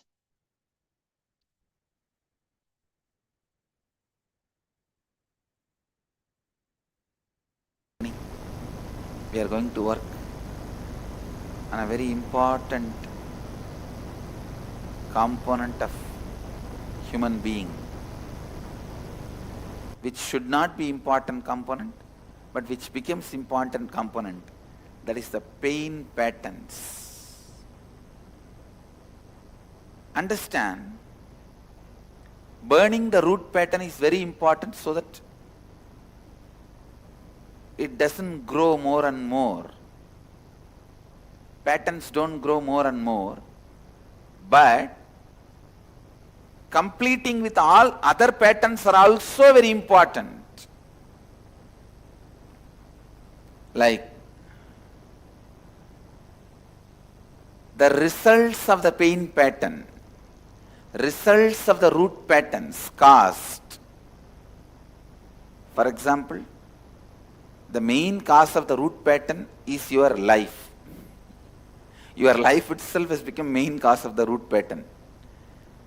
The root pattern's cause, main cause, is the way you live. And these pain patterns are like a small side effects.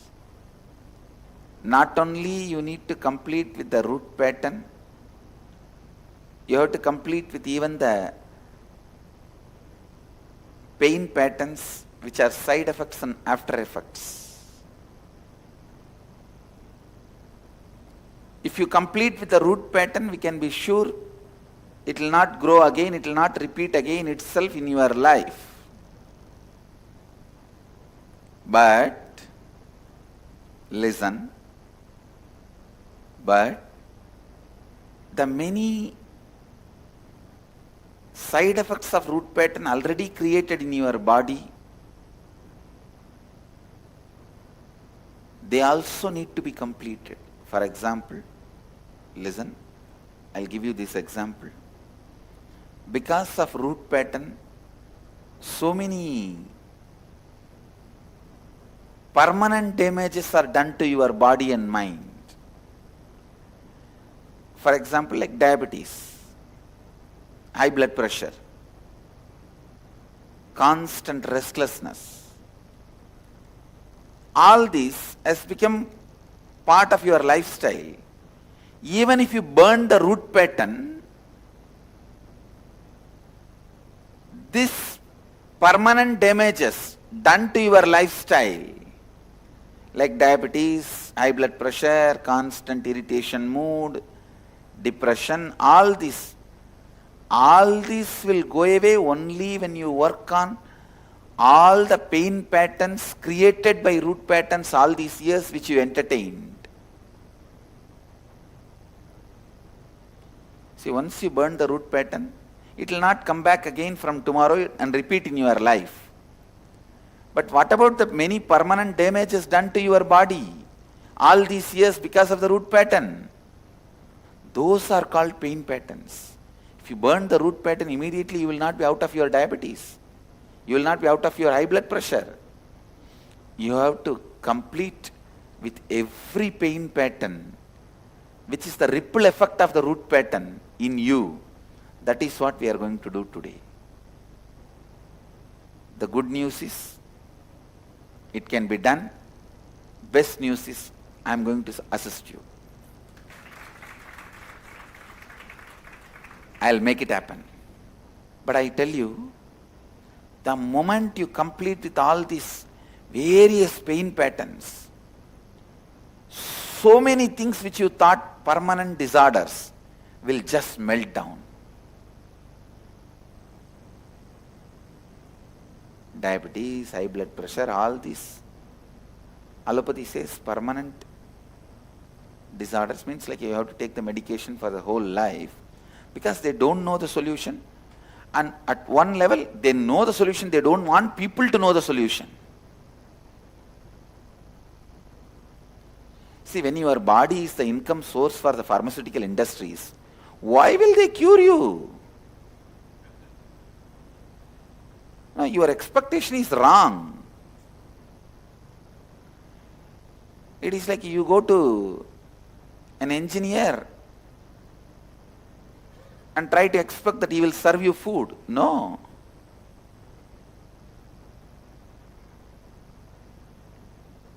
Even that can be considered as an innocence.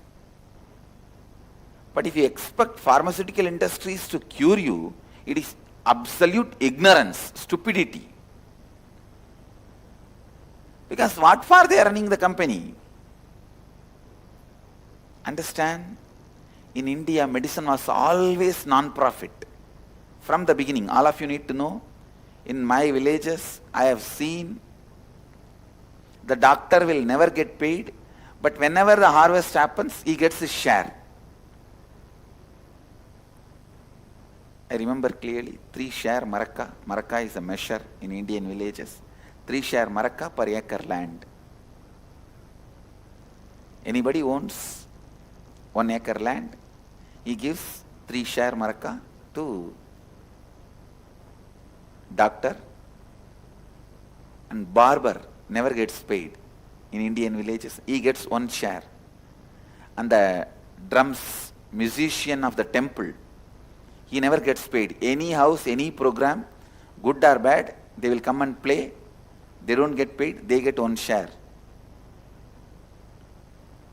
Understand? Indian doctors get paid only if you are healthy.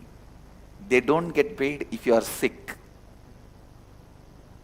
If you are sick and don't work in the land, he will not get paid. So naturally, his interest is keeping you healthy. I am telling in those days. In those days, he gets his income if you are kept healthy. Now if you fall sick only he has money, then what do you think? He's not a Paramahamsa who doesn't want anything. He wants his car, he wants his house, he wants to have money. He wants to have money to pay to the doctors when he falls sick. Understand? Medical care and education, both were never paid service in Vedic lifestyle, in Vedic tradition. Both were never paid service. It was done by the voluntary contribution. So that both purity can be kept. Anyhow, whatever Western medical methods have taught you, permanent conditions can just melt down. Please understand, melt down and heal itself just by this completing with all the pains. It will be almost like so much of pus will be taken out of you today. So much of completion will happen. Already I know many of you feel so much load has been taken out of your heart. Today, not only so much load will be taken out, the process is so powerful. Once you complete this completion with pain patterns, we call this process samskara dahana kriya. Once you do this process and complete it, after today, from tomorrow, you don't need to sit and do completion, just your decision you will be complete.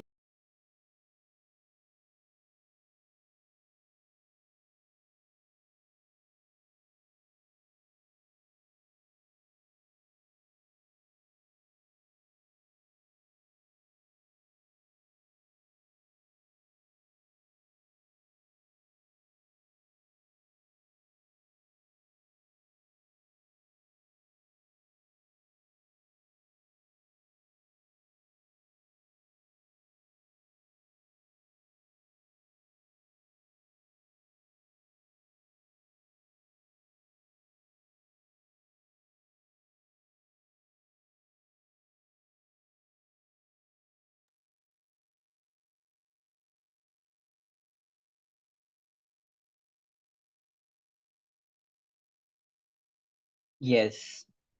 So now, as we have seen how to heal yourself through completion directly from Bhagwan himself, now we'll moving on to the next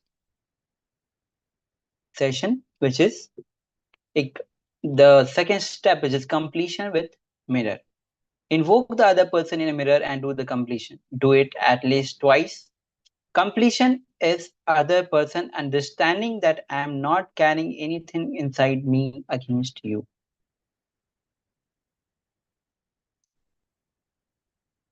Yes. So please take a few minutes as you perform now.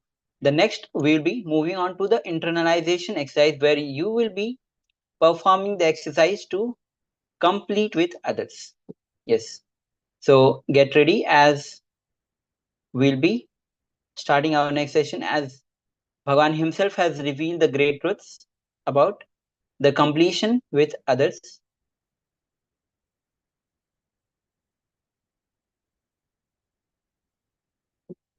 So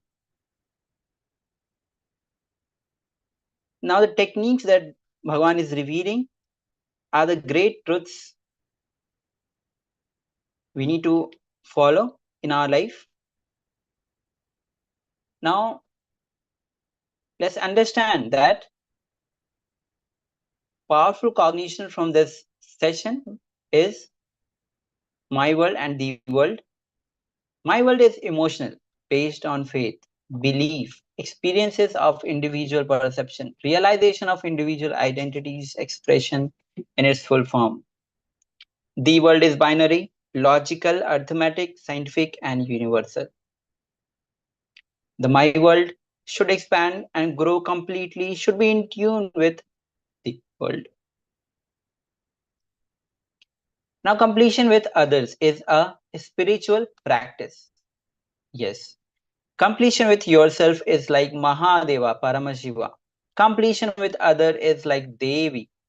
Devi is required for life to happen. That is why in all our temples, the Supreme Pontiff of Hinduism has put Devi along with Mahadeva. He has put Devi as a separate, not Devi as a separate deity. Now, he is from the life of the Supreme Pontiff of Hinduism, the Supreme Pontiff of Hinduism with Diwan Panduranganar. Sri Diwan Panduranganar used to, now Bhagwan himself is describing an incident from his life where Sri Diwan Panduranganar used to teach me Adi Shaivam. He will walk every day from his home to the temple. One day I asked him when he was very old. On the way, if I fall, what will happen? He said, our village are very good people. Our village people are very good people. They will just lift me and take me and drop me in the home and come back.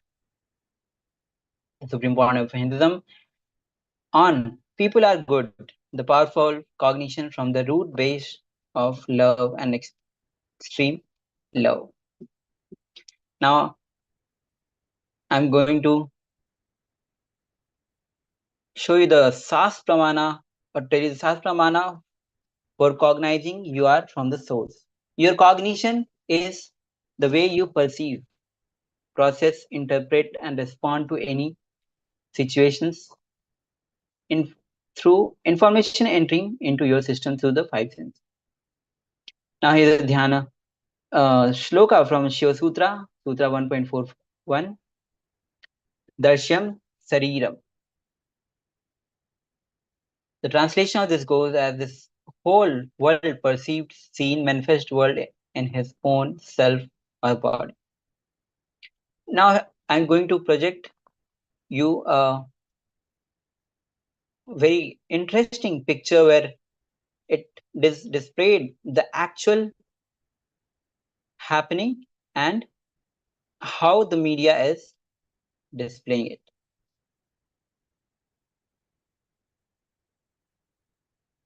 As you can see,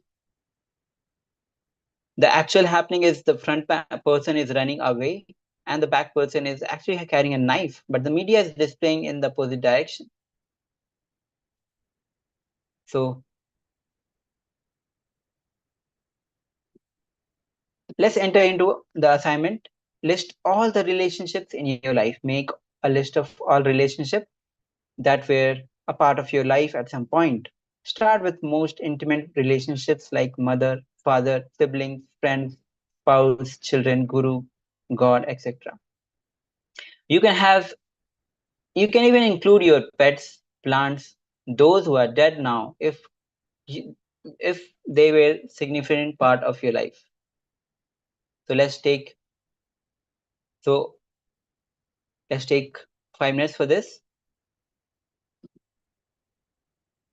List down all the relationships in your life.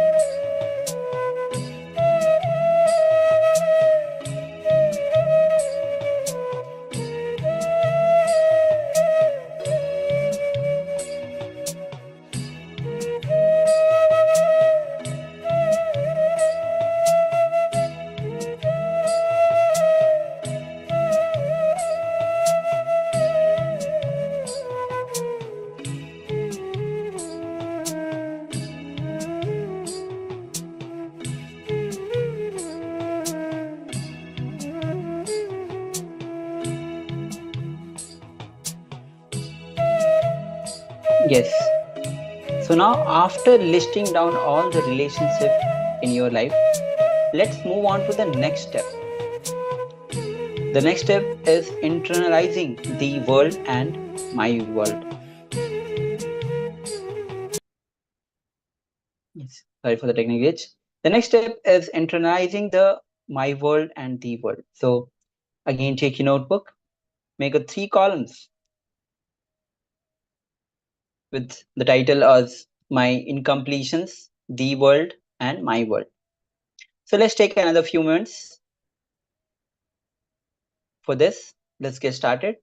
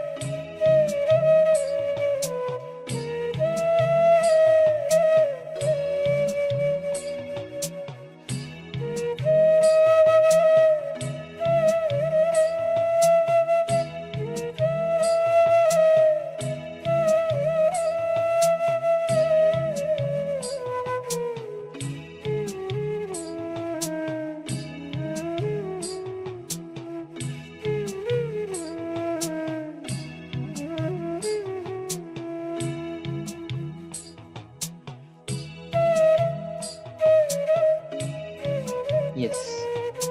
So now, after writing down the 3 your incompletions of the world and my world, all the 3 steps.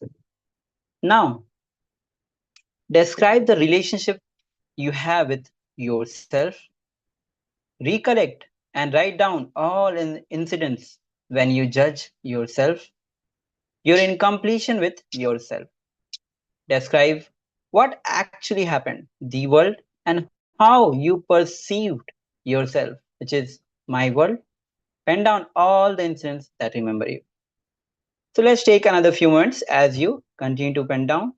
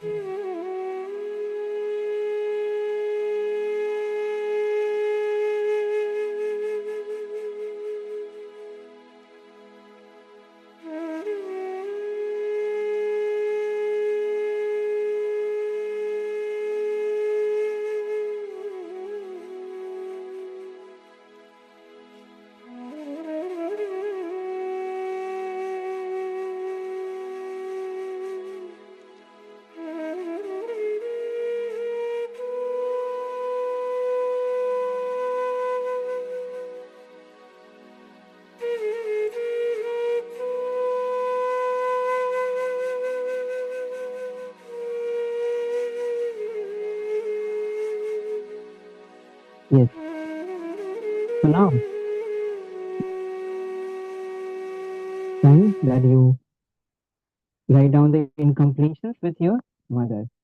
Write your relationship with your mother. Recollect and rewrite all the incidents when you judge yourself, your incompletion with yourself, what actually happened. Go back in your life and describe all the incidents when you started judging your mother. Describe what happened, which is the world, what she actually said or did, and how you experienced her, which is my world. Write down all the incidents you remember.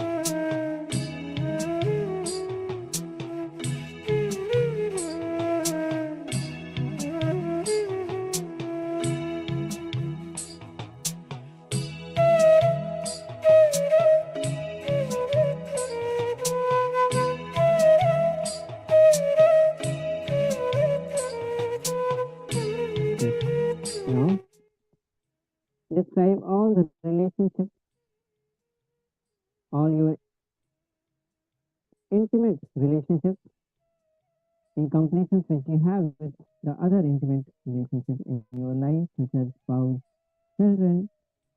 Look deeply into each of these relationships and with awareness describe how people in each of these relationships are, which is the world, and how you experience them, which is the my world.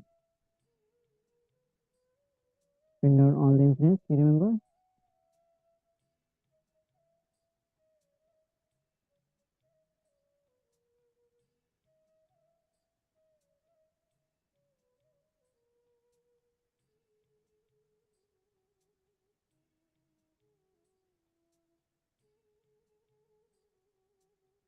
So make sure that you are pinning down all the incidents which you have, where you have the incompletions with your other intimate relationships. It can be spouse, your children. Look deeply inside these relationships with awareness and decide how people in each of these relationships actually are, which is the world, and how you experience them, which is my world. So let's take another few moments as we continue. This down. Please write as if you're directly talking to the Supreme Pontiff of Hinduism. You should write in a way that if you choose to share, you should be able to just directly read out from the book what you know.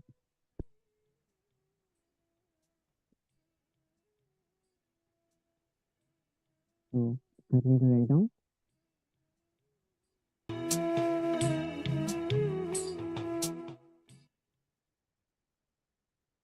Now, these processes of completion are so essential that cognizing, even penning down, can just transform your life and complete you with your relationship immediately.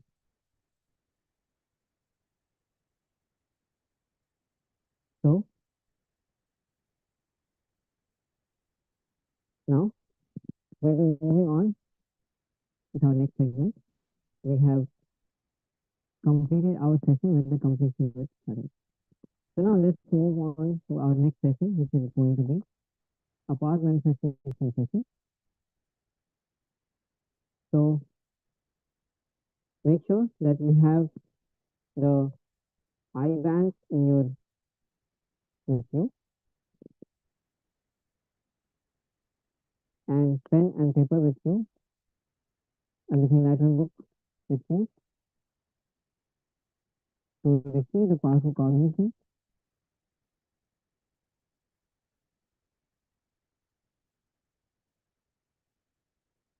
This is mandatory for the power manifestation. We will be manifesting the power of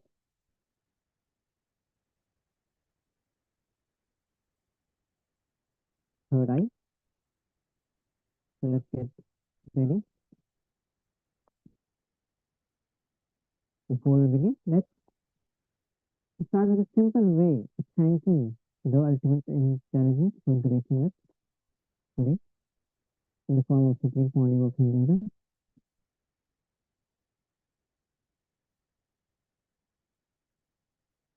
Now, today we are going to use it to manifest our reality of completion with others and oneself through the Shakti. Now here is fast pramana. Anaiva vidhanena yogendro avivamandale bhaverasya charita sarva patvarjitaha. By acting upon these ordinments by me, the great yogi, become in the world perfectly independent Satchidananda and is free from all obstacles. He can travel anywhere, Sarvapta. The first will be starting the scanning your own walk and see all the limited promises you have given to yourself. Now, the first that is of that you put Jnananjana on your third eye. If you have, and if you don't have, it's okay. Bring awareness between your eyebrows. Connect with Swamiji, connect with the Supreme Pontiff of Hinduism for all the unfulfilled promises you have given to yourself and written it down. The last step is consciously manifest, consciously complete with all these promises. And then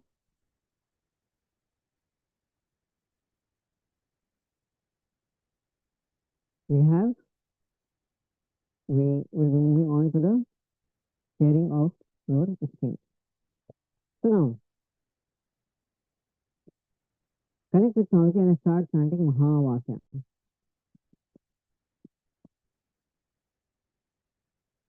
Yes. Bring awareness between your eyebrows, connect with the Supreme Pontiff of Hinduism and start chanting Mahavakya.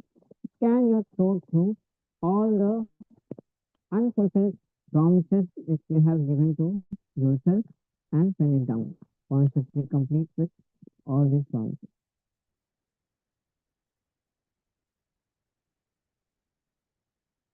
So let's take a moment as you continue to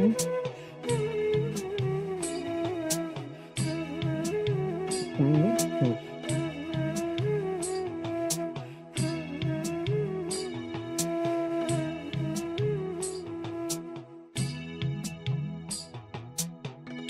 Make sure that you're chanting the Mahavakya.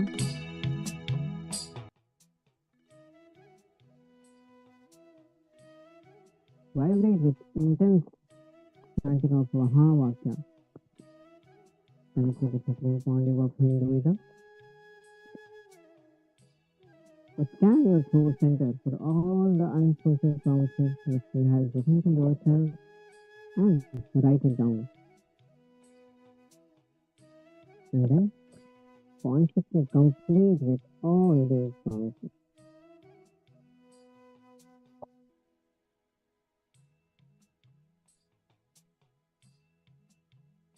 Let's continue.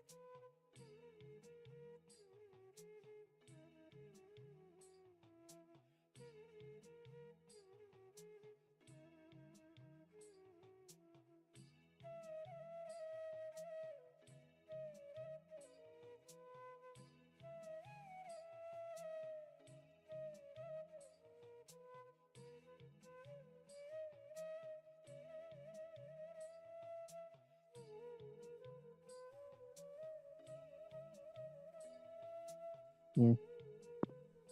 So now,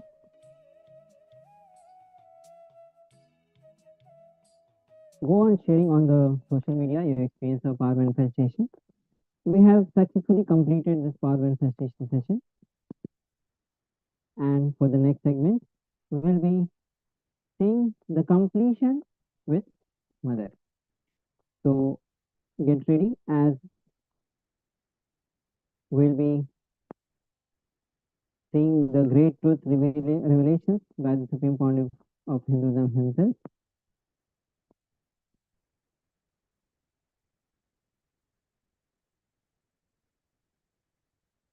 As he reveals the great truth about the completion with Mother.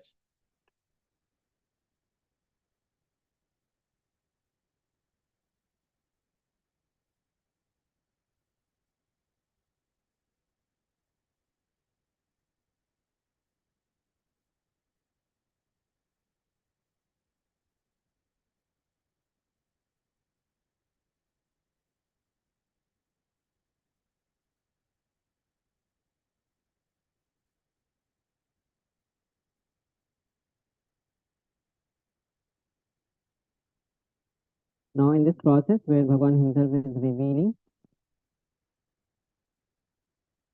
the great truth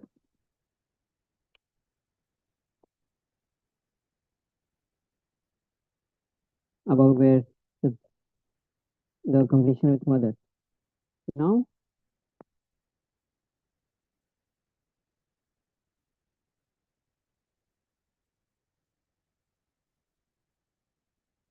sit with intense standing of Mahavakya.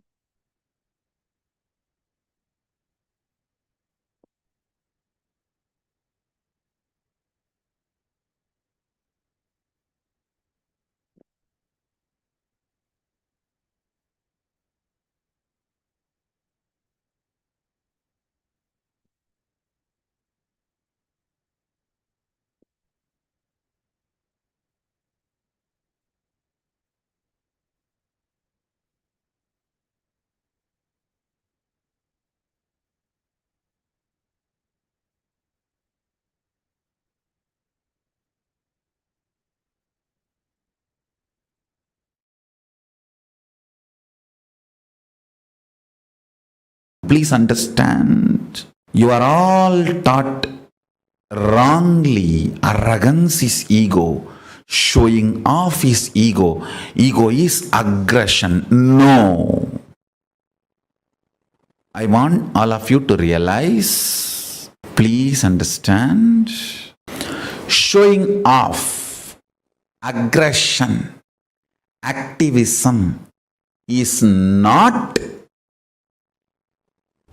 or cannot be dovetailed into the concept of ego. That is not the definition which can solve your problems. I'll tell you from the vision of Paramashiva what is ego precisely. Yes. So as Bhagwan is revealing the great truth about completion, make sure that you are sitting intensely by receiving this, just by listening to this great truth. Instantly you will get completion with this, completion with others. So now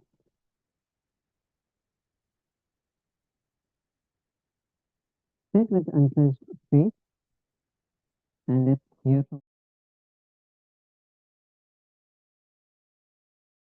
Please understand, you are all taught wrongly. Arrogance is ego. Showing off is ego. Ego is aggression. No. I want all of you to realize, please understand, showing off, aggression, activism is not or cannot be dovetailed into the concept of ego. That is not the definition which can solve your problems. I'll tell you from the vision of Paramashiva, what is ego? Precisely. Ego is self-beating mechanism, the stick with which you constantly beat yourself, put you down through your self-doubt, self-hatred, self-denial. Constant SDHD bonding gum is what I call lust, and the frequency with which you use that is ego. Lust is a power which connects all your SDHD and keeps it alive. Second important thing, the identity I is not the source of mine, but mine is the source of I. This delusion, listen carefully. The truth is, I is not the source of mine. Mine is the source of the I. This is the truth. The real I you have, it is from Paramashiva. The I you experience is from mine. But due to the delusion of the lust, you start feeling the mine is from I and constantly legitimize decisions of the mind as the decisions of the I. Please understand. Decisions of the mind, when you associate that as the decisions of I, you have fallen into delusion. For example, some small chemical imbalances in your body, hormonal imbalances in your system, if they decide something, it is decisions of mine, not decisions of I. But you pick those decisions and attribute them to you and start thinking it is decisions of I, then you execute it. That delusion, the decisions of mine getting attributed to decisions of I, decisions of mine becoming part of the decisions of I, decisions of mine due to the lust gets attached and made to feel, experience as decisions of I. I tell you, this is the worst shape.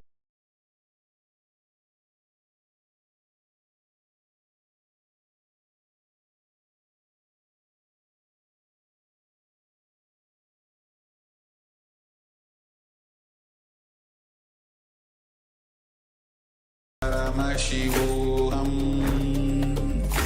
Om Nithyananda Paramashivoham Om Nithyananda Paramashivoham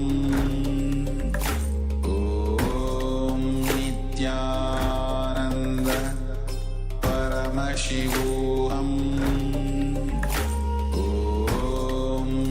Nithyananda Paramashivoham Om Nithyananda Paramashivoham Om Nithyananda Paramashivoham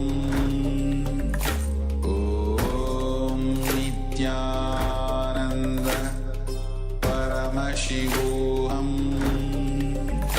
Om Nithyananda Paramashivoham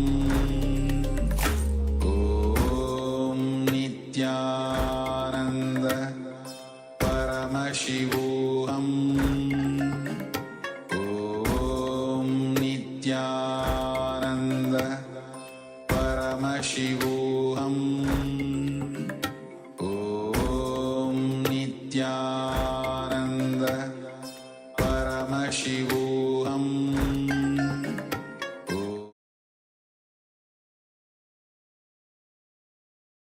Please understand, you are all taught wrongly. Arrogance is ego. Showing off is ego. Ego is aggression. No. I want all of you to realize, please understand, showing off, aggression, activism is not or cannot be dovetailed into the concept of ego. That is not the definition which can solve your problems. I'll tell you from the vision of Paramashiva, what is ego precisely? Ego is self-beating mechanism, the stick with which you constantly beat yourself, put you down through your self-doubt, self-hatred, self-denial. Constant SDHD bonding gum is what I call lust, and the frequency with which you use that is ego. Lust is a power which connects all your SDHD and keeps it alive. Second important thing, the identity I is not the source of mine, but mine is the source of I. This delusion, listen carefully. The truth is, I is not the source of mine. Mine is the source of the I. This is the truth. The real I you have, it is from Paramashiva. The I you experience is from mine. But due to the delusion of the lust, you start feeling the mine is from I and constantly legitimize decisions of the mind as the decisions of the I. Please understand. Decisions of the mind, when you associate that as the decisions of I, you have fallen into delusion. For example, some small chemical imbalances in your body, hormonal imbalances in your system, if they decide something, it is decisions of mine, not decisions of I. But you pick those decisions and attribute them to you and start thinking it is decisions of I, then you execute it. That delusion, the decisions of mine getting attributed to decisions of I, decisions of mine becoming part of the decisions of I, decisions of mine due to the lust gets attached and made to feel, experience as decisions of I. I tell you, this is the worst shade of the lust. Worst shade of the lust is not the body's attachment or craving for another body or person. The worst shade of the lust is the actions and reactions of the mind being portrayed to you as the actions and reactions of the I due to the extreme attachment, lust between mine and I. Listen carefully. Shanti means able to see the gap between what is the instinct of the I and what is the instinct of the mind. That is Shanti. Able to see inside your inner space. The thoughts generated in you, are they from mine or are they from I? Always the I realizes and releases only powerful cognitions. Always mine realizes and raises only powerless cognitions. It's an eternal law of life. Ability to see the gap is Shanti. Inability to see the gap is Moga.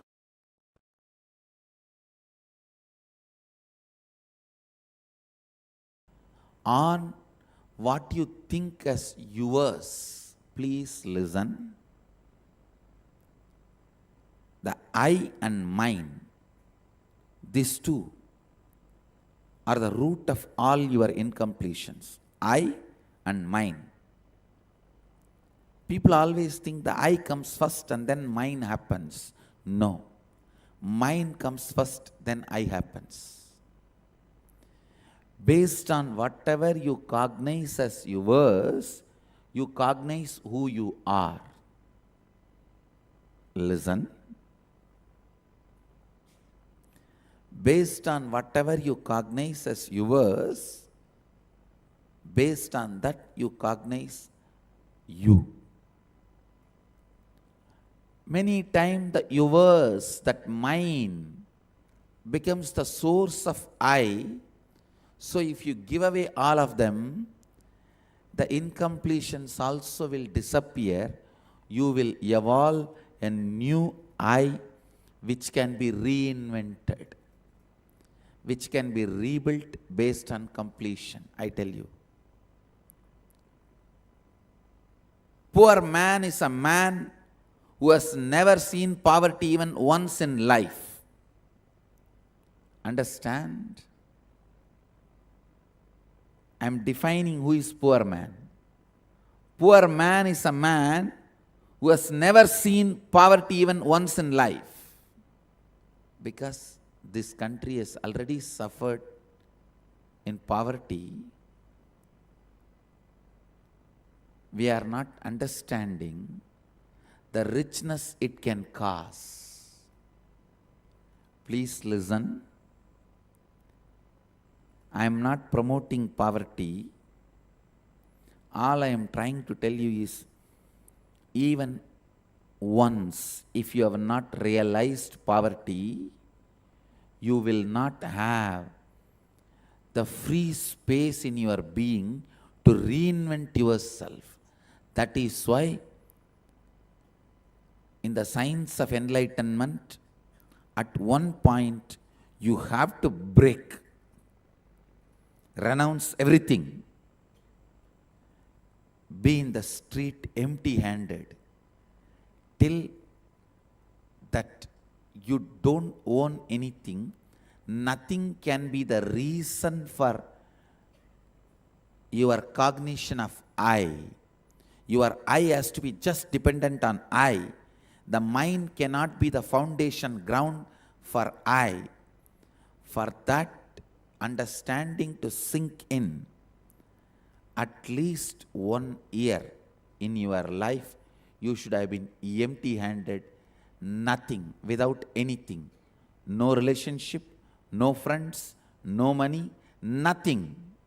I tell you that 1 year will give you the strength to reinvent who you are. And I can tell you, 9 years of my accepted poverty, self-imposed poverty, not imposed on me forcibly. I may not want to say my Purvashram family is rich, but they are decent. They were able to provide food and clothes and shelter for me. That much they are able to do. But when I renounced all of that, and family, friends, all the known contacts, everything,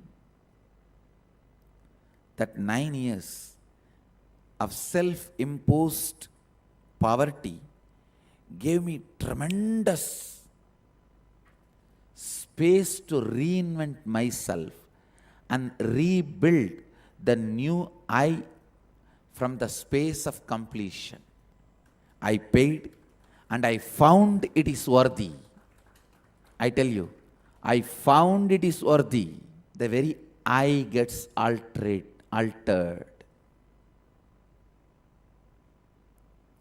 Because of mine, you build I. When that mine is taken away, the I can just be rebuilt. Many people come and tell me, rich guys, filthy rich guys, Swamiji, there was a time I declared bankruptcy, I did not even have food. This scene which I am describing will be a typical part of all big rich guys. There was a time I declared bankruptcy, I did not have anything, there was no friends to help me, nobody to support me, I was homeless, I was begging and eating in the streets. I tell you, that part of the life is a blessing. They may not know, but that is the blessing, because that is the time when mine is taken away, I melts down, all the incompletions disappear, you will have an inner space where you can reinvent and rebuild yourself from the space of completion. Blessed are those who experienced utter poverty at least once in life.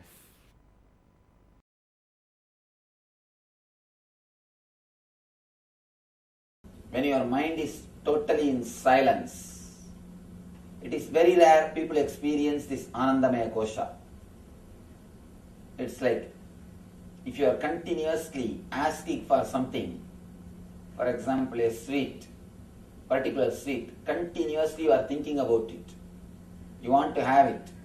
You are working for it. Suddenly one day you get that sweet.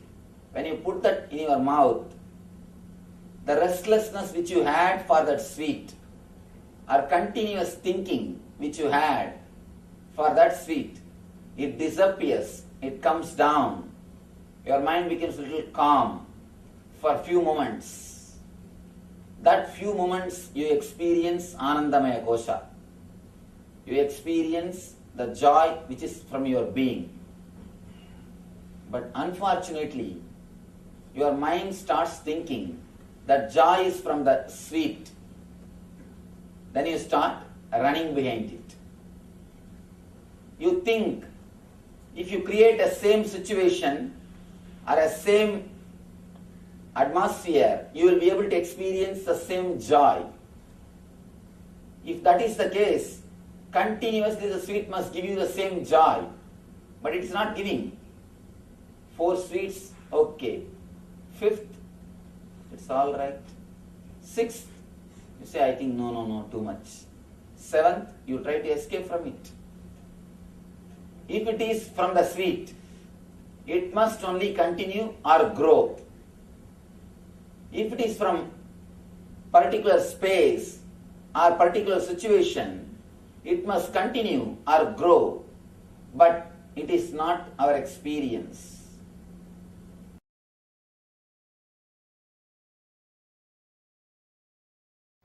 When methods are given, you ask for the gist. When conclusions are given, you ask for the method. It's a human mind. Isavasya Upanishad gave all the conclusions. Ishavasyam idam sarvam yatkincha jagatyan jagad tena tyaktena bunjita makrita kasya sviddanam. All conclusions.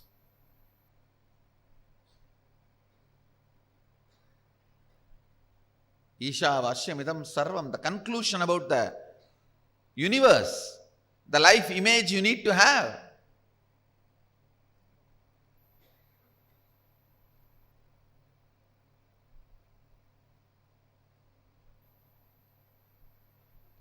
Ishavasyam idam sarvam yatkincha jagatyan jagat tena tyaktena bunjita makrita kasya sviddanam. Means the second statement is the conclusion, the relationship you need to have with the universe. Everything is part of you. Be part of it. Not having an individual I and mine, celebrate the whole. The whole Isavasya Upanishad, if you see,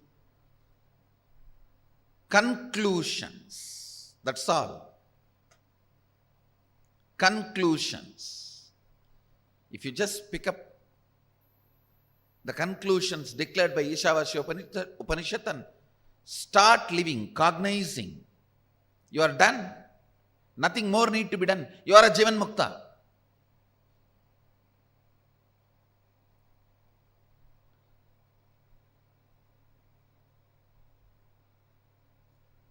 But you don't do it with that simplicity. In that simple way, you ask for a method. How? How? Everything is God. How? Then comes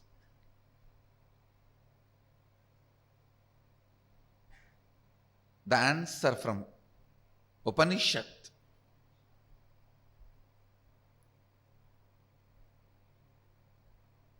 The Kenopanishad. Kenopanishad is a powerful thought current. I should say thought currents because few more are presented in this. Powerful thought currents. The first thought current presented in Kenopanishad is seeking.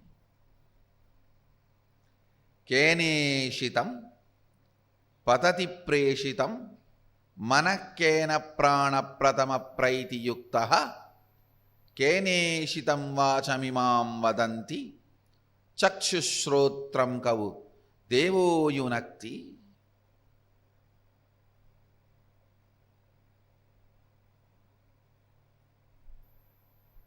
By whom, willed and caused, does the mind go towards its object?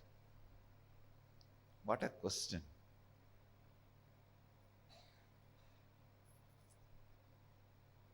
Just by the strength of the question, you know the person who is in front of you is a seeker or poker.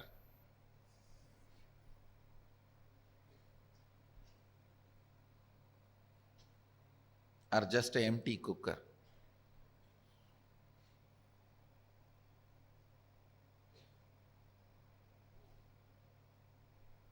By whom? Keneshitam patati preshitam mana kena prana pratama praiti yuktaha. By whom, willed and caused, does the mind go towards its object? By whom, directed and united with which, does the first vital life energy, the chief cause, comes forth towards its activities? At whose will does the speech gets activated and speaks? Enlivened and directed by what luminous divine power? Indeed, do the eyes and ears engage in their functions? Understand?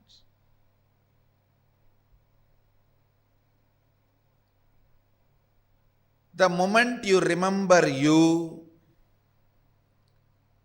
what all you perceive as part of you,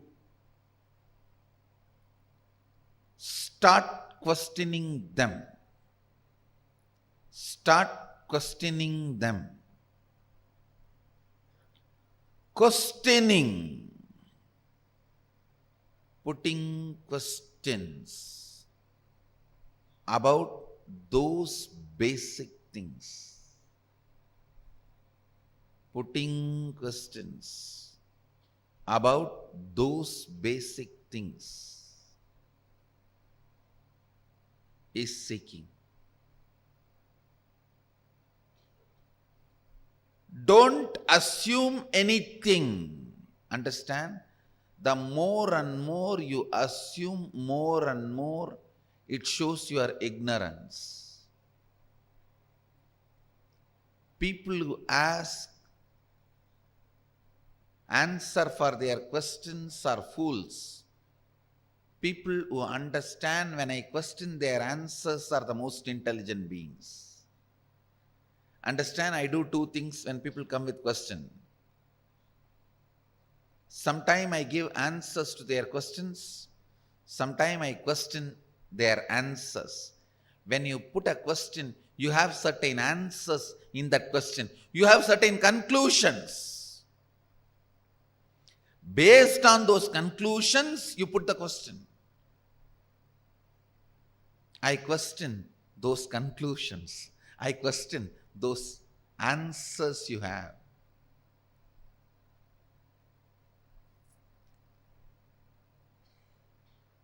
Understand? I am defining seeking. Seeking is having questions without any assumptions as foundation. Non-assumption questions, non-assuming questions is seeking.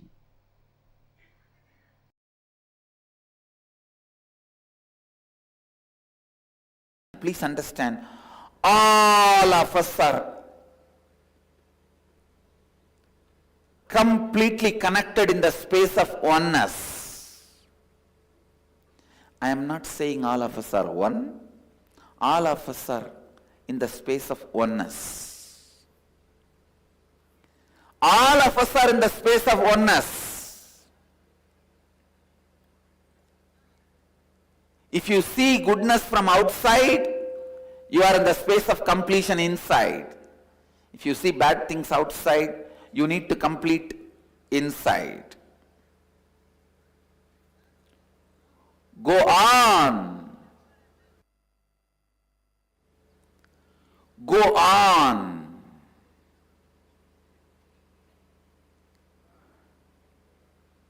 Let every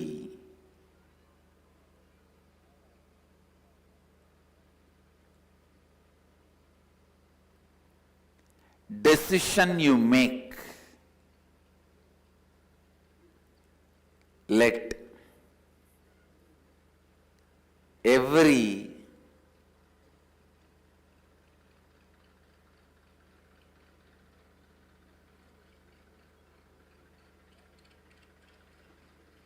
thought you entertain,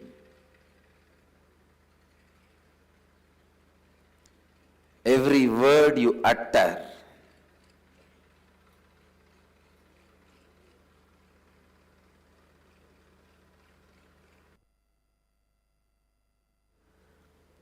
every word you utter, every action you do, let it be based on Advaita.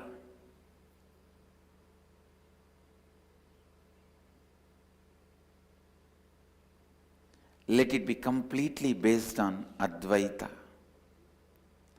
Understand, living Advaita means your self-drive, your inspiration, your energy, your experience,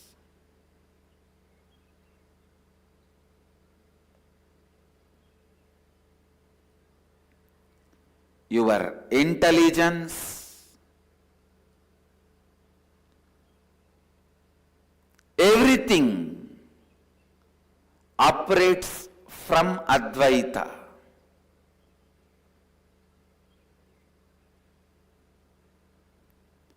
From that truth and fact, sacred secret of the oneness. Understand?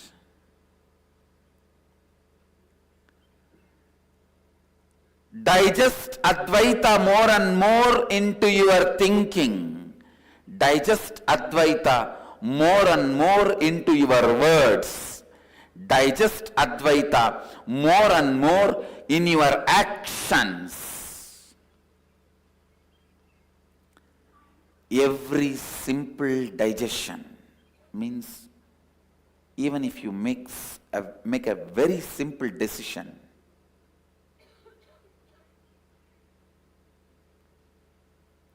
I will not use the word I and mine in my words in my speak. When I speak in my speech, I'll use only the word we, us. Even this simple decision will go on be reminding you, if you take it from the context of oneness. If you take this simple decision from the context of oneness, even this simple decision will go on be reminding you the Advaita.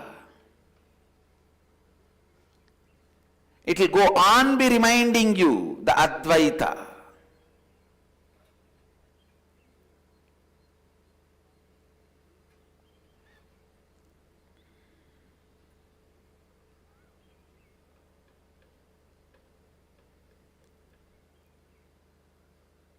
Every day morning when you wake up, align yourself to that oneness.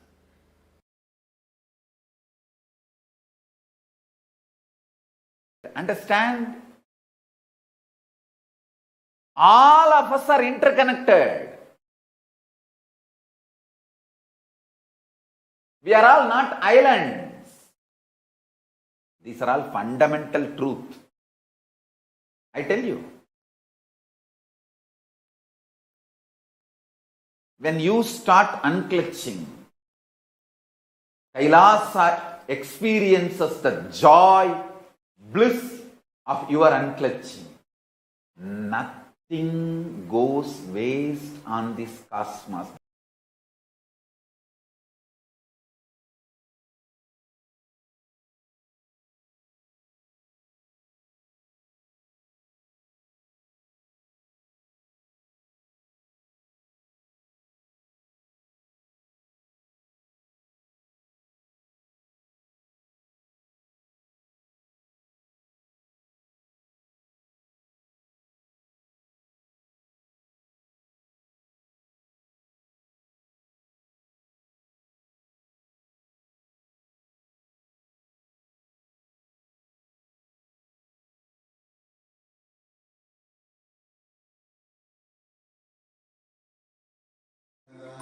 Paramashivoham Om Nithyananda Paramashivoham Om Nithyananda Paramashivoham Om Nithyananda Paramashivoham Nithyananda Paramashivoham. Yes. So that was a beautiful satsang where Swamiji shared about the science of completion. And yes, with this, we'll now be moving into a small power manifestation. We'll be manifesting the power of completing with our vak. So I hope in the previous round of power manifestation, you manifested the power of healing your vak and scanning your vak for unfulfilled commitments. We'll be doing the same power. We'll be continuing with that. So now let's all take a piece of paper and pen. Keep it with you. And let us enter the power manifestation now.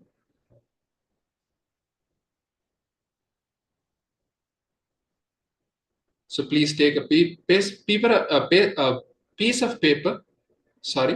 Please take a piece of paper and connect with your vak, with your throat center, and start writing down all the unfulfilled commitments and promises you have given to people and you remember in the last few days. Or in your entire life, some important commitments that you have given and not kept it. Please start writing this down. The importance of writing down the